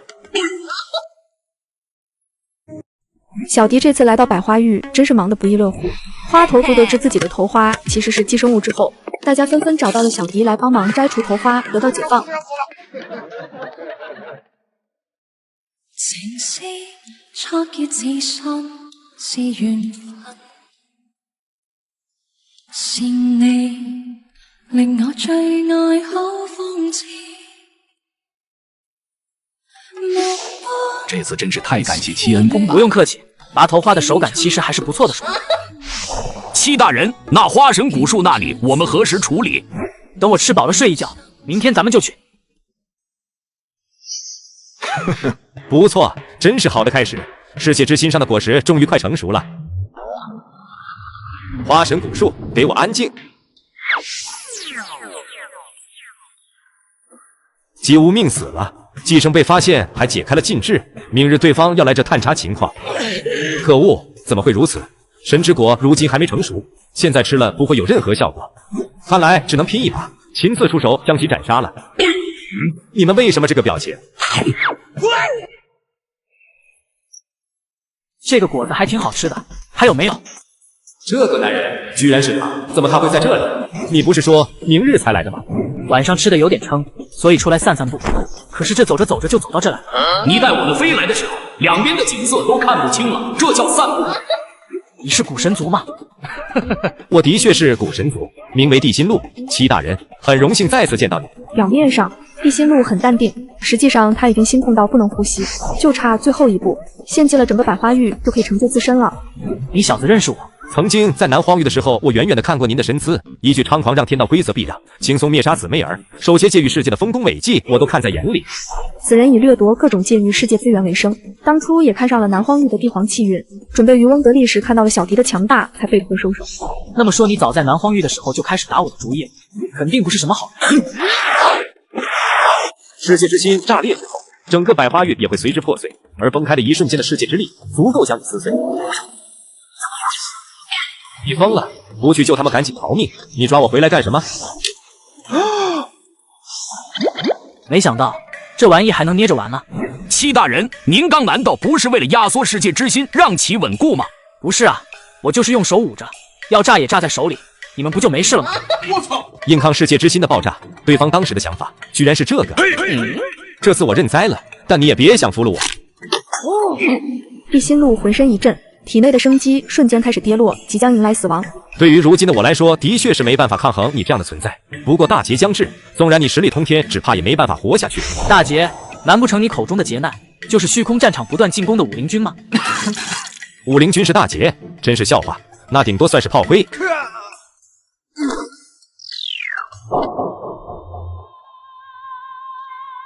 好温暖，好舒服，这难道就是死亡的感觉了吗？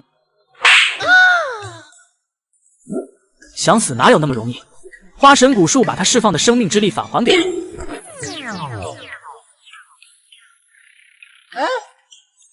我会给你种下奴隶印记，以后就在青岩养殖场负责挑粪施肥吧。啊！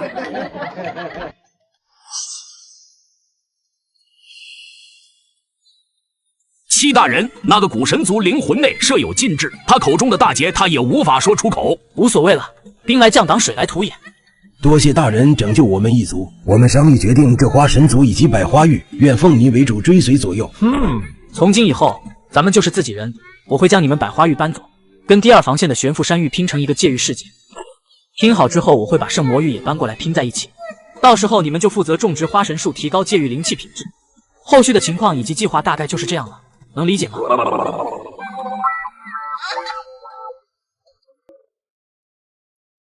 陛下，大军已经集结完毕，随时可以驰援虚空战场。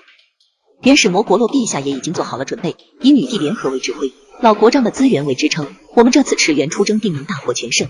钟丞相，朕此次御驾亲征，大燕皇朝就仰仗你召开一二了。陛下放心，臣会看好朝中事宜。3日之后，兵发引言虚空战场，三朝。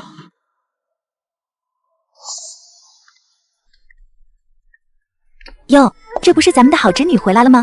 话说回来，七哥哥要是回来了，你是不是得喊他一声叔叔啊？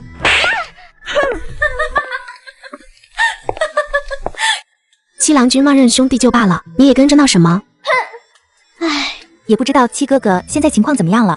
无需担心，有龙丘前辈在。没听到我父亲提及悬浮山域的假家都已经覆灭了吗？倒是没想到龙丘前辈竟然这么的厉害。七哥哥也是幸运，居然找到了圣龙遗迹，让这样的老前辈奉其为主。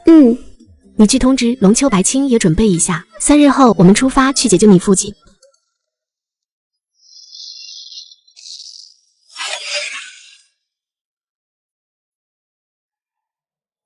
百花域和悬浮山域融合成功了，你们接下来就按照我的安排好好做事就行了。我走一趟圣魔域，将圣魔域也搬过来融合在一起。那以后新的界域世界是不是得重新起名了？七大人，你想好了吗？就叫女帝联合，简称地狱。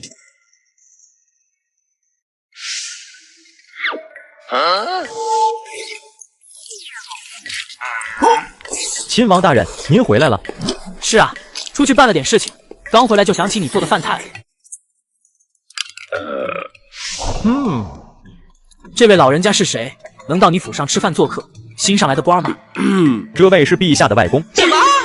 许富贵依旧笑盈盈地看着小迪。来到圣魔域了解的越多，他就对这没见过的孙女婿越是喜欢。孩子，老朽早就听说过你的名号了。至善软饭天尊还是挺有意思的，很亲近人的嘛。许富贵的话让小迪表情很尴尬，笑也不是，哭也不是。外公好。阎罗大天尊你也好啊。那个外公啊，您老人家当时该不会也在悬浮山城吧？那外公是一个人回来的，恰巧路过悬浮山域的，对吧？并非一人，而是个燕儿他外婆，还有你的岳父岳母。在进悬浮山域之前，我们出了一点意外，我的女婿，你的岳父被贾家抓起来了。不会吧？没有那么巧吧？我当时救了一个名叫周神通的男子，可惜没见到岳父大人，甚是可惜，错过了。周神通肯定不是岳父，一定不是。小迪有些期待地看着许富贵，很可惜，其接下来的话无情地击碎了他的幻想。其实你也别怪帝尊这孩子，他当时担心你来路不明，才故意使用了化名周神通。其实你岳父还得感谢你，毕竟是你亲手救他出来。至于其他一些旁枝末节，咱们也就别计较了，都算过去了。我又一次跟岳父称兄道弟，打手言欢。等等，自己为什么要用又这个字？还有我那二岳父骆滔天，我这第二个便宜大了。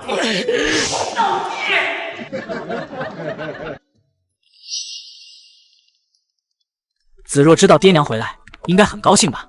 陛下自然高兴，不过他并非在宫中，而是已经跟洛陛下离开了。3位女帝还有您的岳父岳母，前几天就出发驰援云岩虚空战场了。此行目的就是为了解救圣魔大帝骆滔天。你怎么没说我二岳父已经脱险了？你这不是让人白跑一趟？您不开口，我哪里敢说真相啊？更何况武陵军动作不断，被增派了援军是板上钉钉的事情。行吧，悬浮山域和百花域我已经拼在一起了，被我命名为地狱。我这次回来是打算把圣魔域也搬过去拼在一起，你去通知一下两朝的子民吧。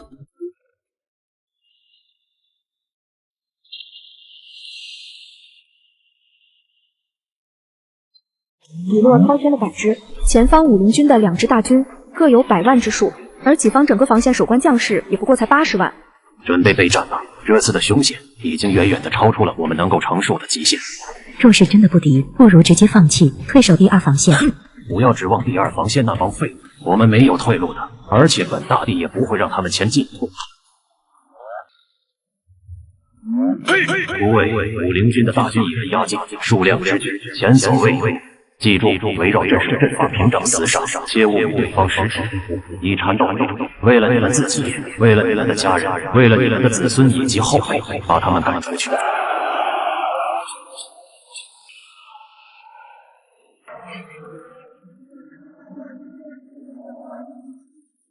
真是没想到，援军的问题在你外公的帮助之下，这么轻松的就解决了。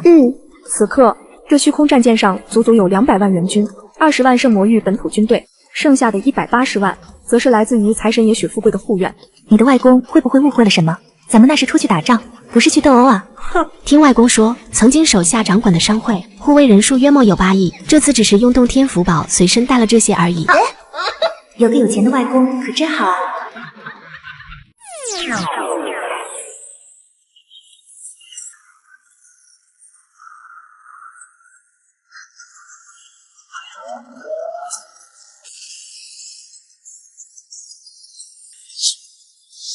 果然是人皇飞升前留下来的防护阵法，能够吸收攻击，再进行反攻。大人，我感觉这阵法反噬的力道并不强大啊。因阵法只是反馈了2成作为反击，其余的8成作为自身防御补给了。那怎么办？他们是在逼我们进战，那就先给他们10万先锋军。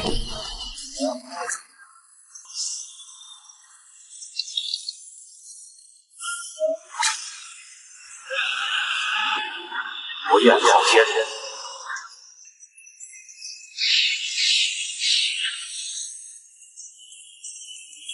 别那么怂啊！有本事追出来啊！圣魔大帝落滔天！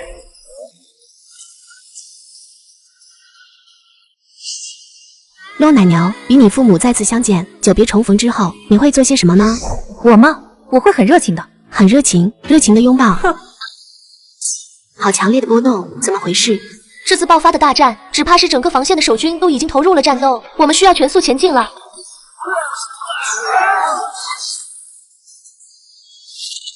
人数悬殊太大了，这样下去，落败只是迟早的事情。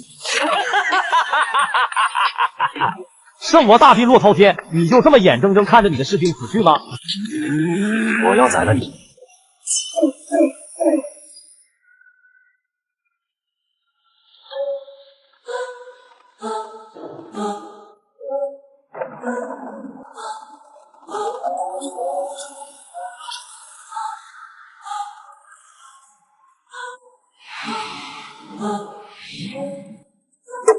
小爱，是你吗？混蛋老逼！这洛奶牛真打，不是说好了热情拥抱吗？好闺女，我们的事情晚些再说好吗？如今情况……混蛋老爹，你记住，一家人，以后谁也不要抛弃谁。接下来轮到我来保护你们了。大哥，你不是被抓了吗？这是如何脱困的？有一个陌生的人族强者救下了我，临走之前还被我拉着结拜为兄弟。若是再见面的话，定然得给子老弟好好介绍一下。子弟尊的心里忽然咯噔一下，洛滔天对那个人族强者的描述，让他感觉好像跟一个人很相似。万万没想到，这滑稽的巧合会落到洛大哥的身上。父亲，眼下可不是什么闲聊的时候，还是解决了他们再说。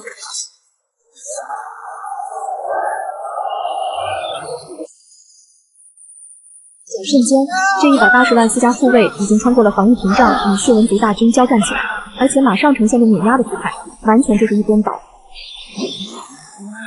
这是哪里冒出来的精锐大军？这样下去，咱们第1军和第2军会被清扫得干干净净的啊！不仅仅是降，这帮人身上的灵气等阶完全碾压了我们这边，这是钱多的没处花了吗？大人，看来是时候放出剩余的700万大军了。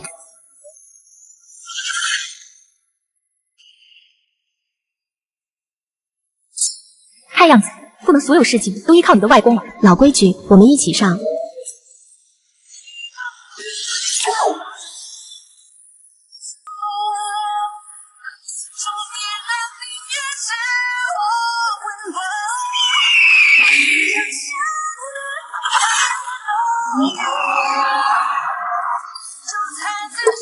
帝皇气息化物，宛若实质，好强大的血脉之力，这气势恐怕都超过你我这2位当爹的了。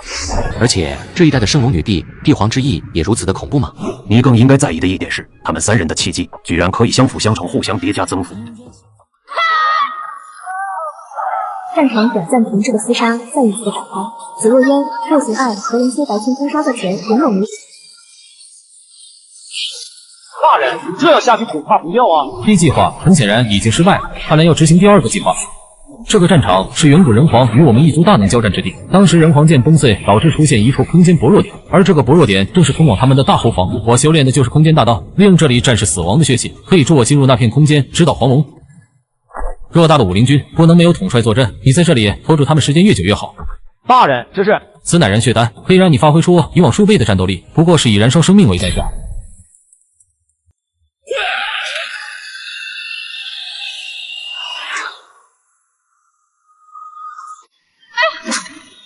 允言虚空战场，武灵军统领战各级，来领教一下各位的手段。这是敌人幕后镇守的强者出手了。你们继续，此人由我们解决。不错，这家伙虽然很强，但在我人皇印之下，他还翻不了天。居然是人皇印，看来只能悄悄潜入后择机暗杀他们。如此剧烈的空间波动，难道是有什么异宝诞生，或者是新的界域世界出现了？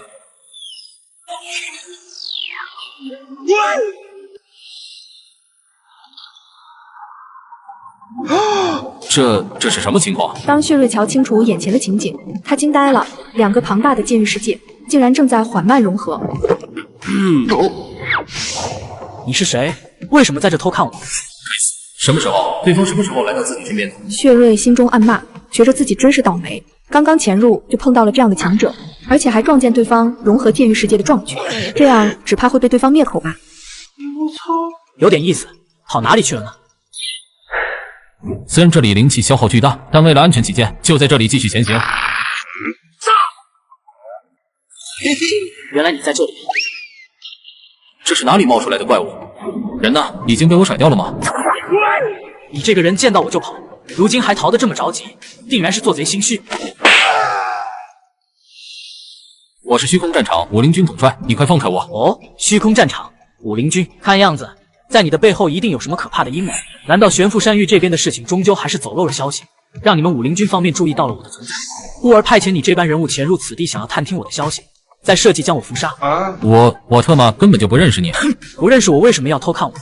如果心里真的没鬼，为什么不解释不说明，掉头就逃？你这样一个怪物忽然出现在身边，跟鬼一样，谁不害怕，谁不跑？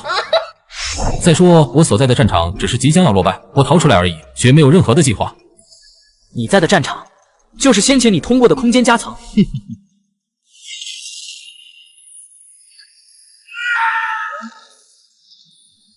这个家伙身子真是硬的有些过分，要不是我身体突然出了问题，早就拿下他了。就在刚刚，他体内魔气忽然暴动，境界气息在拔高提升，但是提升到了一半，突然卡住了。这种感觉让他处于一个极为不协调的状态，而这一切都是因为小迪融合到一半的圣魔域突然中断的缘故。你真是一个好运的家伙，如果不是这个人族手持着黄印，你早就死了。害怕了吗？不妨告诉你，我还有个人族兄弟更厉害，当初找回你们先锋战城就是他一人所为。对了，子老弟，你还不知道咱们3弟的名号吧？哈九。大哥，且慢开口。他就是元祖大天尊。完了，大哥呀，您在搞个毛？我真的是服了。再这厮杀下去，我落败只是迟早的事情。燃血晶，血纹族的底牌。这一枚可不是普通的燃血晶，这是血瑞大人亲手炼制，并且一直蕴养在我体内的。引爆之后，甚至可以将这片虚空战场杀的空间塌陷。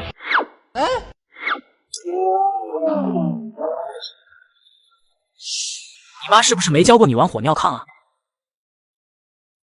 小迪手中的燃血晶即将爆炸，这一爆将是整个战场化为虚无。说我在玩火，我看你才是真的在玩火啊！当真是天助我也，没想到这个家伙真的敢来这里，还用手抓着即将爆炸的燃血晶。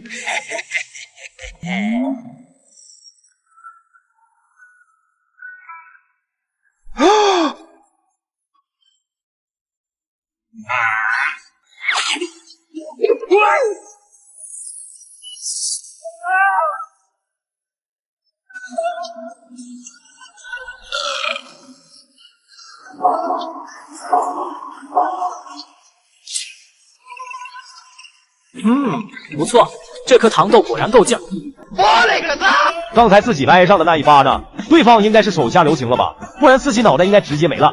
七老弟，你总算是来了。完蛋，怎么俩岳父都在这里？紫馒头怎么办啊？这太尴尬了呀！什么怎么办？大不了以后我多了个侄女，你多了个叔叔而已呗。若大哥，你实在是认错了，当初救你的人分明是燕罗镇天尊周神童，并不是此人。别挣扎了，这小兔崽子是我女儿的丈夫，也是你女儿的男人，你跟儿子拜把子还要喊得人尽皆知才好啊！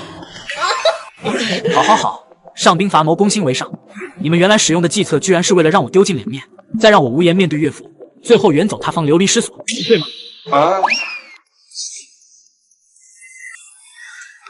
你从哪里变出来的车啊？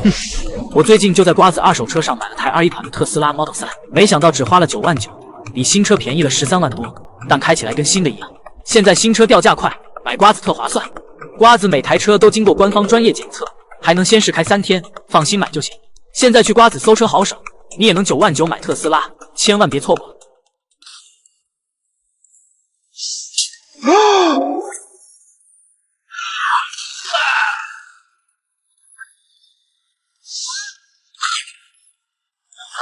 吞下花神果后，战克吉浑身上下的伤势彻底恢复，状态直接达到了全胜姿态，甚至原本点燃的寿命都恢复了不少。你这是做什么？没什么，只是如果不把你治好达到巅峰的话，我担心会不小心打死你。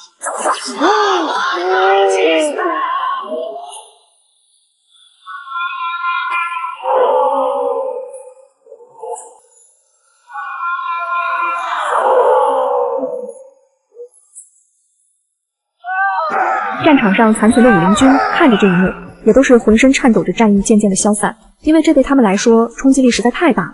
那可是他们战力巅峰的大将啊，如今却是被人当作玩具一样被蹂躏。依旧是没有任何的应急波动，这人族到底是怎么回事？体修可以强到这种境地吗？不得不说，七老这小子实力很强啊。按照我家闺女的说法，他是被召唤符箓从下位界域世界召唤过来的体修，曾经吞吃了天生地养的异宝，打破了极限。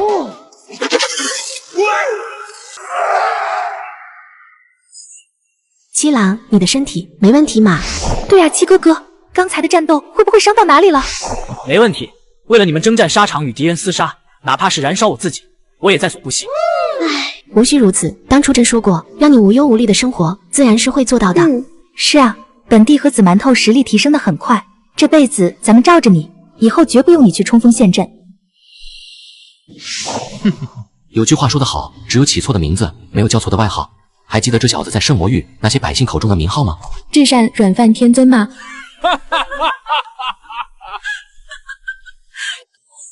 战争双方在出现小迪这个外挂之后，就注定了结局。武林军的大量俘虏都被安排在前线，继续修缮防御工事，而龙丘白青则赶去向百族联盟上报此事去了。小迪，我看你应该是已经达到了肉身自成天地，并且掌握了空间神通的地步哦，这样才能解释你为何生吞燃血晶而毫发无损的情况。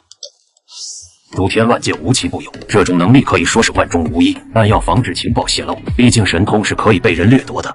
不是，两位岳父，我应该就是肉身强大，至于神通我应该是没有的。而且说句不敬的话，两位跟我动手，赢不了。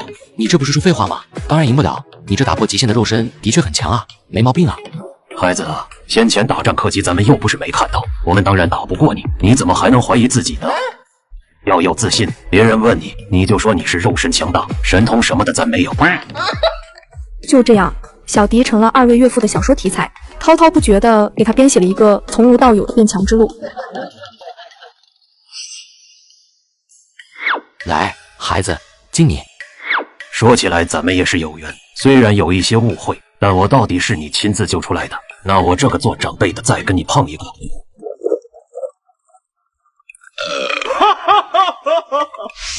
其实当初的误会很好解决，咱们完全可以各论各的。小迪嘴角抽搐，感觉对方下一句话可能不太妙。以后咱们就我喊你老弟，你喊我老爸。什么？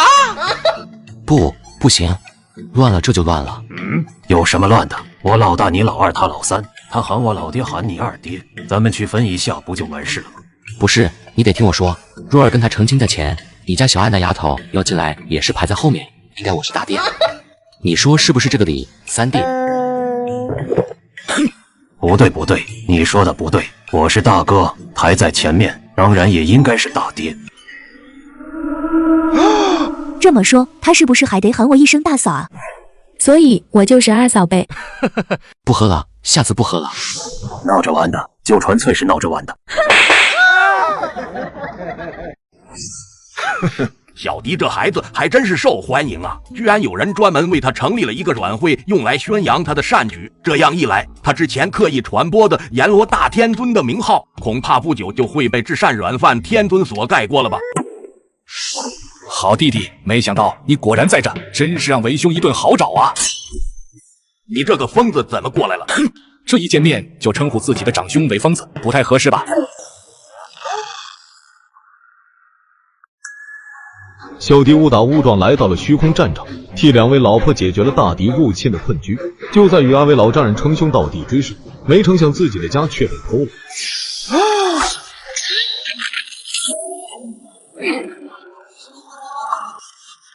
好弟弟，真不愧是财神爷呀！我这一击居然都打不过你的防御。你想做什么？你的好女婿跟女儿呢？还有你那个孙女在什么地方？脸上让我盖个戳一起带走吧。奴隶之印记，家主说了，鉴于你们的叛逃，今后是不配做雪家人了，只能为奴。我们不配做雪家人，真是笑话！我们什么时候算得上是雪家人？充其量我们只是他的工具。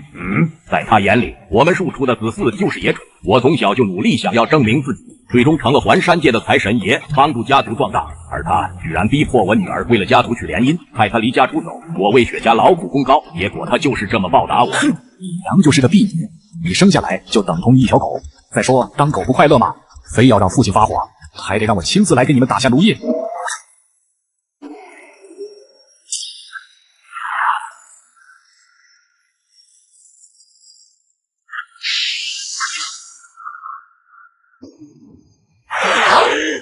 拍卖会上30万亿灵石的封魔玉扇，这玩意竟然在你手里！当初你不是说被神秘人拍走了，才没给家族？哼，几百岁的人了，就不要问这么幼稚的问题了吧。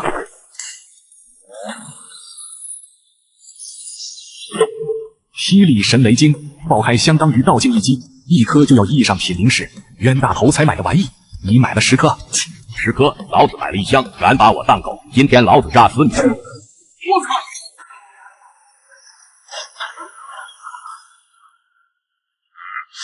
你们在这里戒备，我去就回。人呢？跑哪去了？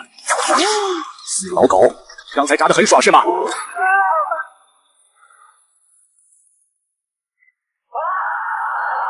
云雾镇山符箓，6万亿上品灵石才能买5张，这你也舍得？不要用你的认知来衡量我的财富，这样你会自卑的。没有钱就能为所欲为吧？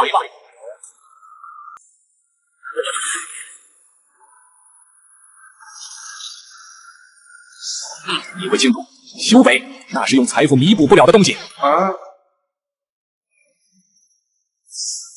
很抱歉，有钱就是能为所欲为。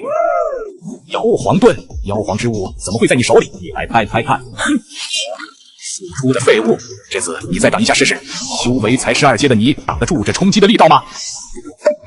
娘的，大不了咱们就耗着，看看到底是你实力够强，还是我钱够多。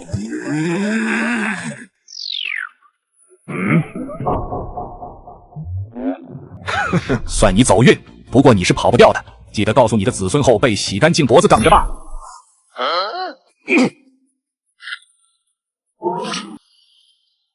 薛老爷子，我听见这里有动静，发生什么事情了？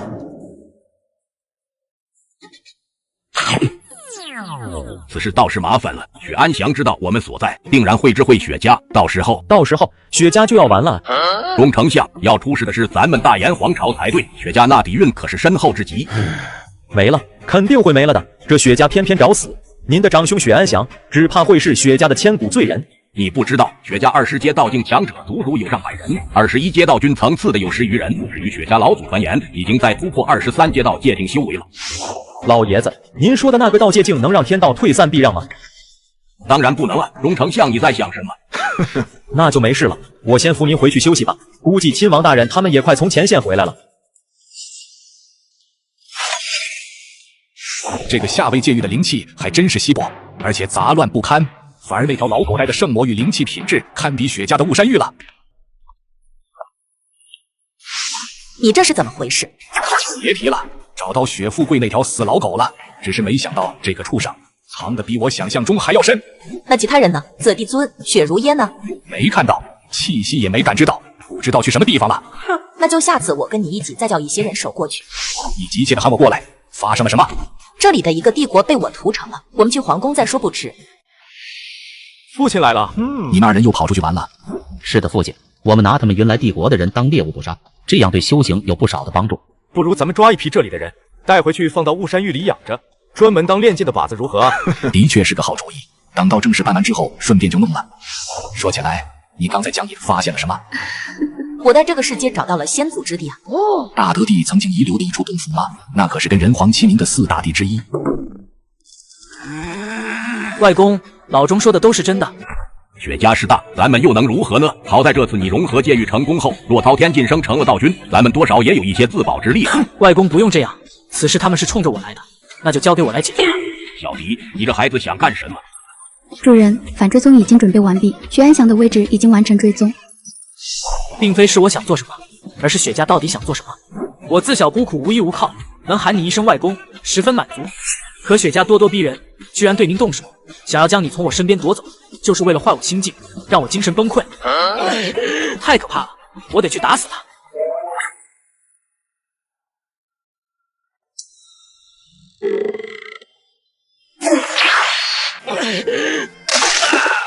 这2人是许安祥的2个儿子，在其父母霸占原来帝国后，终日以射杀百姓为乐。好啊，跑得再快一些，这样才有意思。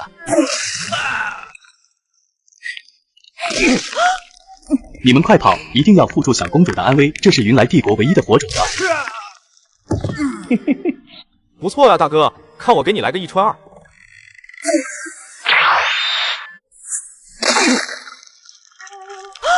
刘教头，走，别管我，保护公主逃。刘教头，你快闪开啊！那剑士带着灵气，我的气海已经被震碎，跑不了了。不管如何，都不要放弃希望，努力的往前跑，活下去。娘的，好死不死的，就烦这种死到临头还乱煽情的家伙。这个人没用了，杀了吧。陛下，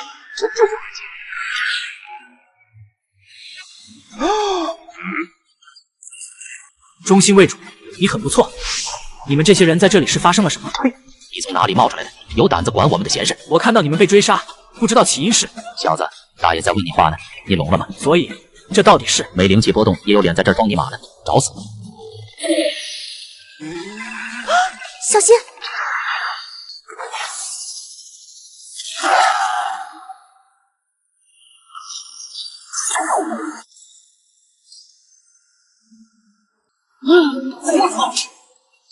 我在跟别人说话，你们总是打断老子干什么？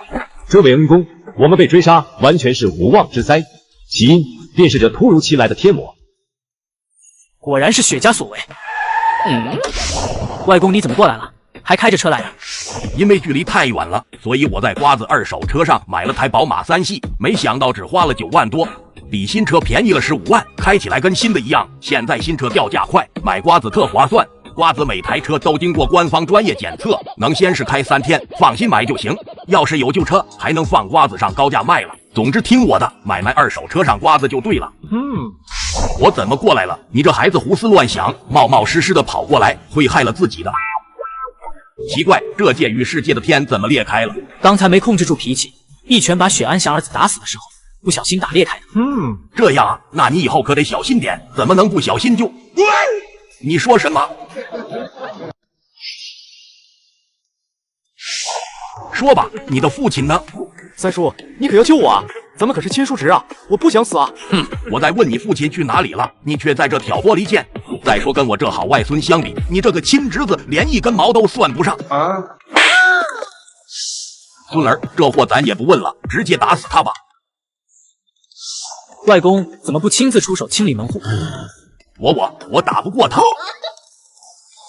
这个老污言秽语，怎么能脏到外公的耳朵？如果你好好配合，就不需要吃苦头。我问你答，听懂了吗？所以你的父亲许安祥去哪里了？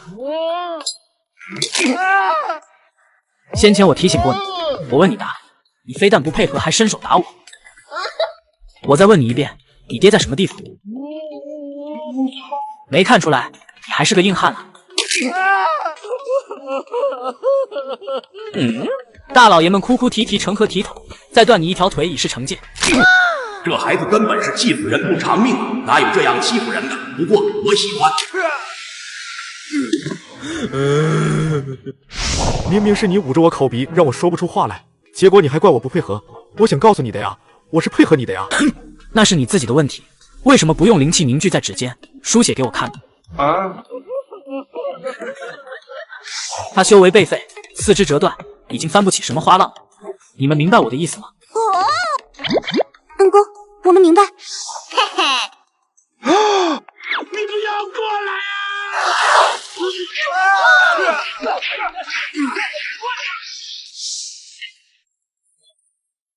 孩子，外公这边有一个请求，能不能教外公练武啊？这有什么不可以？外公开口就是了，何须这么小心翼翼？之前我探查过外公的情况，你是万中无一的练武奇才，虽然修炼资质很差，但按我的方法修炼体魄，定能一飞冲天。外公有你这样的好外孙女婿，真是上辈子修来的福气啊！不用见外，您就是吃了太多巨量的天台地宝，淤积在奇经八脉不得释放。接下来我来助你炼化吸收。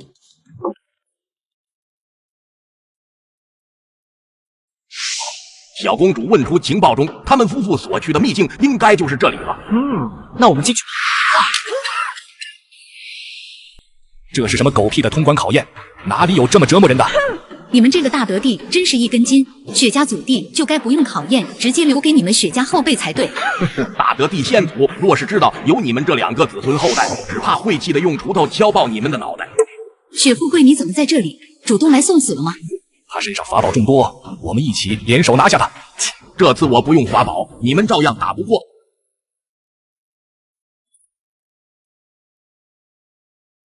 你这条老狗居然敢亲自送上门来！那就让嫂嫂好好疼爱你一下吧。过去的我无能为力，甚至花钱买凶都要顾虑你们身后的雪家老祖。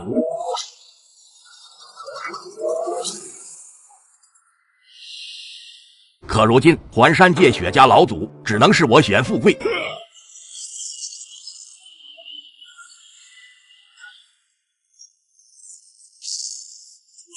他这副身躯是怎么回事？有古怪，我们联手攻击。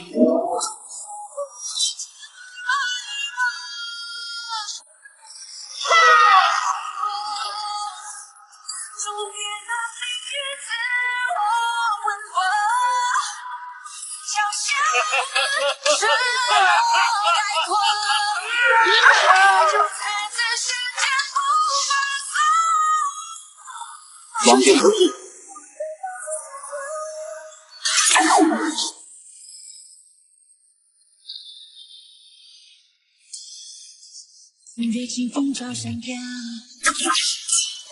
哥哥嫂嫂该还账。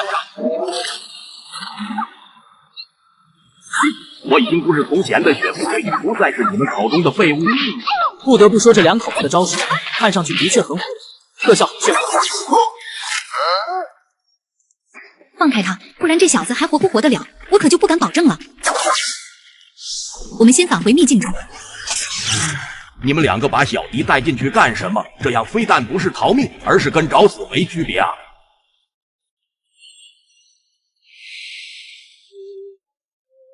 这里就是雪家祖地吗？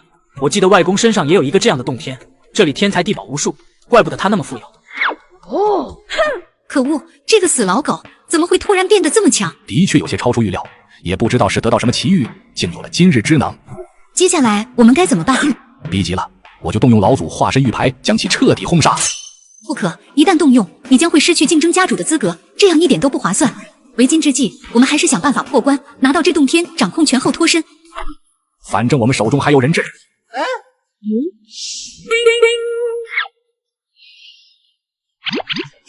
白痴，你以为出得去雪家祖地，一旦进入便是开启了考验？除非是考验通过，又或者是失败被驱逐出去，根本不可能有第三种方法出得去。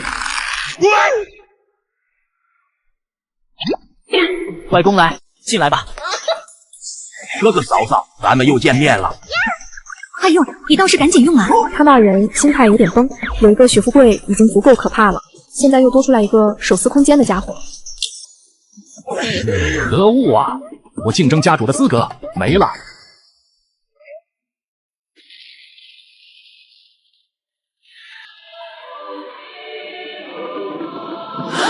老祖杀了他们，他们都得死。这就是嫡出和庶出的区别吗？嫡出的底牌竟然是能够唤出老祖化身来救命。区庶出此地，应当尽心尽力辅佐嫡出，哪怕是牺牲性命，也应当在此心。只有这样，才能让许家愈加强盛。能定位吗？尊敬的主人，如果有足够的时间进行分析的话，应当没问题。好的，我抓过来，你好好分析一下。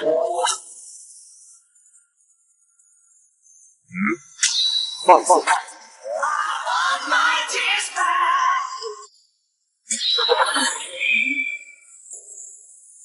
喂，你怎么不控制？你把自己反震死了，对我还有用？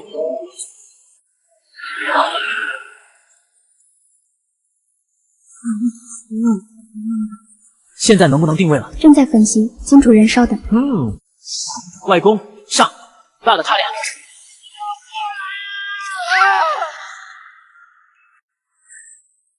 外公，我记得你也有一个这样的洞天福地，用来安置你的护卫军吧？的确是我其中的一个。哦，什么叫其中一个？其实外公这里关于雪家祖地洞天，手里有5个。什么？其中2个洞天里的东西都已经被我吃光了，才用来安置护院的。其实也挺惭愧，吃了那么多，境界都提升不了。之前我已经做了很多的准备，只是等待着一个时机。时机一到，我本打算将这一身家业全部作为酬劳，请那些朋友出手覆灭雪家。不过有了好孙女婿，这一身家业反而能保下来了。主人，定位已经完成，催化声可以解决掉了。外公，我帮你把这个洞天也一并拿下来，不过需要先把这个家伙解决了。不能杀他，一旦死亡，信息会立刻被本体得知，到时候咱们就更难查询他的位置了。哦，这化身乃是意志凝聚而成，收入10海关押不就行了？不可以，太危险了。哦，这个可以啊，快把我送进去吧。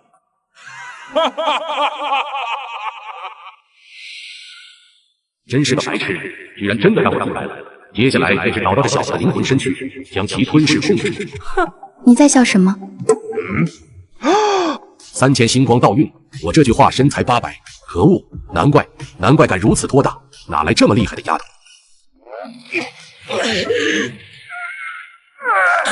不过纵然你很强，也不能阻止我自爆回归本体。主人，他要自爆，我需要您的帮助将其镇压。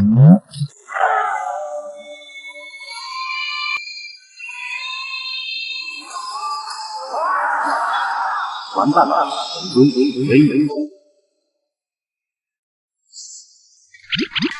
小弟已经1刻钟没有动静了，看来是海里是出问题了，这可如何是好啊？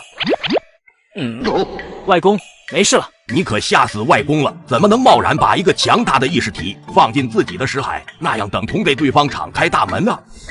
小意思，他那点程度还不足以威胁到我。好吧，我刚才已经摸清了考验的步骤。这个考验一共分为9层，它们分别是：小弟，你要干嘛？收复这个洞天。不可以，这样会引出大德的意识分身抹杀的。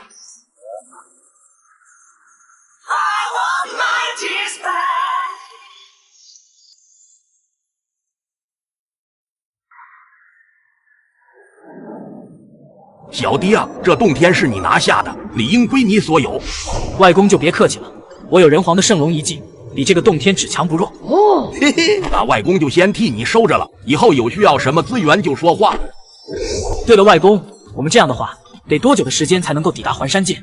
按照我这个顶级虚空舟的速度，大概要20余天左右吧。不行，这样速度实在是太慢了，还是我带你飞过去吧。那是什么东西？虚空雷霆里面是有着惊天动地的可怕威能，哪怕是道君层次的存在，进入都会彻底的泯灭，尸骨无存。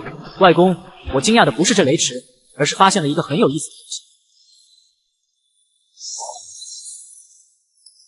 这种虚空雷海之地恐怖之极，中心怎么会有这么一个世岛？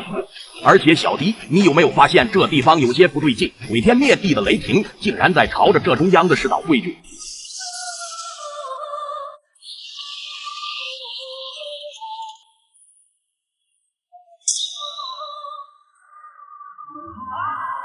雪富贵瞬间浑身仿佛是凝固，尽管周身已经爆发出极限的肉身之力，却依旧是无法动弹。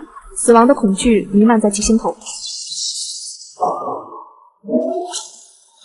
随着呆芒逼近，恐怖之极的威能从小迪的体内瞬间爆发出来，距离他较近的数千境世界都在疯狂颤抖。小迪眼中仿佛有着星空诞生、泯灭，浑身力道浑然一体，以手为刀劈向前方，跟那呆芒撞去。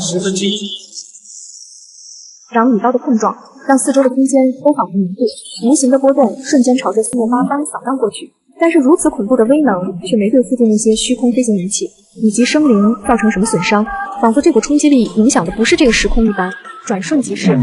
还好我最近就在瓜子二手车上买了台21款的特斯拉Model 3，挡住了冲击。没想到只花了9万9，比新车便宜了13万多，但开起来跟新的一样。现在新车掉价快，买瓜子特划算。瓜子每台车都经过官方专业检测，还能先试开3天，放心买就行。现在去瓜子搜车好省，你也能9万9买特斯拉，千万别错过了。孩子，你有没有事？外公，我没事，只是受了点伤。受伤了？哪里？这里。哦，原来在小指一侧被斩破了皮，还好我来得快，不然都已经快要愈合了。不过这把刀还不错，威力虽然弱了点，但是带特效还比较帅。放眼诸天万界，这柄刀都能够算得上是神兵了。什么叫弱了点？对了，小迪，这柄刀要不要起个名字？雷刀引路，这把刀就叫引路人吧。刚才那个忽然出现的人到底是怎么回事？一个人留下的意志，仿佛是从过去的时间里走出来的，太诡异了。搞不清楚就别想了，我们继续出发。我赐予许安祥的化身已经显现而出，你确定他死了吗？许安祥、紫玉心以及他们的2个儿子的命灯尽皆熄灭。老祖，会不会是我们暴露了什么？有人出手了？不可能，他们雪家少帝以及一众长老已经被我关押了500年，整个雪氏宗族都已经放弃寻找了，说明是没出什么纰漏的。那你的意思是跟我们血文族有关系吗？并非是说一定跟你们有关系，但还是得仔细查探1、2才好。大家合作这么久，最后关头失败了，会很可惜，不是吗？雪鸠，派一些人顺着许安祥前去的方向查探一下情况。还有1年的时间，就可以完全破坏掉宇宙障壁，让你们宇宙的军队长驱直入了。这个时候大家都要小心一些，别出乱子。家主有情况。发生什么事了？城中出现了雪富贵的身影，他就带着一个年轻人堂而皇之的去了自己的商会。这条狗居然自己回来了，你难道没派人去抓它？派去的人都死了，我想应该是他们商会的后院干的。看样子他是收到了消息，真以为自己机缘巧合救了八荒妖皇的女儿，就能为所欲为了吗？哥几个都还在，那就好啊，你们都没事吧？老大，你请来的帮手太了不得了，雪家不愿意跟他起冲突，所以咱们就没出什么事。我请来的帮手，我怎么不记得？没想到富贵老哥你真的回来了。周月，你怎么在这里？我听说你落难了，就前来商会找你，没想到你已经走了，就索性在这里帮你照看商会喽。那还真是多谢你了。客气啥？当初你在秘境救我一命，我帮你办这点小事不足挂齿。这个小家伙是谁？这是我孙女婿戚小迪。小迪，这是八荒妖皇之女周月，就是我那个妖皇盾的主人。对了，雪老哥，你这次冒险回来宗族，所谓何事？也没什么大不了的，就是来做这雪家老祖了。我和我这孙儿在路上已经进行了周密计划，他负责打死雪家老祖，我负责打死我爹雪家家主。这是什么鬼计划？谢富贵，你们看下去。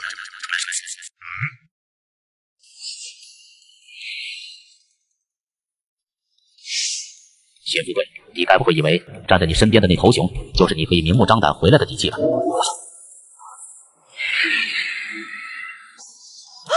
不好，快躲开！直接就动手了。看样子雪家老祖在背后已经提前指使了。你们果然暗中有惊天谋划。怎么可能？完了，自己这个好孙儿又开胡乱脑补了。老夫不知道你在胡说一些什么。胡说？如果我猜测不错的话，你们已经跟武林军血纹族联手了。该死！不管你是如何知道我们的秘密的，今天都必须要死。雪老哥，情况不太对劲，你爹已经突破到了22阶道险境了。他可能不是我的生父。哎，老哥，这种话可不好乱说啊。是不是乱说？待我打过之后便知。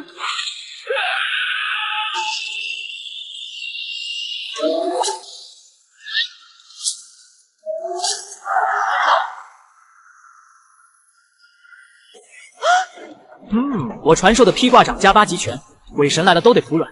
什么鬼啊！雪老哥不是12阶虚空境吗？怎么能一拳把22阶的雪球打飞？是啊，财神爷怎么忽然变成战神爷了？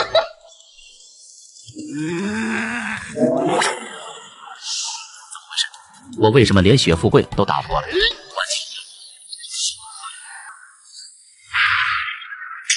传听命令。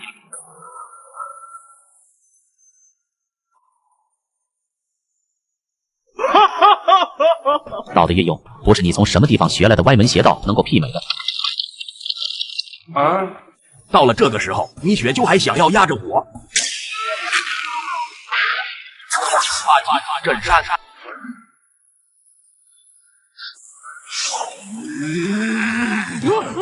果然是有点本事。按照他现在展现出来的抗击打能力，我起码得动用6/10才能将其打死。也不知道雪家老祖能让我动用多少力。什么玩意？6/10的力量打死到险境，你这个牛吹的不太好吧？长老，我们眼下该如何是好？这个雪富贵肯定是留不得，杀了他，帮助家主脱困。雪无忧的瞳孔陡然之间收缩，浑身瞬间僵硬，仿佛是被什么绝世凶兽盯上了一样。他甚至感觉那刀身上任何一道雷霆，就能让自己这个道君灰飞烟灭。外公正在忙着教训贼匪头子，你们这帮无耻匪徒想要干什么？没干什么，爷。老老实实滚下去待着，然后等着正义审判，能不能听话？明白，爷。一己之力让雪无忧还有雪家魏军居然不敢动手，一人挡万军，这小子还真是帅啊！主人表情还要再轻松一些，嘴里的毛毛草最好是往上再翘一点，会更帅更酷。现在呢 ？Perfect， 十分完美。我去，这小子是不是在故意耍帅啊？亲自动手过后才发现，你简直是软爆了！就你这种货色，怎么可能是大德帝的后裔？你又怎么可能是我亲生父亲？你现在沉默也没用。从今日起，雪家家主暂时由我雪富贵担当，雪家会归但凡有上无。雪老哥，你可真行！接下来有什么安排？这个问题可就要问我这个孙女婿了。现在外公已经完成了计划的第一步，接下来就轮到你的表演时间了吧？事不宜迟，咱们现在就去动身找到那雪家老祖的所在。老祖隐藏之地，你们根本是不可能知道的，就算是想要从我的口中逼问，也绝对不可能。看样子，这个雪家家主定然是藏身在某个附属空间中，并不在此见面。这是我们抓到的雪家老祖化身，通过这个化身，我早就已经定位了雪家老祖的位置。感应的地方就在这里了。这里好像什么都没有啊。轻松一点，这才哪到哪儿？你好歹是妖皇之女，别这么没出息嘛！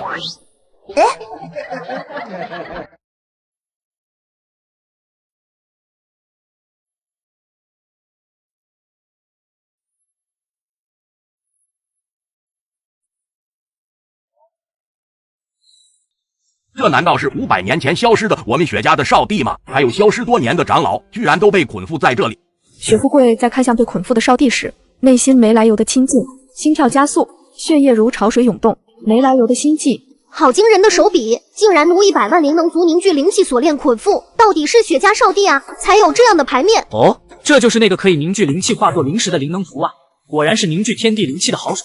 外公，这些都是你的亲人吧？是的，他们和我一样，都是庶出子弟。阴险老狗，小迪举刀向雪家老祖砍去，虽然气势惊人，但速度不知为何却出奇的慢。七星盟洞悉了雪家老祖的阴谋，这里居然是一个残忍的牢笼，无数的灵能族被奴役着，陌生的男人被捆缚着。端坐在上方的雪家老祖就是一个贪婪的掠夺者，寄生虫夺取了他们的一切。而七星盟这一刀就是知道。小迪搞定了，我录制完毕，加速吧。血雨雷闪一刀，小子，在我的小世界里，我就是神。万分之8。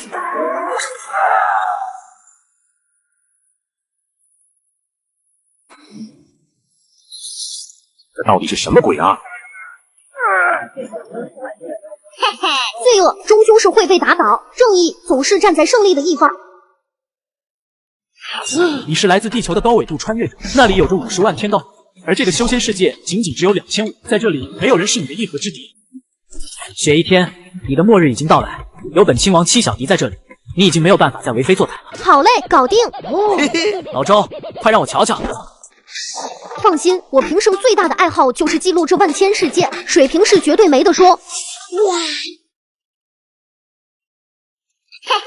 帅呀！这角度，这运镜，居然还运用了蒙太奇手法。你说的那些我是不太懂，但到时候如果配上比较不错的乐曲，效果自然是会更好。还能够配背景音乐。听到周月的话，小迪双眼都在放光。如果软饭天尊这个名号不能改变的话，至少也得让自己的形象尽量高大一些。小迪，我去解救雪家众人，你看着这个家伙，别让他耍什么花样。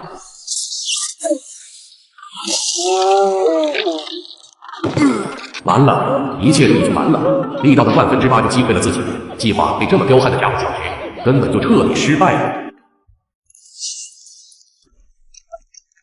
薛一天，你本是一个乞儿，被父亲捡到留在我的身边侍从。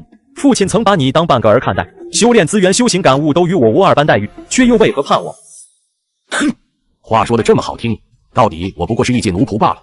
在别人口中，我依旧是你雪震天身边的一条好狗啊。所以你以为那次秘境，我以一己之力与所有同辈为敌，不惜一切打得他们跪地求饶，到底是为谁出气？这怎么会？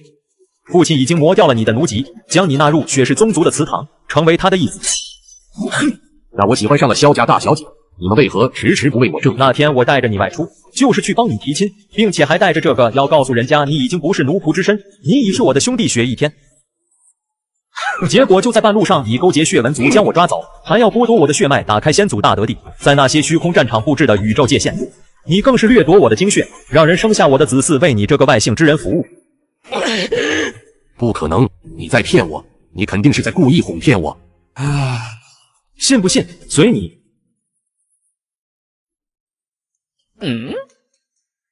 没了？难道就没什么其他更加劲爆的内容，更加阴险的消息吗？不是，比如这个薛一天独断妄语，有看遍古往今来的大能，于是他要对付一个叫做七小迪的无辜之人。这个年轻人到底在说些什么？怎么在他的口中，薛一天莫名其妙成了这么恐怖的存在了？你是不是有病啊？整个计划里没你半毛钱关系，你特么到底是谁我都不知道，为什么要对付你？没道理啊！还是说其实这背后有更深层次的黑手？该不会一切的始作俑者实际上是雪氏宗族吧？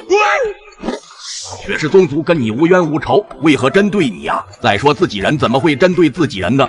雪富贵死死抓着小迪的手臂，不断的劝说着，生怕他一个冲动就朝着雪氏宗族过去了。不过你伤害了我外公就是伤害我，你伤害了我，赔偿是肯定要给的。从今以后，这环山界雪家的一切财富都归我和外公所有。如果我不给你呢？你以为这掌控界域世界是那么简单的事情吗？那些附庸势力签订的契约，就是你张口一句话就能更改。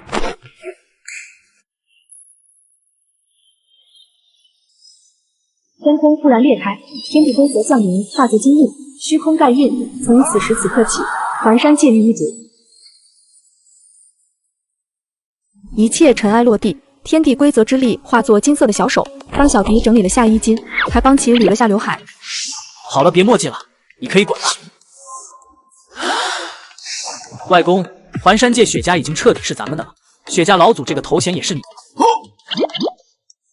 老周，你把你录制的我的帅照，就是这人以及其族人的种种劣迹彻底公布出来，广传天下，让普罗大众当做一个反面教材。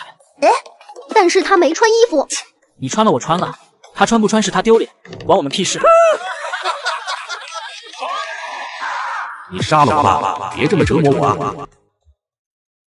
这几日，雪富贵和亲生父亲雪震天一行人彻底的接手了环山界，而能够操控灵气的灵能族则被小迪装到了洞天之内。主要小迪还准备过些日子把环山界域也给融到地狱中去，到时候驳杂的灵气就可以交给灵能族和花神族处理了。咱们不做虚空飞行灵气吗？小迪这孩子嫌虚空飞行灵气的速度太慢了，所以才会选择带着咱们飞。如果坚持不住了，提前告诉我。与此同时，女帝联合地狱之外虚空航线之上的一个世界碎片当中，正在进行着一场激战。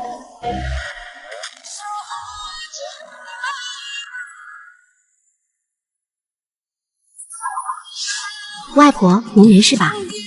没事，都怪外婆太过心急寻找你外公，结果让我们落入了陷阱当中。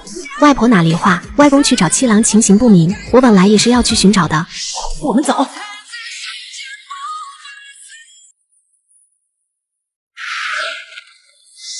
小迪怎么了？为何停下？我心中突然有了不好的感觉。子若，有危险！就在刚刚，小迪刚解决完雪家危机，没想到自己老婆这里也出事。没想到你居然是20阶道境强者。嘿！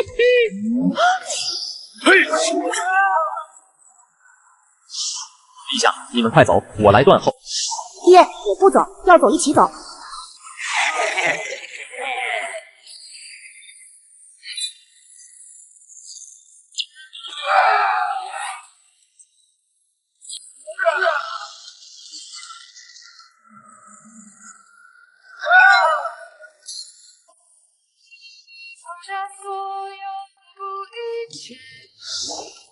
本王的陛下倒是承蒙你们照顾。七郎，没受伤吧？若儿，不好，七郎你快去救外婆。没关系，有外公在呢。敢伤我老婆，饶手！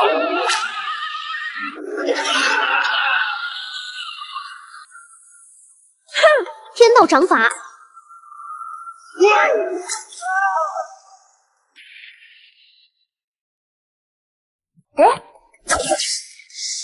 亲王大人，你们总算是回来了。老钟你被打得很惨了，没带龙秋到一起吗？他在的话，你们合体横扫这帮人应该没问题啊。外公什么时候变得这么强了啊？他骨骼惊奇，更是练武奇才，加上吃了太多大德地留下的海量资源，再由我引他走向练武一半，算是厚积薄发吧。领头的人外公给你们抓住了，而且发现他手里拿着这么一个东西。大人，您可否去一趟我的家乡，将我家乡藏在女帝联合地狱之内？先前不是跟你说了，地狱灵气暂时混乱，再融入界域世界的话，说不定不一样的。我家乡灵气纯净无瑕，融入只有好处，绝无坏处。大人跟着我走一遭就会明白。这是虚空星土，对，这是指引着我们一族的家乡所在。不过这星土因为残损，他们暂时无迹可寻。可我们一族的家乡绝对不能被这些人找到。大人，求您成全。你们家乡风景怎么样？非常好。那就行了，正好去放松一下，就当踏青游玩。不知道我的女王陛下可愿陪同？正准了。对了，咱们出去玩的话，大炎皇朝怎么办？不是还有太上皇我父亲在吗？说的不错，好孙女，你就跟小迪好好出去玩一趟，放松放松，万事让你爹顶着就行。去玩了，太棒了！你还想出去玩，想得美！陛下好不容易出去放松一下，您老老实实跟我回家帮忙巡守大炎。周月，你们这是怎么碰上的？嫂子，当时你们走的匆忙，我就一直在环山界商会总部照看来着。你们去环山界了，就一夜的功夫。嫂子，这都不算啥，周老哥现在都已经是雪家老祖了呢。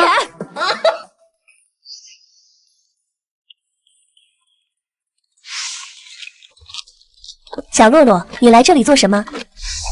找子若开小灶啊，恶补一下知识，省得老爹一天到晚念叨我不会治理国家。而且我都3天没见到七哥哥了。人呢？都忘了，今日是女帝联合朝会，他们肯定是先去那边了。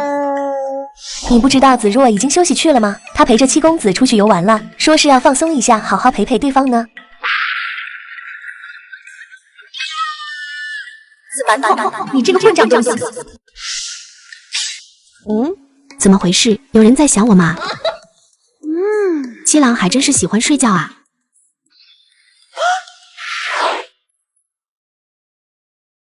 死无之地，修为弱者沾上就会压制不住灵气，直接爆体而亡。按照外公描述，七郎实力不凡，这灵能族族长应该不敢生出二心，可为何要带我们来这死亡禁区？难不成他的家乡在禁区之内？怎么回事？有点不对劲啊！这是回你家，你问我们怎么回事？七郎，你睡醒了？家乡的人改变了阵法，这死无之地正在侵蚀整个虚空州。如果不想办法的话，我们恐怕会……齐大人，您要做什么？解决问题。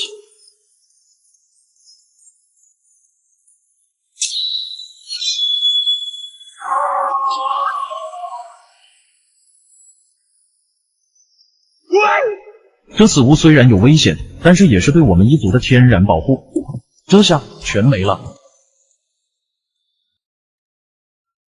你们像极了我脑海中的一个身影。我的女帝们啊，我回来了。我来自地球，那里有着50万法则压制力，而这里法则之力只有2500。就在2天前，我解决了雪茄危机，却在返回途中又发现武灵军对灵能族蠢蠢欲动。在其太子的请求下，我决定带着大老婆子若前去查看一二。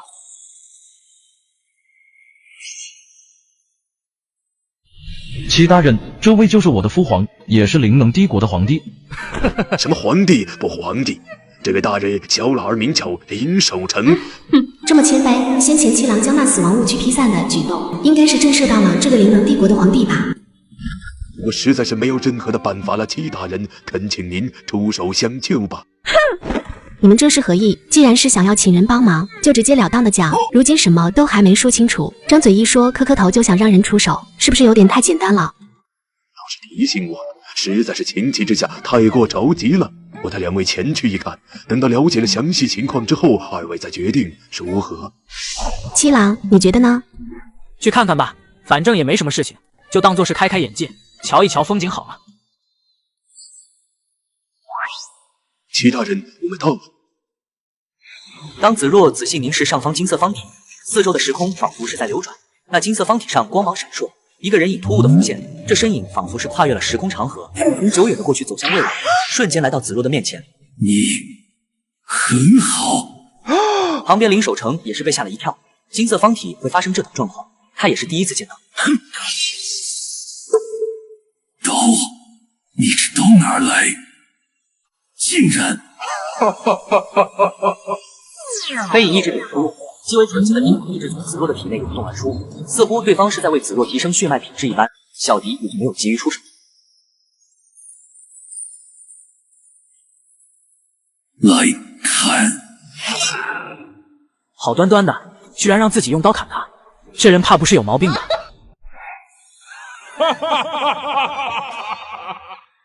你笑什么？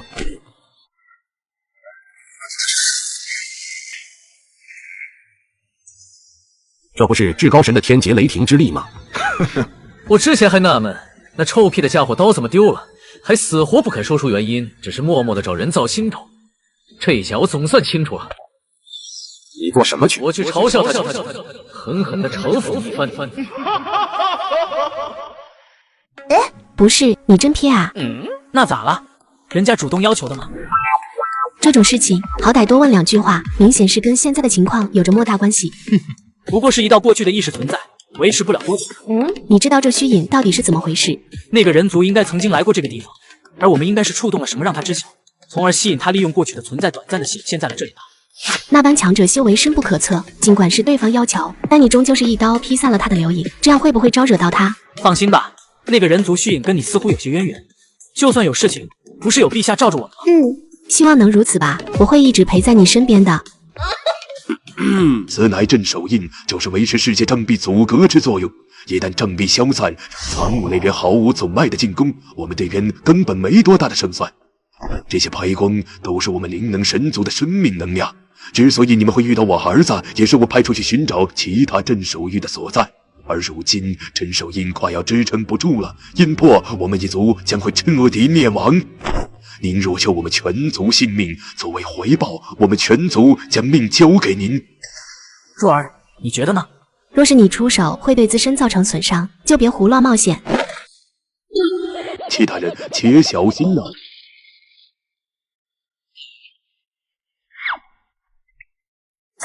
外面好黑呀，什么都看不清楚。话说这个镇守印为什么不直接堵住这个裂口？干嘛非要飘在这个地方？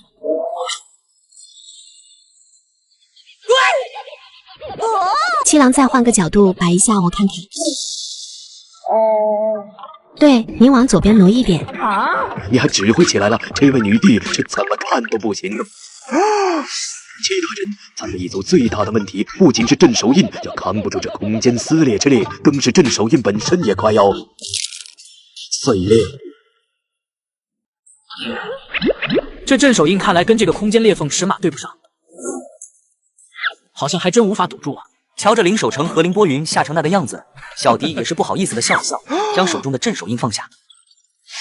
主人，按照分析推测，这些地方应当是其他镇守域的所在。您所处的位置是第94镇守域，一旦这些权限失效的话，那么世界障壁就会彻底崩塌。看样子这个裂缝不填补不行啊。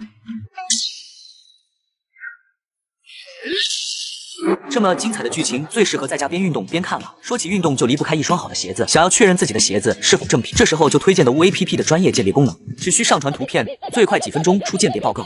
德屋鉴别团队已经累计鉴别超6亿次，覆盖鞋服、箱包、美妆、手表、玉石珠宝、酒水、宠物等19个品类，专业可靠。快点我评论区链接试试吧。成啊，竟然这么简单！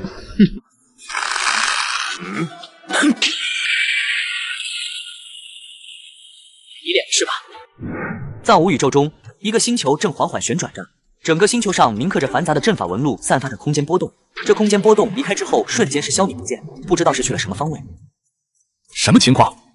有点奇怪，藏灵那边的镇守域似乎进行了反击。反击不过是低等的修炼文明宇宙，他们拿什么反击我们的空间震荡？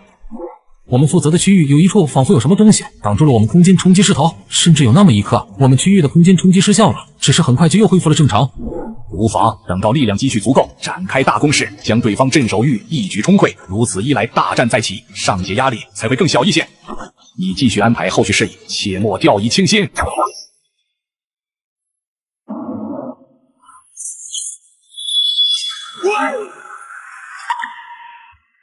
七郎，你没事吧？没事，若儿，灵能神族的问题我来解决。恐怖的轰鸣声不断打响，它四周的空间开始逐渐崩塌，骇然的气息瞬间原本朝着这边冲击的空间撕裂之力都仿佛是停止了一样。我帮你们解决问题后，灵能神族加入女帝联合戒律，听命行事，有没有问题？仅仅是气势就让空间坍塌，全听七大人的。3/1000。怎么回事？空间之力居然在回流。搞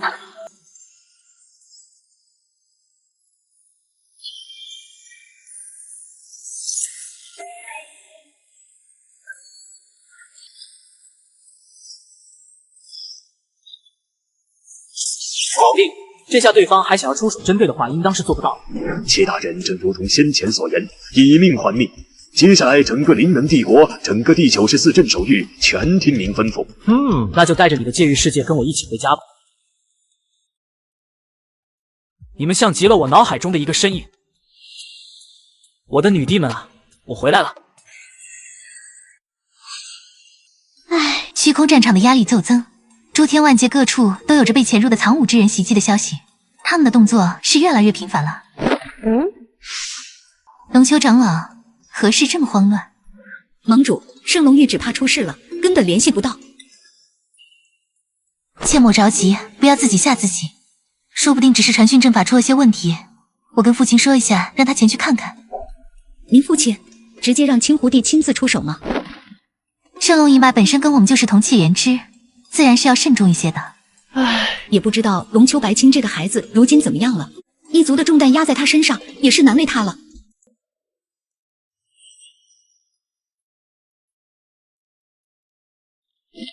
怎么了，小白青？出了点事，我的家乡失去联系了。有这种事情，那你准备怎么办？可能我得回去一趟了。我跟你一起去。七哥哥跟紫馒头跑出去玩了，事情我都甩给老爹去管，实在是无聊，不如跟你出去玩一下。此事恐怕有凶险，不是去玩的。无需担心，你我境界提升这么多，联手之下气息共鸣，什么事情处理不了？你只是单纯的想要找架打。怎么可能？这可是关乎于你家乡的重要事宜。作为你的好姐妹，我哪里是为了找架打啊？而且我在帮你叫一些人一同前往。放心吧，有我在，不会出事的。行了，瞧把你能的。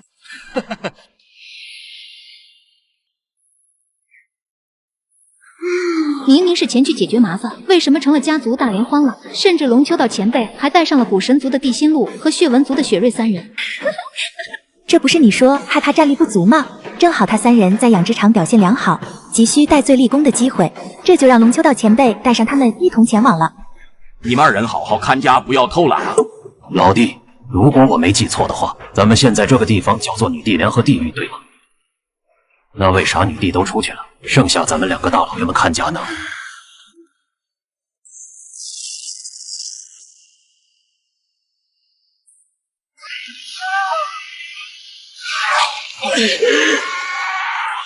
小迪那孩子这次回来该不会又带了个界域世界回来融合吧？当初使用秘术跟这个界域世界捆绑为一体，本来以为以后修为都无法窜进了，谁曾想这孩子有这等恐怖的实力，实在是太适合我了。你这种不劳而获提升实力的办法实在是太赖皮了。谁让我有个好女婿呢？不是，他也是我女婿，好不好？没想到齐大人这里居然还有花神族这个古神族另一脉的存在。哦，花神族也是古神族一脉。这样一来，地心路的万象神族，你们的灵能神族，还有花神族，我这里就有3种古神族了。不错，花神族这一脉是万象神族跟我们灵能神族一脉的因缘中诞生脱离出去的一脉，渊源颇深呐。大千世界真是无奇不有。对了，地心路呢？他是古神族的万象神族一脉，好像蛮厉害的，出来让你们瞧个新鲜。他被龙丘道大人带走了，除此之外，血瑞跟战柯吉也都被带走了，还有洛女帝跟一众家人，好像是去了圣龙域。好端端跑圣龙域做什么？苏盟主传讯给龙丘白青，说是那里失去了联系，好像出事了。要不要我们也跟着走一趟？必须走一趟，此事太危险，太凑巧了。镇守域的危机刚一解除，就出现这样的事情，只怕彼此之间会有联系。难不成镇守域的一切敌人已经动心？我岳父跟着你练武，实力强横无双，你也别太担心了。并且苏盟主的父亲青狐帝也过去了，应当无恙。糟糕，有人要害我！倒是稀奇了，这位七相公哪来的兴致跟我来传讯呢？还当着自己妻子面联系我，这不太好吧？你别调皮，我只问你圣龙域那边出事是何时发生的？你好凶啊，妾身都有点怕了。让我想想，约莫是6日前，圣龙域忽然失去了联系。听到没有？我说什么来着？镇守域事情解决的时候，也就是在6日之前。会不会只是一个简单的巧合呢？不会，他们肯定计划捉我的家人，以此为要挟，用他们的性命逼我就范，逼我残杀身边同伴，毁灭百族联盟，灭绝整个藏灵诸天万界。不行不行，咱们不能坐以待毙，必须要去圣龙域将问题解决，把对方的险恶用心提前扼杀。还真是个有意思的男人。话说回来，也不知道父亲那边情况如何了。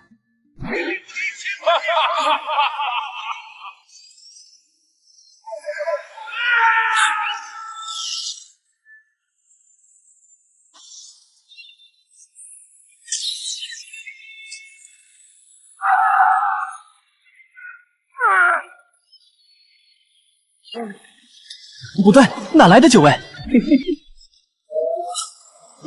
糟糕，中计了！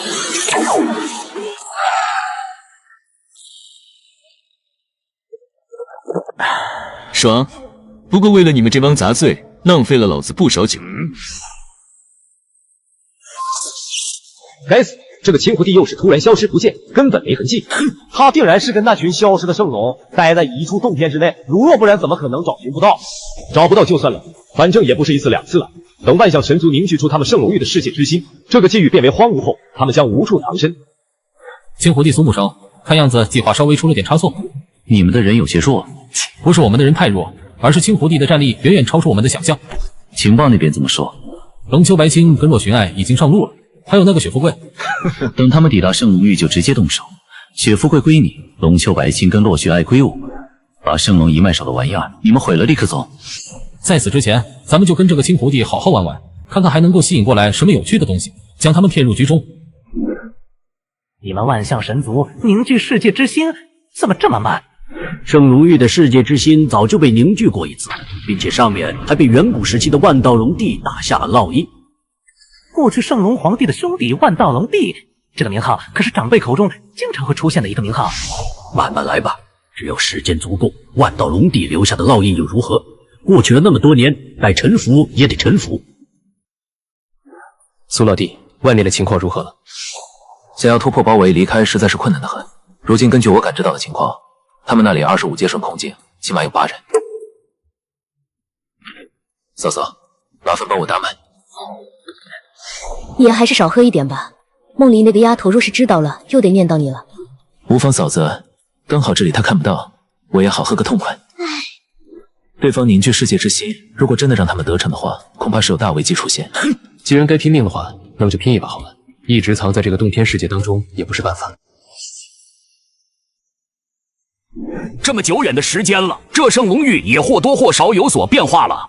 不是要控制虚空战舰的吗？怎么忽然跑出来了？洛陛下，如今即将抵达圣龙域，老夫只要在阵法中提前设定一下，战舰自然而然就会向前而去，不用再盯着了。过去的圣龙域不是这样的吗？位置有所偏移了，不过也正常，毕竟都这么久了。谢。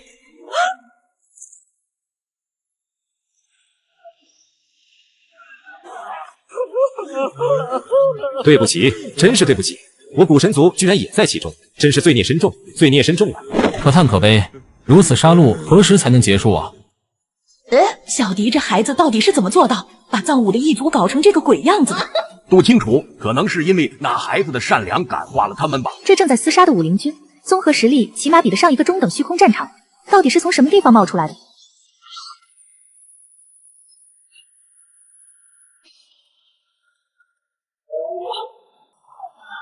曾想对方留了一手，他们真正的底牌竟然是阵法。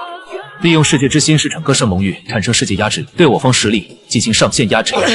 他娘的，难道我们一族真的要亡了吗？这个时候还有好分析吗？随便闪开！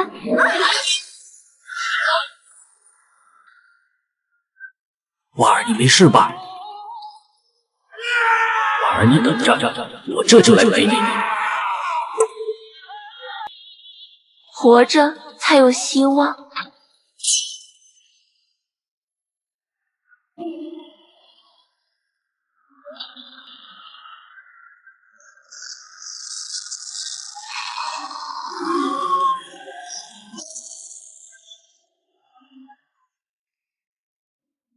你们好大的胆子，敢在我万道龙帝的地盘闹事！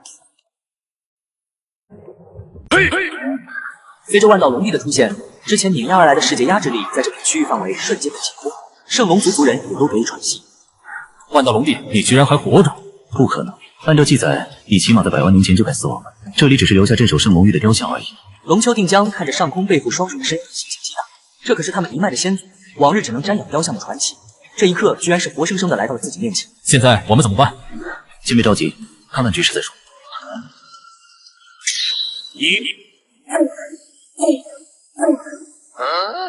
前辈，咱们不继续打了吗？打个屁啊打！赶紧先溜！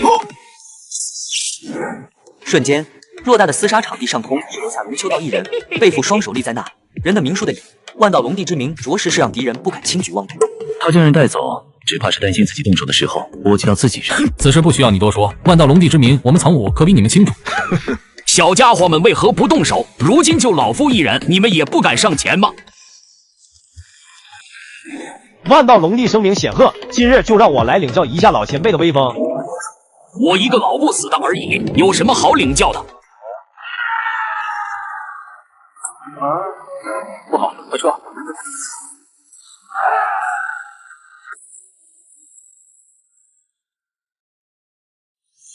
可惜戚大人不在，他若是瞧着，定然要拍手叫好，夸我这个烟花好看了。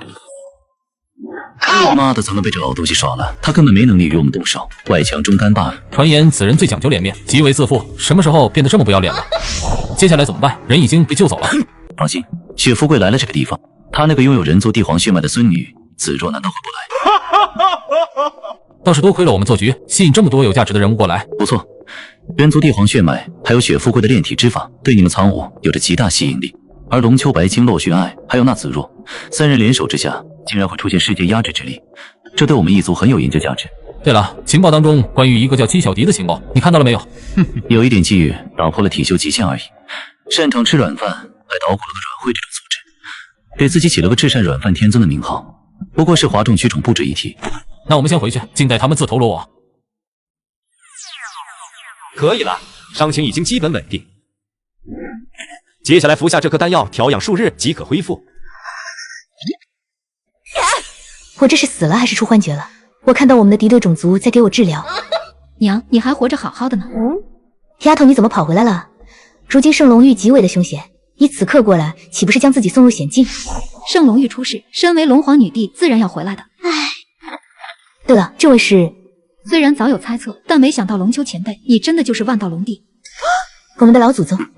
无需多礼，如今我可不是什么万道龙帝啊，老夫也不过是戚大人身边一介大管家，一名老仆罢了。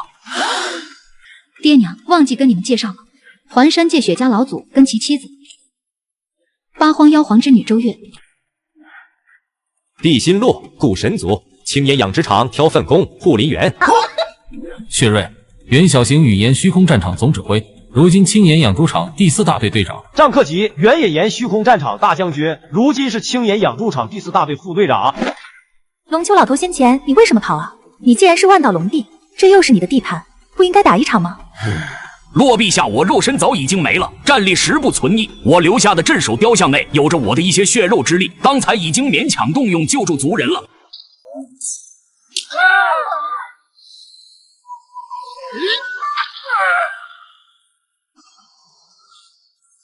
世界压制力越来越大，对方凝聚的世界之心恐怕快完成了。我的实力对抗阵法最多维持1天时间。怎么回事？我怎么感觉世界压制力被阻挡了？他们圣龙族内怎么会有懂得我们古神族阵法之人存在？放心，待老夫自报通知戚大人，一切都不是问题的。那老祖宗一定要多加小心，是万万使不得。相信我，尽量拖延时间，保护好自己。只要等到戚大人到来，就完全没问题了。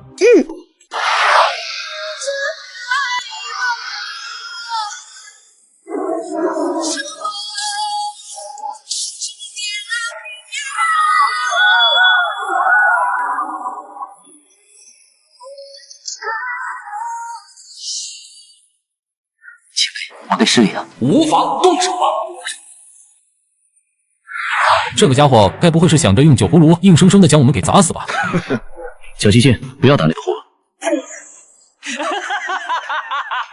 青狐帝，看样子你的小心思、小计谋没有能够成功。你要做什么？你疯了吗？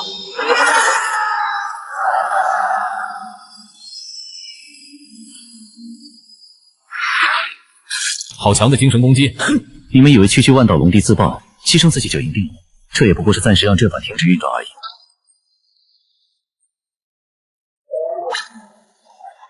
怎么了，七郎？龙丘道爆炸了，圣龙域只怕发生了极为恐怖的事情。不行不行，我们速度得再快一些。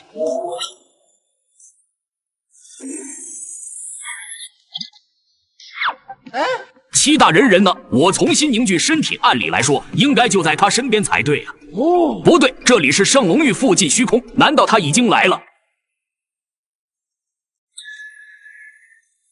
没有了万道龙帝震慑的圣龙域又开启了新一轮的大战，大家都在努力支撑来自于神族和藏族军队的攻击。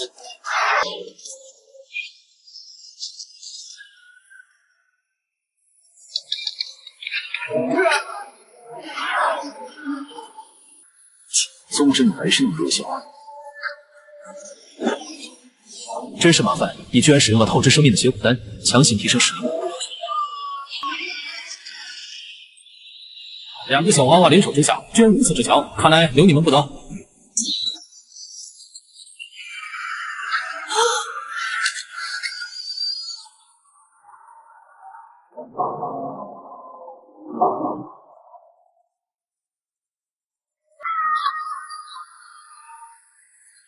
小白亲一定要命了吗？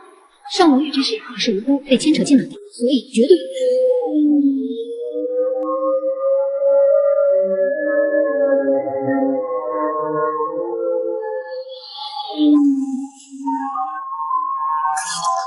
白痴，快回来！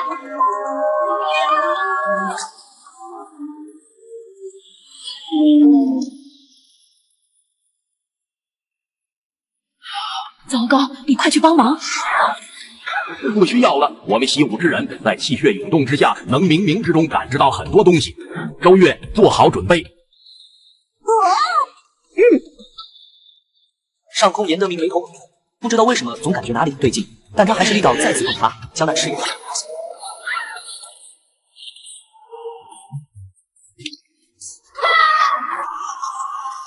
清楚可闻的龙虎声瞬间是响彻在这片天地之间。金色圣龙的加入，促使紫色魔龙和白色圣龙的气息也大幅度提升，世界压制力瞬间暴涨。来了，人族正统帝皇血脉的子路，这局设的对了，3名女帝进阶入瓮。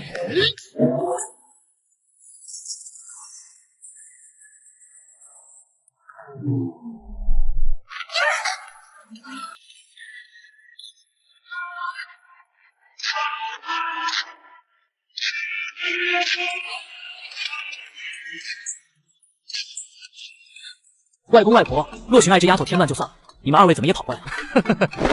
七哥哥，你终于过来了，我都好久没见你了。慢点慢点，不要带球撞人啊！这如此年轻的男子，就是万道龙帝前辈心心念念挂在嘴边的七小迪吗？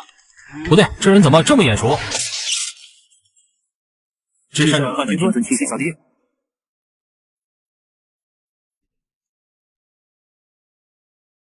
背后谋算我的黑手，就有你一份吗？幕后黑手什么意思啊？这人在说什么？你们果然好本事，居然将我调查的这么清楚。为了针对我，处心积虑，步步为营。这家伙该不会是个傻子吧？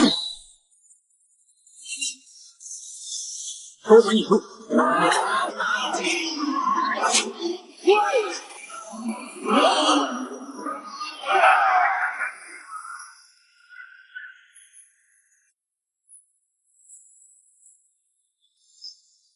还好我们战队及时，否则承受这一击的可能就是我们了。没想到小迪居然这么了不起，这实力一刀就能斩了你吧？你说什么呢，老婆？我是说你跟着小迪略有所成，不要骄躁自满、得意忘形才是，要潜心跟人家学艺。也还好了，只是斩了些杂鱼而已，真正的罪魁祸首还好端端的在那呢。根据刚才那一刀判断，这个七小迪实力虽强，但你我联手爆发，将其拿下应该不难。这种事情我自然也看得出来，只是动手的时候，希望你别耍花样。七哥哥，你刚才那一刀有没有透支到身体？七公子，你可还好？放心吧，我没事。七哥哥小心。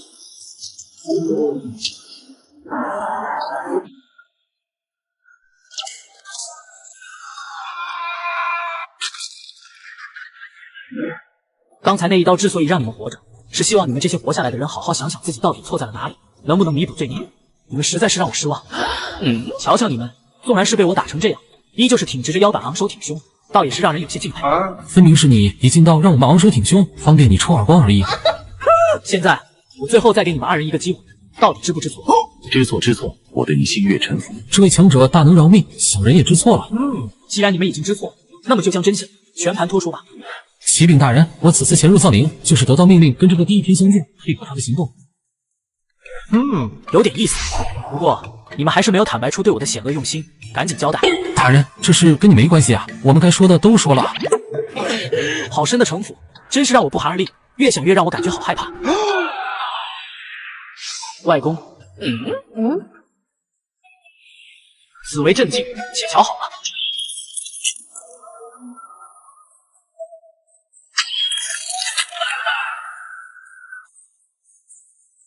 我既然来了，那么就顺便将圣龙玉带回去吧。你们这里之前被世界之心抽取了太多灵气，已经快要跌落至中位界域。距离圣龙玉危机已经过去1个月了，这段时间小迪又过上了废物亲王的日子，对他来说，这样的日子简直是再美好不过了。这明显是在糊弄了事，如此离谱的奏折你也批？哼，这怎么不行了？我感觉是一件挺好的事情啊。好个屁！你看看上面的内容，要在京城给你建雕像，还要国库拨款800万，你是大冤种吗？瞧瞧人家学得多快。这不是智君，对待文官要刚柔并济才是，怎么动不动就斩立决啊你？唉，你们两个家伙多思考，多动一下脑子好不好？小鱼儿，过来帮忙。弟弟，你们之前不在的时候，两个外公都是拉着我来处理朝政，这才歇息几天，我不……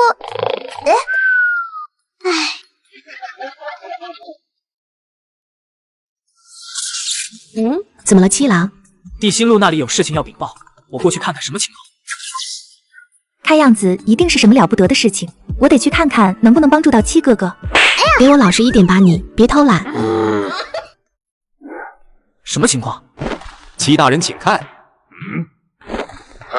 这玩意用不了，你看清楚之后告诉我就行了。地心路嘴角略微的抽搐，他这个时候才想起来，面前这位爷体内没有一丝的灵气。这是一封族中给我的密信，由于帝天的死去，族中对此看样子很重视，信中任务是让我前去调查。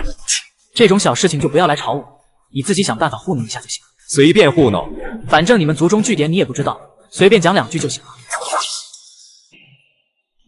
禀告长老，之前百花玉的任务非常顺利，我这就前去圣龙域查探情况，但此行危险恐怕需要支援，不知道能不能提供一些族中据点所在。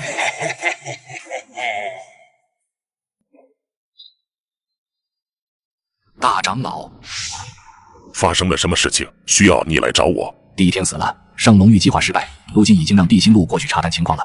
不过我还是不太放心。地恒星没出声，只是挥手之间，身下机台中有阵法涌动而出，诸多情报纷纷是呈现在了他的面前，供他阅览。不太对劲。第二方向的悬浮山域改名地，为一个女帝联合势力执掌，这个界域的障壁膨胀，比寻常界域世界要大4-5倍有余。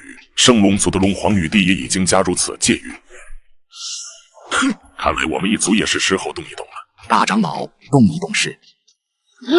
26阶归一境，恭喜大长老成功破境，如此纵横诸天万界，不是绰绰有余了。诸天万界忘记故神族，忘记了我们一脉已经太久太久。我们万象神族一脉是时候重新现世了。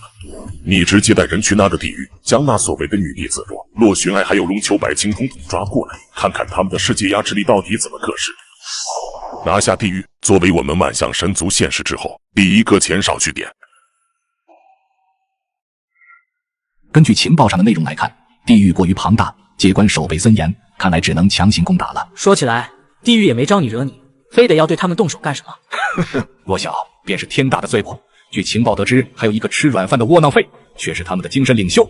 这个男人就不太对劲。哦，如此说来，面对未知不可掌控的存在，直接抹杀才是最好的决定。什么情况？我刚才在跟谁说话？听见没有？什么叫祸从天上来？来之前我说什么来着？你还不相信？只能说七大人神机妙算，没想到族中果然是有人要害你，没想到他们已经堕落如此了。七小弟，地心路，你们怎么来到的万象神界？我们界域隐匿于死亡禁区毁灭神光中，而且一直在改变位置。好了，长老大事不妙了，北面镇守关口的族人尽皆灭亡，一路上到处都是战死的族人，无一活口。看来你们不是悄无声息地潜入进来的，而是将遇到的我族之人尽数抹除干净了。先下手为强，后下手遭殃。看我万象神术，八方路径见阵。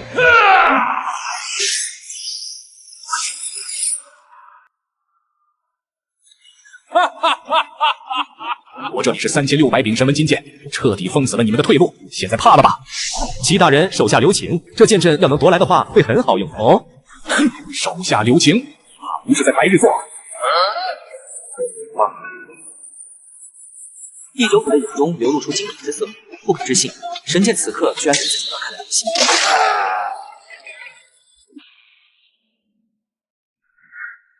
居然还没死！我这修炼之地名曰大日炎星，我为了寻求突破，早已与此处大阵融为一体。而我命令族人们到处收集世界之星，就是为了完成这个召唤大阵。虽然还差一些糊涂，不过献祭了我自己也足够了。极大大。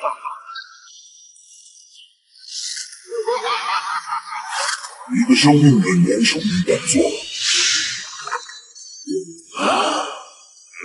居然还有几位有知的人。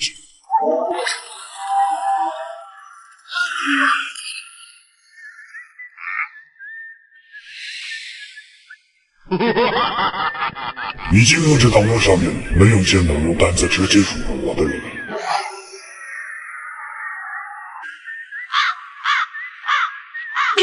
怎么回事？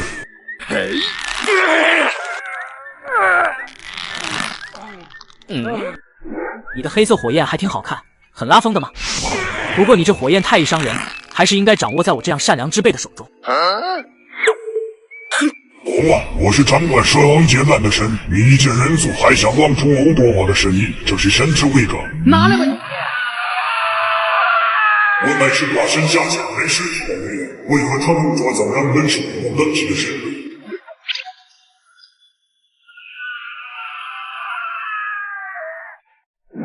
求求你将神印安美，这关乎于我的身家性命，还不得王家水大？你给我好好说话。上界还在大阵，我掌管一方防线，我失去神格死了不要紧，防线失守是大事。上界大战，你们在跟谁厮杀？如今上界藏灵跟藏武同样正在厮杀抗衡，本来是一直处于下风，直到2个关键人物的出世，才勉强将局势扳了回来。什么关键人物？第一位是100万年前你们下界自称人皇的人族，带着一群人成立上界皇庭，抗衡藏武进攻。第二位则是这3年来神族中崛起的女武神，统帅上界散乱的神族，成立了武神仙庭。我如今也是这武神女帝灰显元。防线那么重要，难道这武神女帝就没多安排点人吗？本来我们这里有掌管雷劫神法之力的雷神尊者镇守，只是有一天他的过气之影跟人动手了，然后代表着他神格的神法雷劫刃被人抢走了，导致他的实力大跌。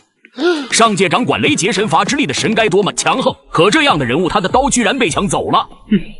那柄刀该不会是淡蓝色泽，萦绕着雷霆之力？你怎么知道？你说的是这柄吗？衰败怔怔地站在原地，看着面前小迪横在他跟前的长刀，脸上表情尤为的精彩。好家伙，原来我跟那个妄图遇见的人竟然是同一个人，那倒霉家伙的刀竟然也是被面前这个男人给抢走了。的确，就是这柄刀代表着雷劫神法尊位。那这位大人，您想的怎么样了？您都有了这把雷神刀了，我的那个神格。你这样说让我很难办啊，毕竟你动手在先，找你要一点赔偿应该算是合情合理吧？这样吧。可怕至极的意志忽然是笼罩了区域。这一刻，小迪显化了自己的武道意志，伸出手，轻轻隔空书写。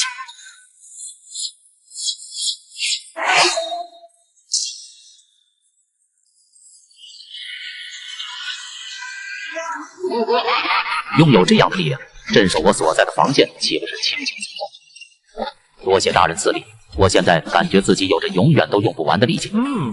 其中蕴含我的武道意志能够让你的力量暴增，我传你力量，你便算是我的门徒了，我也算是你的师傅。正所谓一日为师，终身为父，所以我也算是你爹了。义父，儿深感荣幸。如果再让我知道你胆敢欺凌弱小、恃才狂傲的话，为师必定斩你。义父放心，儿定然不会让你失望。而这分身再坚持不了多久了，还请您好好保重身体。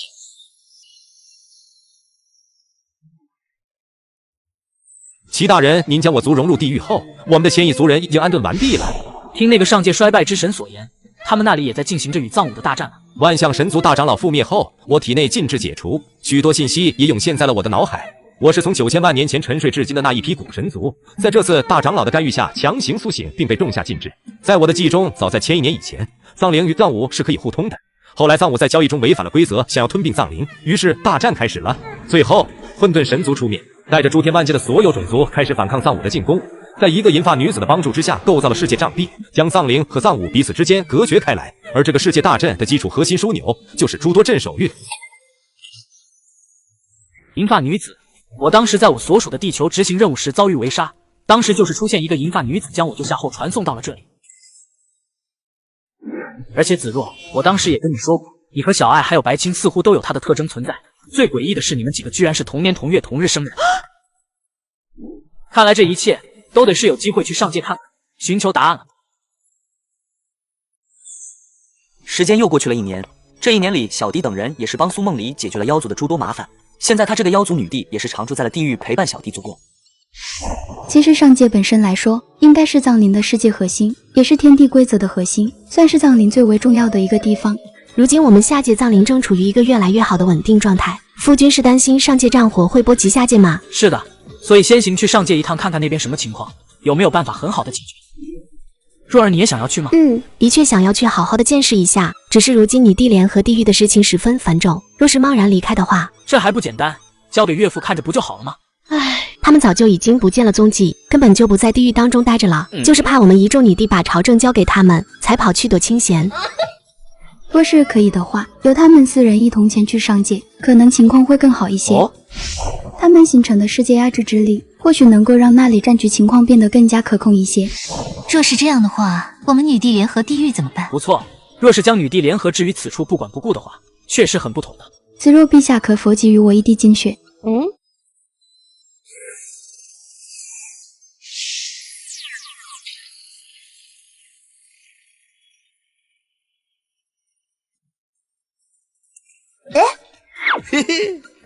这个感觉异常的奇妙。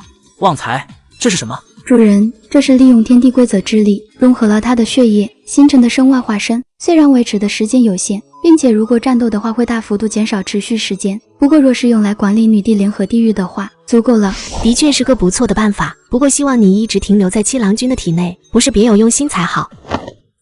本就是同根生，您的心情我能够理解。不过我如今既然显现出来给大家看到，那对于主人来说，我也就远远谈不上是什么威胁了。我，轮到我了，我也要弄一个身外化身。矜持一点，你别这么的激动。如今有这样一个好办法，能不高兴吗？而且上界不是还有你的爷爷人皇在吗？他们2个搞个化身就行了，你最多就算是咱们地狱的一个吉祥物，管理朝政你压根就一窍不通。给你弄个化身，你再给生出祸端就不好了。七哥哥，咱们什么时候动身？那就事不宜迟，咱们现在就出发。昔日人皇飞升上界之后，下界跟上界彼此之间的通道就已经等同于断绝。如今小弟的行为并不算是飞升，而是强行过去，没有在上界引起一丝波澜。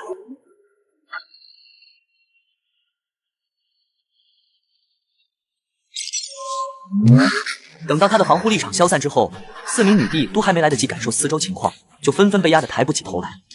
无需担心，一达上界这是正常情况。此处灵气密度和大道之力都是下界的数倍，也算是给你们洗涤身躯了。看样子你这段时间苦修有功，实力进步了不少吧？居然这么快就能发现我的道理。还是拜见爹爹。行了，不是早让你不要这么喊了吗？在这上界当中，每时每刻我都在思念着您。我现在这一切全部得益于大人您的赐予，所以才忍不住喊出了自己的心声。这次来这里，你不要闹出太大的动静来为好，毕竟谁也不知道我的动向会不会被有心人发现，然后对我生起什么险恶的心思。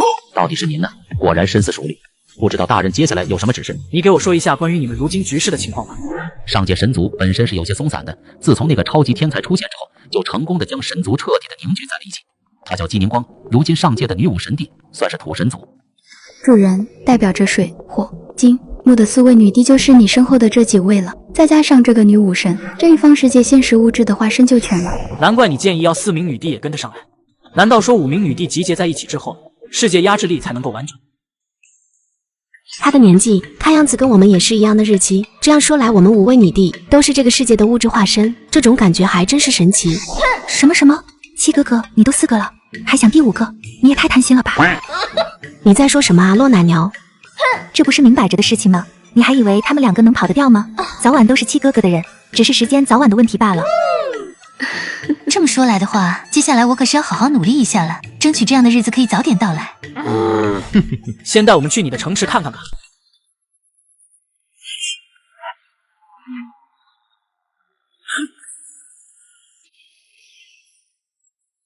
这么快，你们就忍耐不住了？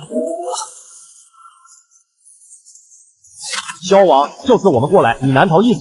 就凭借你们2个，还想要拿下？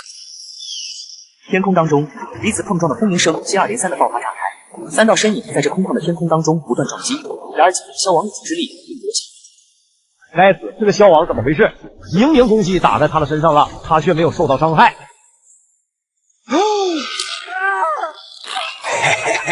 嘿嘿，抓住你了！你该死，速速放开他！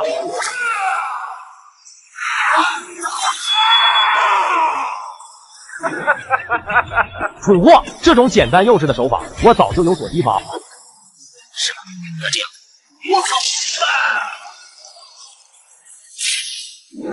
你以为在这个地方打赢了就是真的赢了吗？恐怕你还不知道吧，自己镇守的区域，我们已经派人偷袭了你的后方。师尊，这几位都是我方防线镇守将军，这位就是雷正法，您那把雷刀的主人。齐大人久闻大名，我们在上界也是经常听萧王提起您。我那把刀您用的还趁手吧？就他们那几个臭鸟蛋还想偷袭我们后方，简直不自量力。萧王，我听说这位大人带来了4位女帝，也有跟女武神帝同样的世界压制力，是真的吗？不错，我也同时把这个消息传给了我们武神殿的女帝陛下。你们说的女武神帝金灵光是不是粉色头发，用的武器为一个巨型板斧？是啊，师尊，那正是女武神金灵光，您难道看到她了？就在你们坐镇战场的区域边界，她似乎被什么人给围住了。能够阻挡女帝的只有藏武皇帝的3个皇子了，我们赶紧过去吧。我带你们过去，出手的话让你们先来，我先在一边观察一下，贸然出手只怕是要打草惊蛇。金灵光浑身上下闪耀着神光，照向四方，被其光芒笼罩的诸多藏武神兵，只感觉自己仿佛是被山岳镇压了一样，实力足足下降了一成。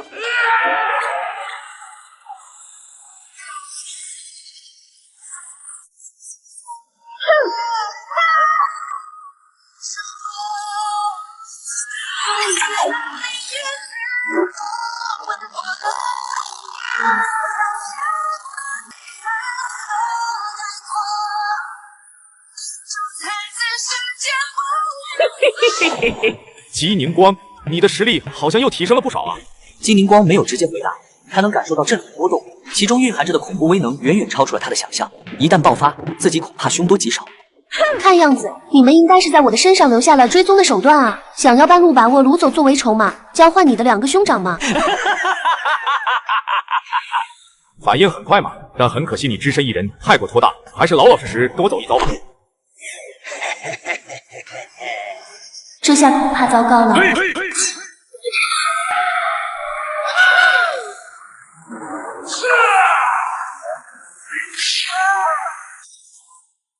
藏武的杂碎，胆敢在藏灵放肆！武元坤，这里是藏灵的地界，你倒还真是敢自投罗网。陛下，你先恢复，在后方替我们维持世界压制力就行，不要上前来。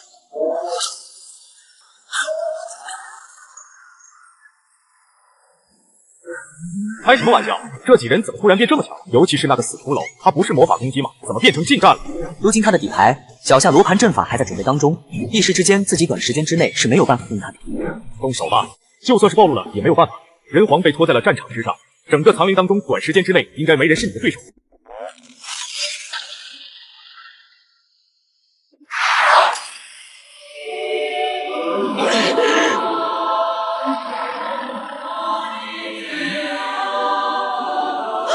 是你，血虎神帝，藏武护国神兽。曾经我的出身之地算是藏灵之内吧，如今回到久远过去的故乡，反而是要被这个地方的世界压制，还真是讽刺啊！这个家伙真的是血虎神帝吗？应该是真的，不过相较于老师的话，他应该也不值一提吧。区区2个小辈，胆敢在本座面前评头论足、窃窃私语，完全没将我放在眼里。只是一头畜生而已，你狂什么狂？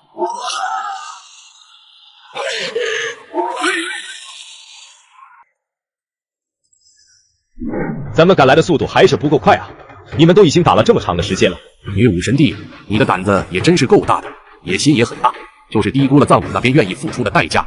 人王前辈，我就是想赶紧跟那4名女帝会合，看看联手之后的威能，所以有些鲁莽了。无妨，您是武神殿的殿主，不用对老夫前辈相称的。你们藏灵还真是当本座不存在啊！这么自顾自的说话，真的好吗？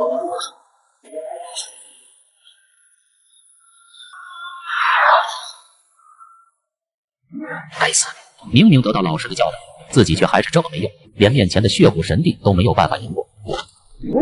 你们还是没能够将自己的实力完全的发挥出来。也罢，这个血虎神帝倒是一个不错的陪练。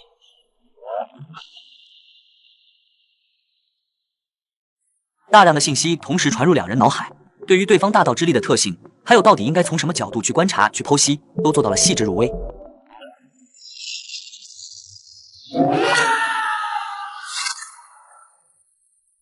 跟2人正在对决的血虎神帝，逐渐开始发现了不对劲的问题。他忽然发现2个人的战斗能力怎么在短短时间之内忽然开始增强了起来。武元坤，你的阵法难道还没有好吗？演戏就要演全套，齐大人不是想看对方的底牌吗？那就逼着他用出来。武元坤此刻额头之上冒着汗水，咬紧牙关，全力催动体内的灵气，朝着自己脚下的阵法拼命的灌注。刹那间，藏灵对藏武之人本身的规则压制之力仿佛不见了踪迹，彻底的消失。另一边，本身是被压制的血虎神帝气息正在节节攀升，好像在恢复往日巅峰的姿态。